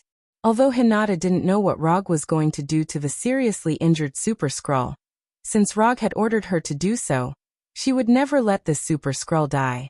Under Hinata's control, the 3 medical robots quickly treated the seriously injured and unconscious Super Skrull. After bringing the fake Daisy back to the laboratory at Konoha's headquarters, Rog immediately returned to the Avengers headquarters. At this time, the Skrull disguised as heroes were still fighting with Konoha and the others. However, the most eye-catching thing now wasn't the members of Konoha or the heroes, but Hulk. After opening the first gate, Hulk lifted the restrictions in his brain and exerted 100% of his physical ability. Now Hulk is using his actions to prove what it means to be unstoppable. Although only Hulk is participating in the battle on the Avengers side for the time being, he, who opened the first gate, blocked more than 20 heroes with his own strength. A Black Widow with a punch, a Hawkeye with a kick, and a few Ant-Men with a kick. Although the unrelated personnel in the Avengers headquarters have been completely evacuated, the broadcast of the battle has never stopped. Through the live broadcast, countless people saw the battle scene of Hulk killing the heroes crazily. Watching these knockoff heroes die one by one in the hands of Hulk, who was emitting green light all over his body, the audience on the other side of the TV couldn't help but have the same thought. Hulk, the strongest Avenger. After returning to the battlefield, Rog paid a little attention to Hulk's battle for a few seconds, and then focused on the fake Quicksilver, who was competing with the real Quicksilver in speed. This fake Quicksilver is also a Super Skrull, and is one of the research targets that Rog must bring back to the laboratory. Compared with the battles of others, the battle between the real Quicksilver and the fake Quicksilver seemed a bit ordinary. To be precise, it's not ordinary, but not many people can see the specific situation of their battle. In the eyes of others, the 2 of them are like 2 flashing ghosts, constantly appearing in every corner of the battlefield. Lightning body flicker. Without any hesitation, Rog immediately joined the speed competition between the 2 Quicksilver. Compared with the first time they met, Quicksilver's speed has improved a lot. However, he's not the only one whose speed has improved. Within a few seconds, Rog, who was in the state of lightning body flicker, appeared in front of the 2 of them. Rog's appearance made the real Quicksilver and the fake Quicksilver stunned. Then, a completely different look appeared on their faces. Quicksilver's face, of course, was an expression of excitement. Having competed with Logue in terms of speed, he knew very well what kind of speed Logue possessed. With Rog's help, he was confident that he could solve this problem in a short period of time. Of course, the original Quicksilver was happy to see Roger join, while the counterfeit Quicksilver showed a very dignified look at this time. Speed had always been Logue's forte. Quicksilver was to be very well know this. Just as he was thinking about how to get rid of the joint attack of Rog and Quicksilver, he saw a completely incomprehensible picture. Using lightning body flicker, he instantly appeared in front of the real Quicksilver and the fake Quicksilver. Without any hesitation, Rog made his move. However, his target was not the fake Quicksilver, but the real Quicksilver. Did I mistake him for someone else? This thought quickly emerged in the mind of the fake Quicksilver. Even the real Quicksilver showed a puzzled look after seeing Rog's right hand grabbing him like lightning. Rog, who was using Byakugan, certainly wouldn't mistake him for someone else. What he wanted to catch now was the real Quicksilver. In just a moment, Rog's right hand, which was wrapped in chakra and lightning, grabbed Quicksilver's shoulder. Then his right hand suddenly exerted force and threw Quicksilver, who was running at high speed, out. After doing all this, he turned and chased after the fake Quicksilver. This fake Quicksilver, who was transformed from a Super Skrull, could be solved by him alone. Leaving Quicksilver here is a pure waste of combat power. Although Quicksilver didn't know what Rog was planning, he didn't suffer a serious impact after being thrown by Rog. Instead, he fell into the crowd of heroes in a relatively gentle way. Quicksilver wanted to catch up and ask, but the bandit heroes around him helped him put an end to this idea with their actions. At this time, although Rog was far away from the main battlefield, he could still clearly see everything happening on the battlefield with his Byakugan. After confirming that Konoha's people were not in danger for the time being, he focused his attention on the crazy running fake Quicksilver in front of him. Although this fake Quicksilver tried to rejoin the main battlefield, so as to use his super speed to attack Konoha's people, but Rog told him a fact with his own actions, that is, don't even think about it. At this super speed that exceeds the speed of sound, ordinary ninjutsu can't hit the fake Quicksilver at all.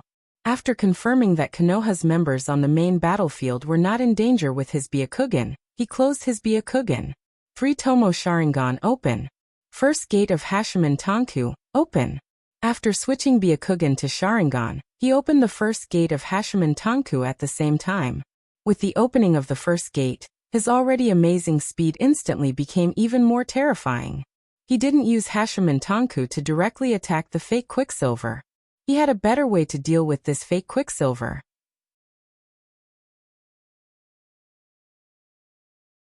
After using the Hashimen Tanku, he instantly caught up with Quicksilver in front of him, as if he had turned on the nitrogen acceleration of a race car. Sharingan, Golden Bind Jinjutsu. When the fake Quicksilver looked at him in shock, Rog used Sharingan Jinjutsu on him. The moment he saw Rog's Sharingan, the fake Quicksilver had already realized that something was wrong. However, at this time, there was no way for him to change his fate. Under the state of extreme speed, the fake Quicksilver instantly lost control of his body, and his whole body seemed to be completely solidified. Then his body couldn't move, under the action of inertia, like a rolling bowling ball. He hit the outer wall of a nearby building. Boom! The uncontrollable knockoff Quicksilver crashed through the outer wall of the building, and the whole person rolled into the building in an extremely embarrassing manner. When the fake Quicksilver finally stopped rolling, Rog, who was wrapped in a light blue chakra coat, came in front of him and looked at the scar-covered fake Quicksilver. The second Super Skrull was in his hand.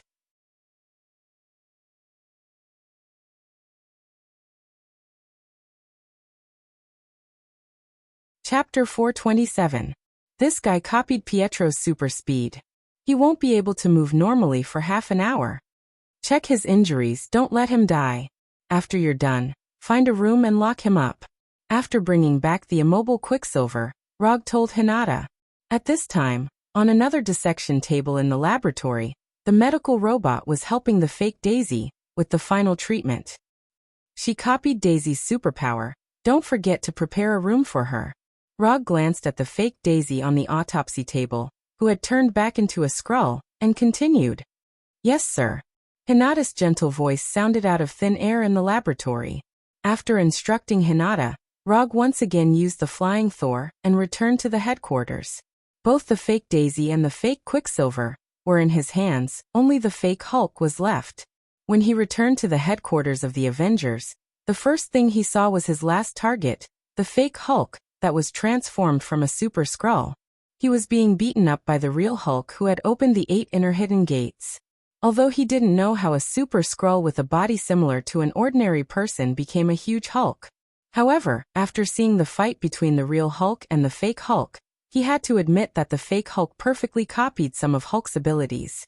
Resistant to beatings. Especially resistant to beatings.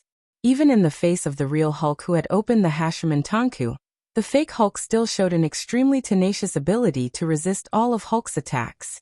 While Rog was appreciating the violent aesthetic scene of the real Hulk beating the fake Hulk, Tani and the others, who had evacuated all the unrelated personnel and changed their equipment, finally joined the battle. Similar to Konoha's people, Tani and the others first chose their fake versions. For a while, the grassland of the Avengers became lively.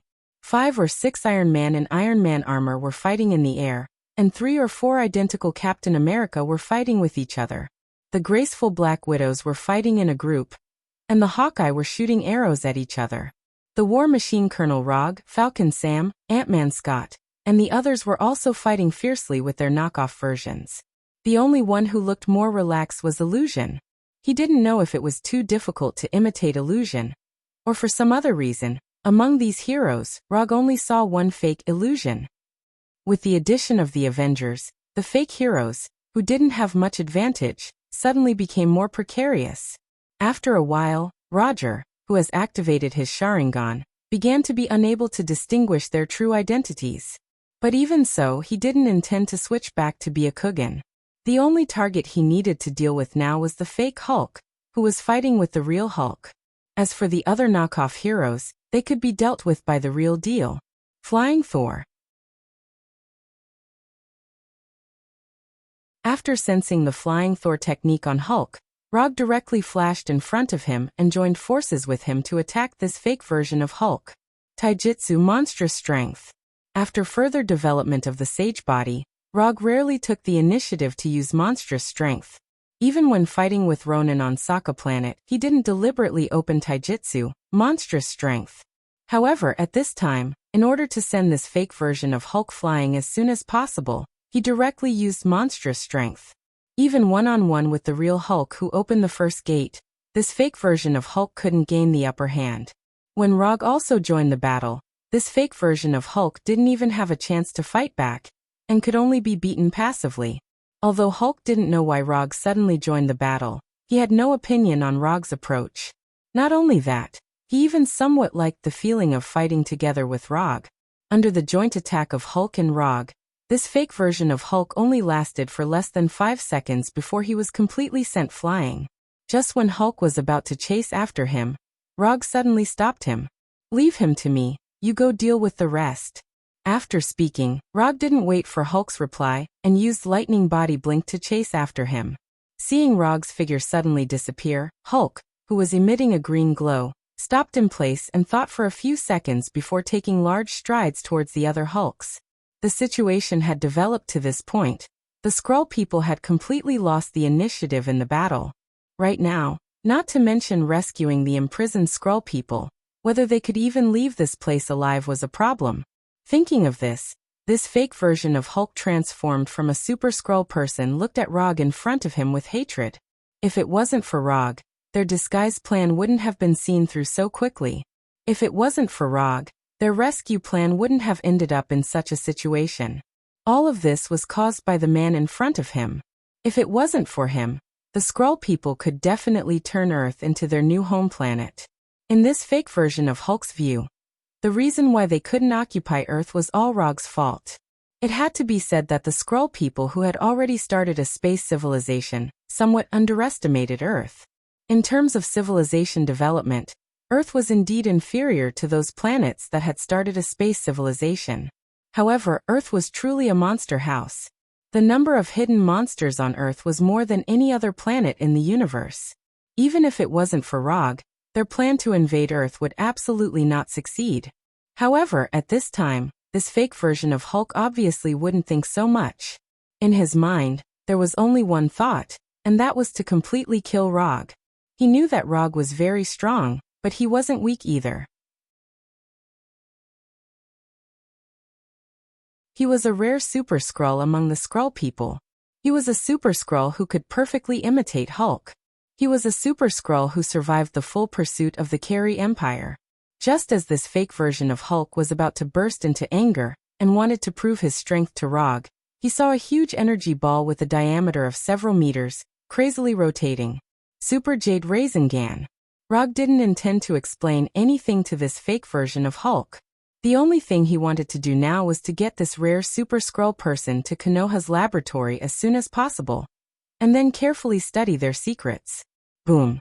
This fake version of Hulk didn't have time to stand up. The Rasengan in Rog's hand fiercely smashed into his body. Then a huge explosion similar to the explosion of an intercontinental missile occurred.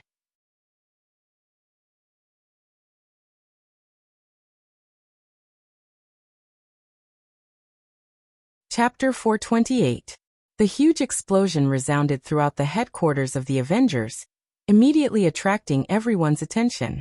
When the people of Konoha and the Avengers saw that the explosion was caused by Rog, they chose to ignore it. For Rog, making this kind of shocking explosion was a basic operation, nothing to make a fuss about.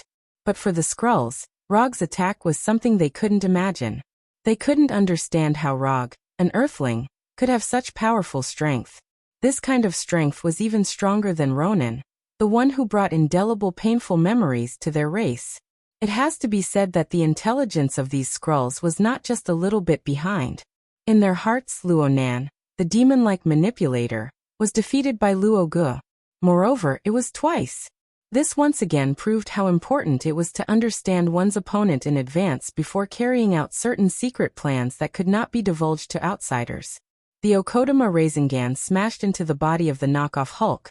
Not only did it completely dispel his thoughts of standing up, but it also made him more intimate with the ground. The green grass had disappeared, and in its place was a large hole with a diameter of nearly 10 meters. The knockoff Hulk who tried to kill Rog was located in the center of the hole. Although the power of the Okodama Rasengan was very strong, it wasn't enough to kill this Super Skrull who transformed into Hulk. However, Rog didn't expect this Okodama Rasengan to be able to deal with this knockoff Hulk. For him, this kind of thing was as simple as breathing. Although casting the Okodama Rasengan required a lot of chakra, right now he didn't lack chakra. When he just crossed over to this world, he yearned for the existence of chakra. And now with the Rokubi's chakra and the Yonkyubi, he finally felt a little bit of chakra. The reason why Hashirama was able to pacify the chaotic world, in addition to his unreasonable sage body and Mokutan, more importantly, he had chakra in the truest sense. It was also because of this amazing amount of chakra that Hashirama's could catch the Kyubi's Bijidama with his bare hands. It was also because he had Chattanooga that he could use the heaven-destroying and earth-exterminating immortal technique, would release, True Thousand Hands, Buddha on top. Although Rog has also developed the sage body to a certain extent, there is still a big gap between him and Hashirama's peak state. If he develops his sage body to the limit, coupled with the complete Kyubi, he is confident that he can display a more powerful attack than Hashirama at his peak. However, this beautiful future was still a little far away from him. Putting these fantasies that he couldn't do for the time being, Rog once again displayed the Super Jade Rasengan. There was nothing that the Rasengan couldn't solve. And if there was, then he would use another one. Now Rog intended to once again implement this truth that had been proven countless times. Before the knockoff Hulk, who was lying in the center of the big pit, could get up, the second Super Jade Rasengan had already reached his body. Then another huge explosion resounded throughout the headquarters of the Avengers. Boom. This time, Rog didn't wait for the flying dust to fall to the ground. His right hand once again condensed the Super Jade Rasengan. Then history repeated itself. Boom. After continuously smashing 5 Super Jade Rasengan on the unlucky knockoff Hulk, Rog finally stopped the idea of making Rasengan, and sensed the guy's vital signs. His vitality was not very stable, and his strength was very low. However, he was still alive.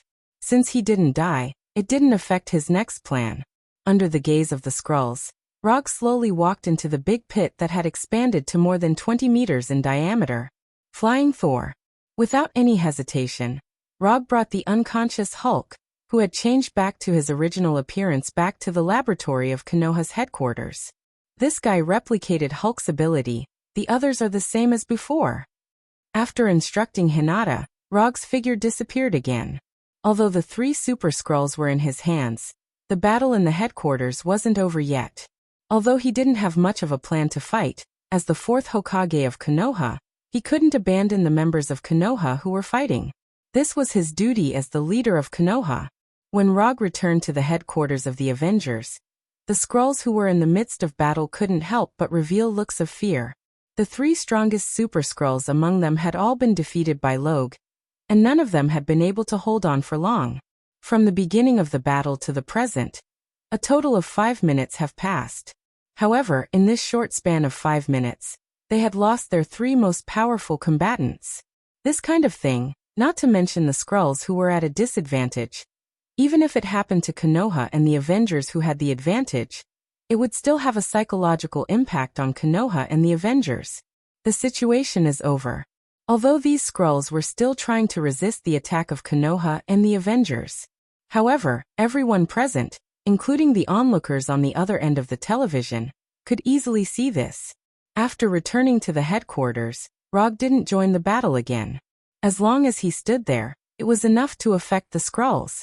In addition to Roger, Hulk also closed the 8 inner hidden gates and silently came to Roger's side after dealing with the several counterfeit versions that had been passed off as his own.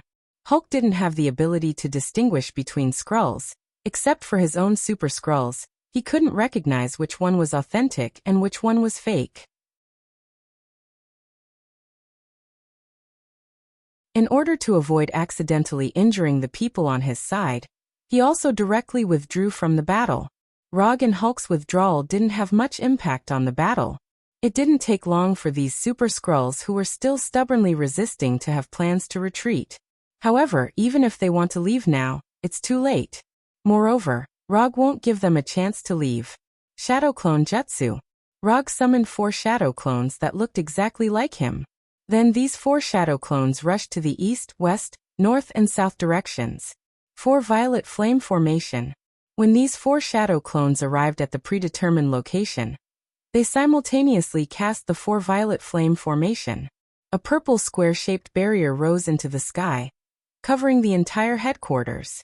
The 4 Violet Flame Formation is one of the small results of Rogue's research in the past 6 months in Konoha's hidden village. He didn't exchange the 4 Violet Flame Formation from the system, but he developed this ninjutsu on his own.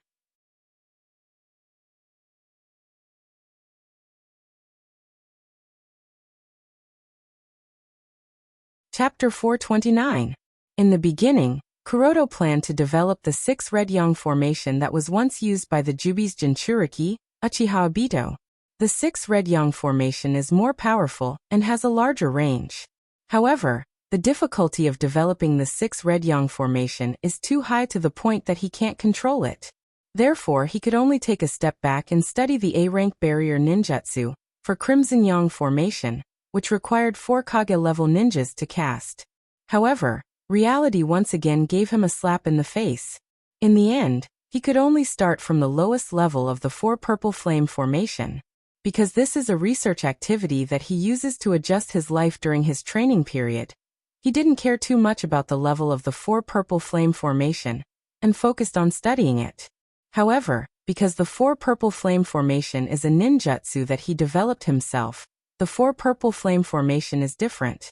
Therefore, his version of the 4 Purple Flame formation is slightly different from the one in the system. Regarding the rectangular barrier with the purple transparent flame, the version that he had researched was no different from the version that the system had provided. The only difference is that he added some of the functions of the 4 Red Yang formation to his 4 Purple Flame formation. The 4 Violet Flame formation was mainly used to prevent enemies from the outside world from entering the barrier, so it was mainly used against enemies from the outside world. Although the 4 Purple Flame formation can also prevent enemies from leaving the barrier, the difficulty of destroying the 4 Purple Flame formation from the inside is not very high. In order to make up for this, he added some of the functions of the 4 Red Yang formation and the 6 Red Yang formation to his 4 Purple Flame formation. The 4 Red Yang formation and the 6 Red Yang formation can not only prevent external enemies from entering the barrier, but also prevent enemies from escaping. Although Rogue didn't mind the level of the 4 Purple Flame formation, he couldn't tolerate the disadvantage of the 4 Purple Flame formation in preventing enemies from escaping.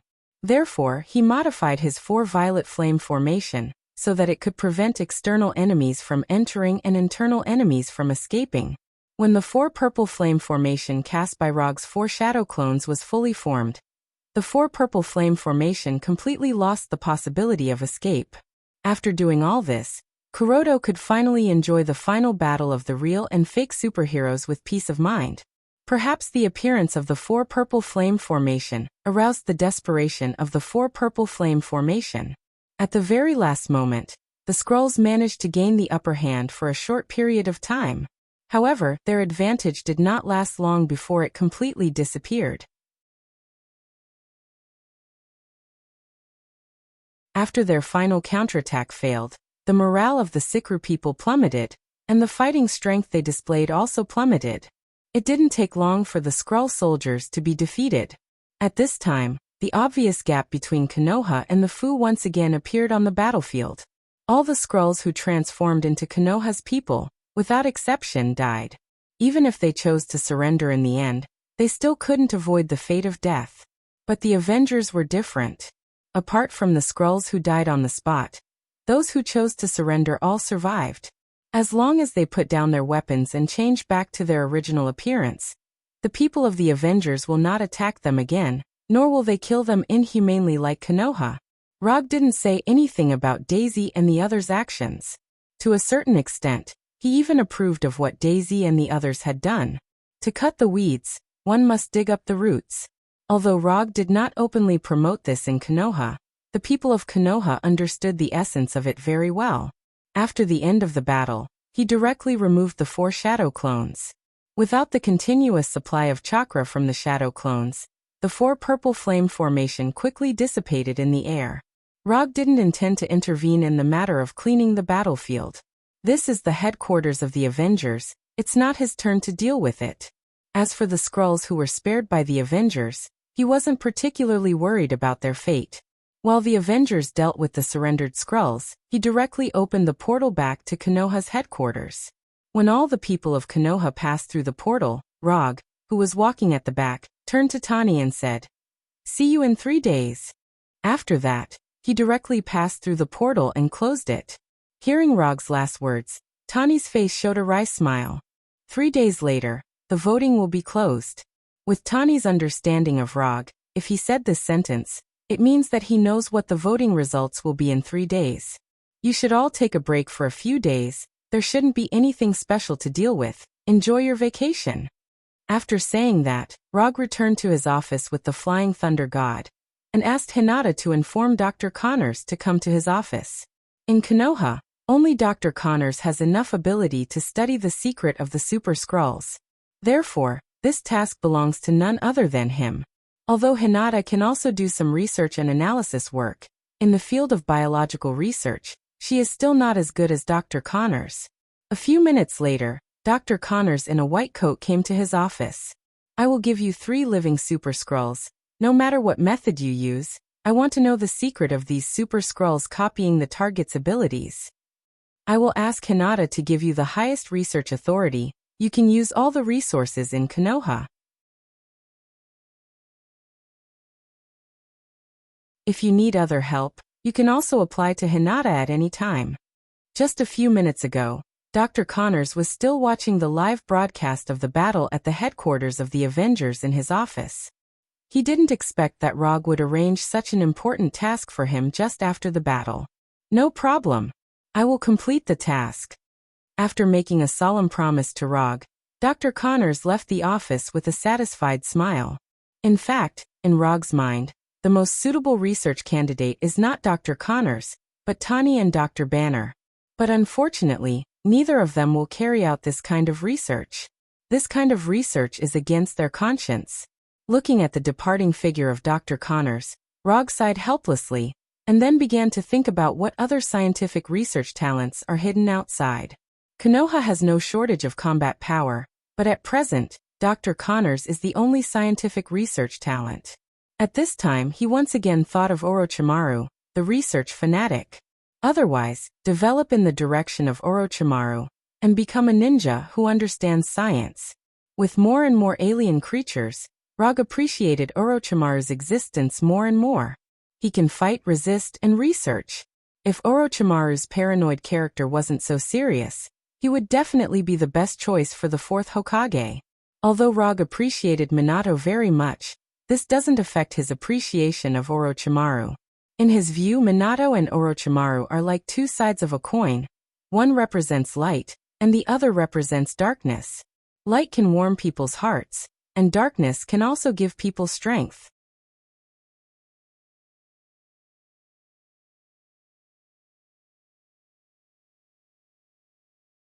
Chapter 430. The Skrull attack on the headquarters of the Avengers became the headline without any suspense. Various media outlets reported this in detail, and even the accidents that had long been decided were dug out one by one. While the outside world was crazily discussing the Skrull incident, Tani frowned as he looked at the constantly changing numbers on the voting website. In his imagination, the UA people should be more supportive of the decision to imprison the Skrulls permanently. However, it turned out that he was wrong. It had been less than 24 hours since the voting started. But the results of the voting had already shown a huge gap.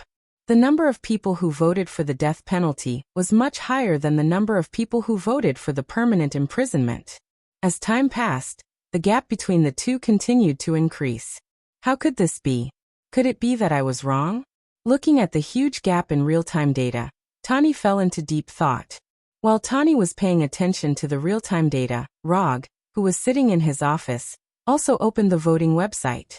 However, unlike the frowning Tani, he did not feel the slightest bit surprised when he saw the polarized data, as if he already knew this result.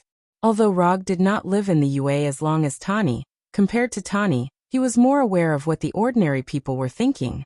Tani was born with a silver spoon in his mouth. He lived in a superior environment, and received the typical elite education in the UA. Growing up in this environment, even if he had the idea of protecting the people and upholding justice, there was a huge gap between him and the ordinary people. The justice he understood was not necessarily the justice that the ordinary people, who had an absolute advantage in numbers, wanted. Moreover, he neglected a very important point. That was, ordinary people were particularly susceptible to the public's emotions. Simply put, it was easy to follow the crowd and lose the ability to think independently and objectively. For example, as long as a victim of the Skrull incident appeared on the internet, this victim could trigger thousands of ordinary people to vote for the death penalty. Compared to the Skrulls who came from other planets, these ordinary people were more willing to show their kindness to their compatriots who had the same appearance. Therefore, the moment Tani agreed to the voting, Rogue knew that the Skrulls were doomed. It turned out that his guess was correct. After a simple look at the voting data, Rogue closed the website and put on the Kree Empire game helmet. He recently found a game called Chrysaber 7702 in the Kree Empire's console game library.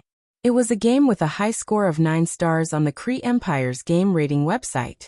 Compared to the Skrull's ultimate fate, he was more willing to spend his time pleasing himself. 3 days passed in the blink of an eye.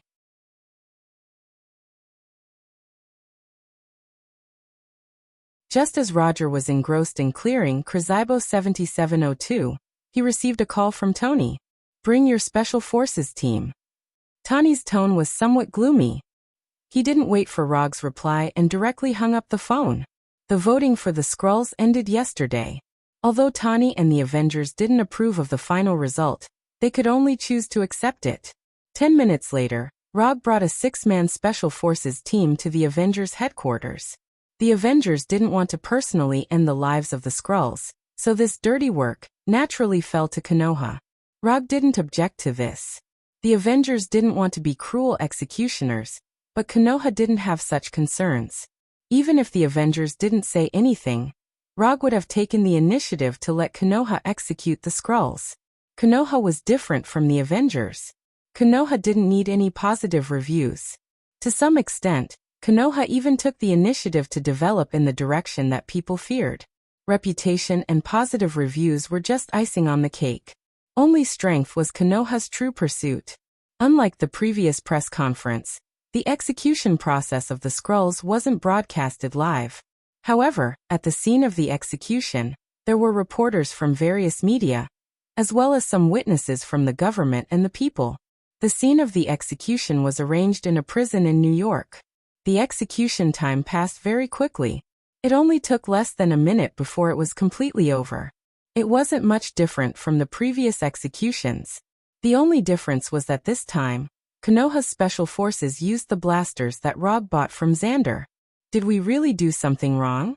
Why don't people want to let these Skrulls go? They are clearly no longer harmful. Tani, who drank half a bottle of whiskey alone, said to Rog with a flushed face.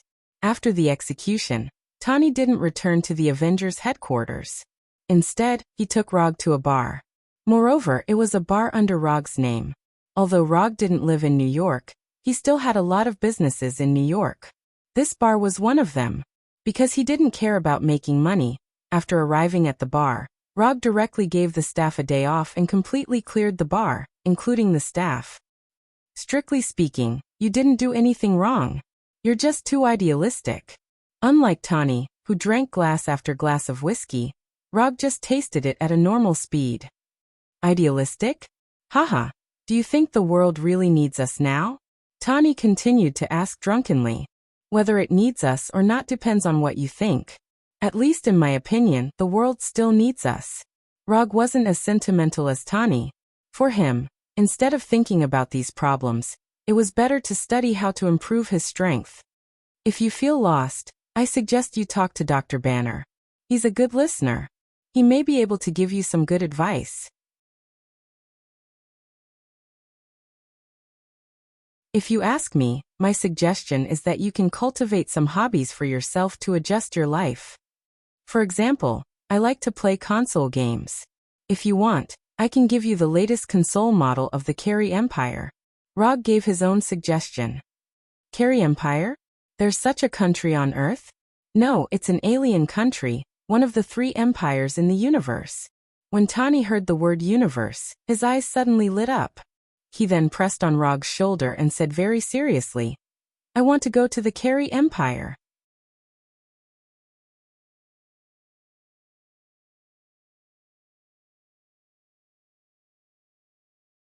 Chapter 431. No. Rog refused Tani's proposal without even thinking about it. Although the current timeline has become more and more different from what he remembers, he will never agree to Tani's dangerous request, absolutely not. It is not difficult to send Tani to the Carry Empire.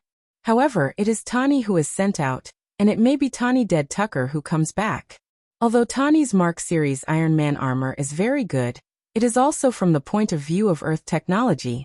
If it is really made, there are many civilizations in the universe that can make similar or even stronger armor. To put it simply, Rog doesn't think that Tani has the strength to travel in the universe. Are you rejecting me? For some reason at this time the half-drunk Tani suddenly showed the legendary aura of a domineering president, and said to Rog in a serious tone, You drank too much. I'll let illusion take you back, and you won't have these thoughts when you wake up. After that, Rog took out the phone and planned to contact Illusion at the Avengers headquarters. However, just as he took out his phone, Tani pressed the button on the watch on his right hand, turning the watch into a mechanical glove. Tani's entire movement is extremely fast, which is completely inconsistent with his current drunken state. When the mechanical glove appeared, Tani decisively grabbed the phone held by Rog. You want to play fighting in front of me? Rog was a little stunned. Just when Tani's right hand with the mechanical glove was about to touch his phone, his wrist suddenly turned, and the phone disappeared like magic. Since you're in such a good mood, I'll play with you. As soon as his voice fell, Rog's right hand grabbed Tani, and he had a close fight with Tani while sitting in a chair. Although his fighting skills were not as good as Rog's, it could be seen that Tani had also put in a lot of effort into fighting. Under Rog's intentional control, Tani, who was wearing the mechanical gloves, managed to withstand dozens of attacks. Then Rog removed the mechanical glove on his right hand. When the mechanical glove was completely removed, Tani finally stopped. Don't be too proud. Let me tell you, I'm currently researching the anti-Rog armor.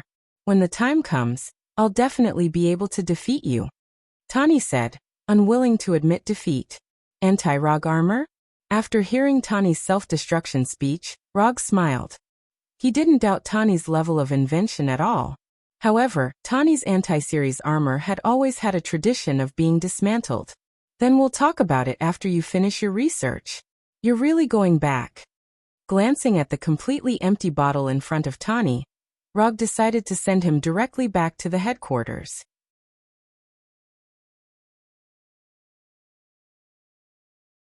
However, just as he was about to use quantum teleportation to bring Tani back to the headquarters, a rainbow-like beam of light fell from the sky, directly penetrating the ceiling of the bar, and shrouding Rog and Tani, Asgard's Bifrost.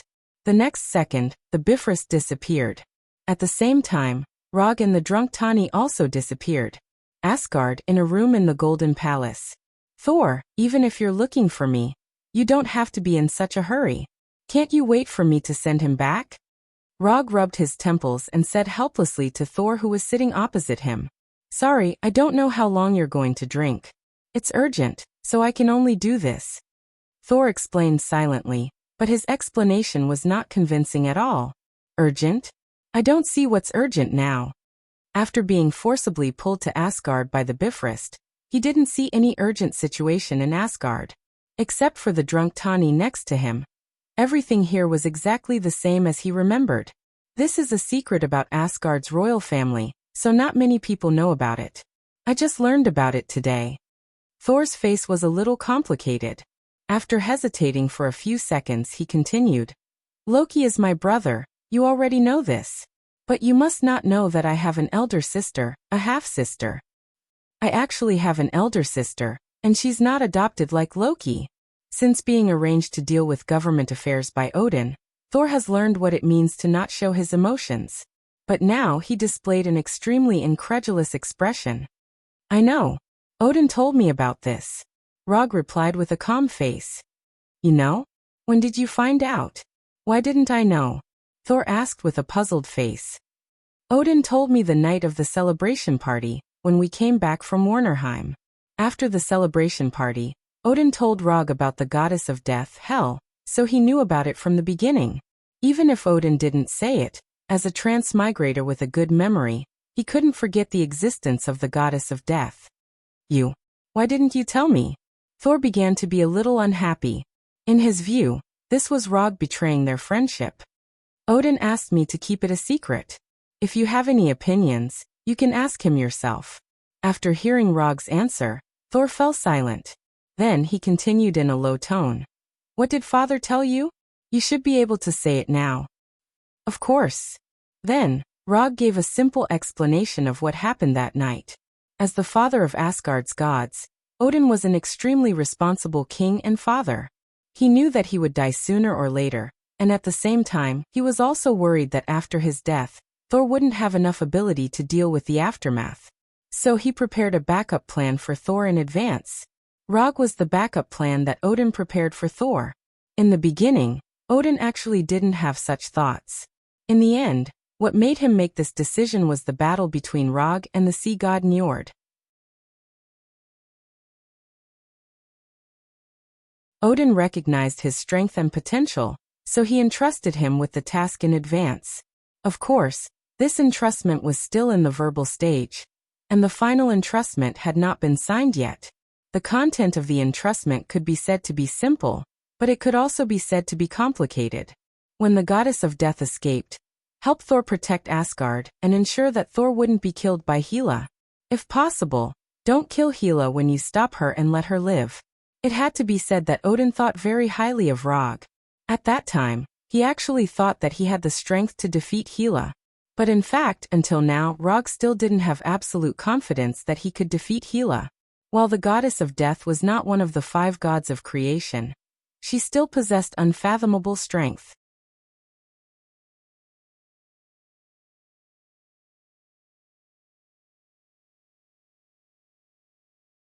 Chapter 432. The goddess of death, Hela, was the greatest contributor to helping Odin conquer the 9 worlds thousands of years ago. Other than being the first child of Odin, the father of gods, and the first princess of Asgard, Hela was also the executioner of Asgard and the owner of Thor's hammer.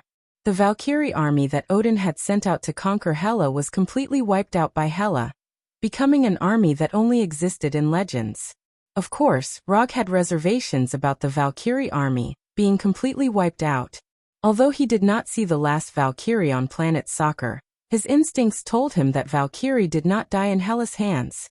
If Odin had not personally taken away Hela's divine power, Hela would definitely be the strongest person in Asgard after Odin. Although Hela was not a match for Odin back then, she had a terrifying talent that even Odin had a headache over. As long as Hela stepped onto Asgard, her power would increase day by day, endless. It was also because of this that Odin had imprisoned Hela on Earth far away from Asgard, so that she could not use Asgard's strengthening to break the seal. Thousands of years ago, Hela had already possessed such terrifying strength. Now, she would only be stronger than before. However, there was one thing that Rog did not understand at the moment. From Thor's current appearance, Odin should not be dead yet. Since Odin was not dead, it meant that the seal he had set was still there, and Hela was still imprisoned. Odin, is he okay now? After thinking for a few seconds, he asked Thor. Out of respect for Thor and Odin, he used a more tactful method instead of directly asking if Odin was dead. Father shouldn't be able to hold on for much longer. Seeing the uncontrollable sadness on Thor's face, Rog also fell silent. I'll take you to see Father first. After a few minutes of silence, Thor spoke again. Under Thor's lead, Rog came to Odin's bedroom and saw the sleeping Odin lying on the golden bed, wrapped in a layer of golden energy. Other than Odin, Rog also saw another old face here. He did not know if it was Odin's order or Thor's idea, but Loki, who was imprisoned in the dungeon, was also in the room, and stood by Odin's bed. After seeing his arrival, Loki didn't say anything. He just nodded at him. Roger also nodded slightly at Loki, who was silent, as a form of greeting. Then he seriously sized up Odin. From the outside, the current Odin was just sleeping, and there was nothing strange. But as long as he was slightly closer to Odin, he could clearly feel the divine power that was constantly emitting from Odin's body. No, this is not the release of divine power. This is the collapse of divine power. As a ninja who usually released energy attacks in battle, Rog could clearly distinguish the difference between the two. The release of energy was the result of active choice, and the collapse of energy was a sign of uncontrollable energy.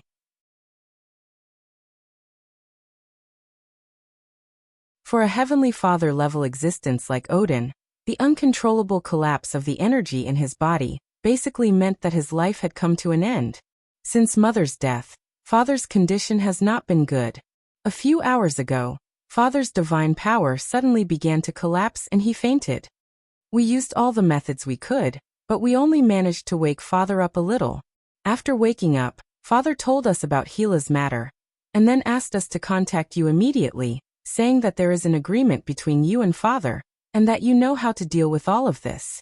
Thor said in a low voice. Let's talk about it outside. Seeing Odin, a Heavenly Father existence, gradually approaching death, made Rog, who had always been pursuing power, suddenly have a feeling of impermanence. After leaving Odin's palace, Thor brought Rog and Loki to the meeting hall where he usually worked. What kind of agreement did Father make with you? You can tell us now. Rog had only briefly explained to Thor what Odin had said to him that night, and did not tell Thor the specific details of the agreement. He was now in a dilemma whether to tell Thor the specific details of the agreement. After thinking seriously for a few minutes, he finally made a decision. Odin hopes that I can help you stop Hela and not let Asgard fall into Hela's hands. If possible, he hopes that we can spare Hela's life after defeating her. Rog told him the details of Odin's agreement. What about the reward? Thor, who had already signed several agreements with Rog, was very clear about Rog's work process and immediately asked. After the mission is completed, other than the Tesseract, I can choose any treasure in the palace treasury. Give me the scroll, I'll sign the agreement for Father. Thor did not think that Rog would lie about something like this, so he immediately extended his right hand to Rog. Forget it. There's no need to sign the scroll this time. Even if I return Odin a favor, if he did not rush to Warnerheim, I might not have been able to survive from Njord's hands. When Odin appeared, he still had some strength left. But in the end, it was really hard to say who won and who lost between him and Njord. Give it to me. I don't want Father to leave with an unfulfilled agreement. When Thor spoke, Rog saw a look of pain on his face that he had never seen before. Now Thor is not so much the regent of Asgard. Thor is more like a big boy who is holding back his grief. Looking at Saul's slightly trembling right hand, Rog didn't say anything else. He directly summoned a commission scroll that he hadn't used before. After receiving the commission scroll from Rog, Thor did not hesitate and directly picked up the pen and wrote on the scroll. Soon, a new commission appeared on the system's commission page. Commission content. Help Thor and Loki stop Hela from taking Asgard. Commission status. Not completed. Commission reward. 350 ninja coins. This commission that should have been signed by Odin eventually became Thor's commission. Because it involves the goddess of death, Thor's commission passed the system's judgment without any suspense. And the system gave the highest commission reward so far. The last commission to rescue Hulk, the system gave a reward of 300 ninja coins. This time, the system directly broke the record of the highest reward. I accept the commission. In fact, regardless of whether the system passed the judgment or not, he would have accepted this commission. Passing the judgment only allowed him to get a higher return. You're tuning in to the Li Mei's Wuxia Whispers YouTube channel. We're so grateful for your support, and don't forget to subscribe to join us on this incredible journey through captivating stories. Your generosity through donations truly makes a world of difference, as it's the primary source of revenue that allows me to expand and enhance this channel for you. Thank you from the bottom of my heart for being a part of this adventure.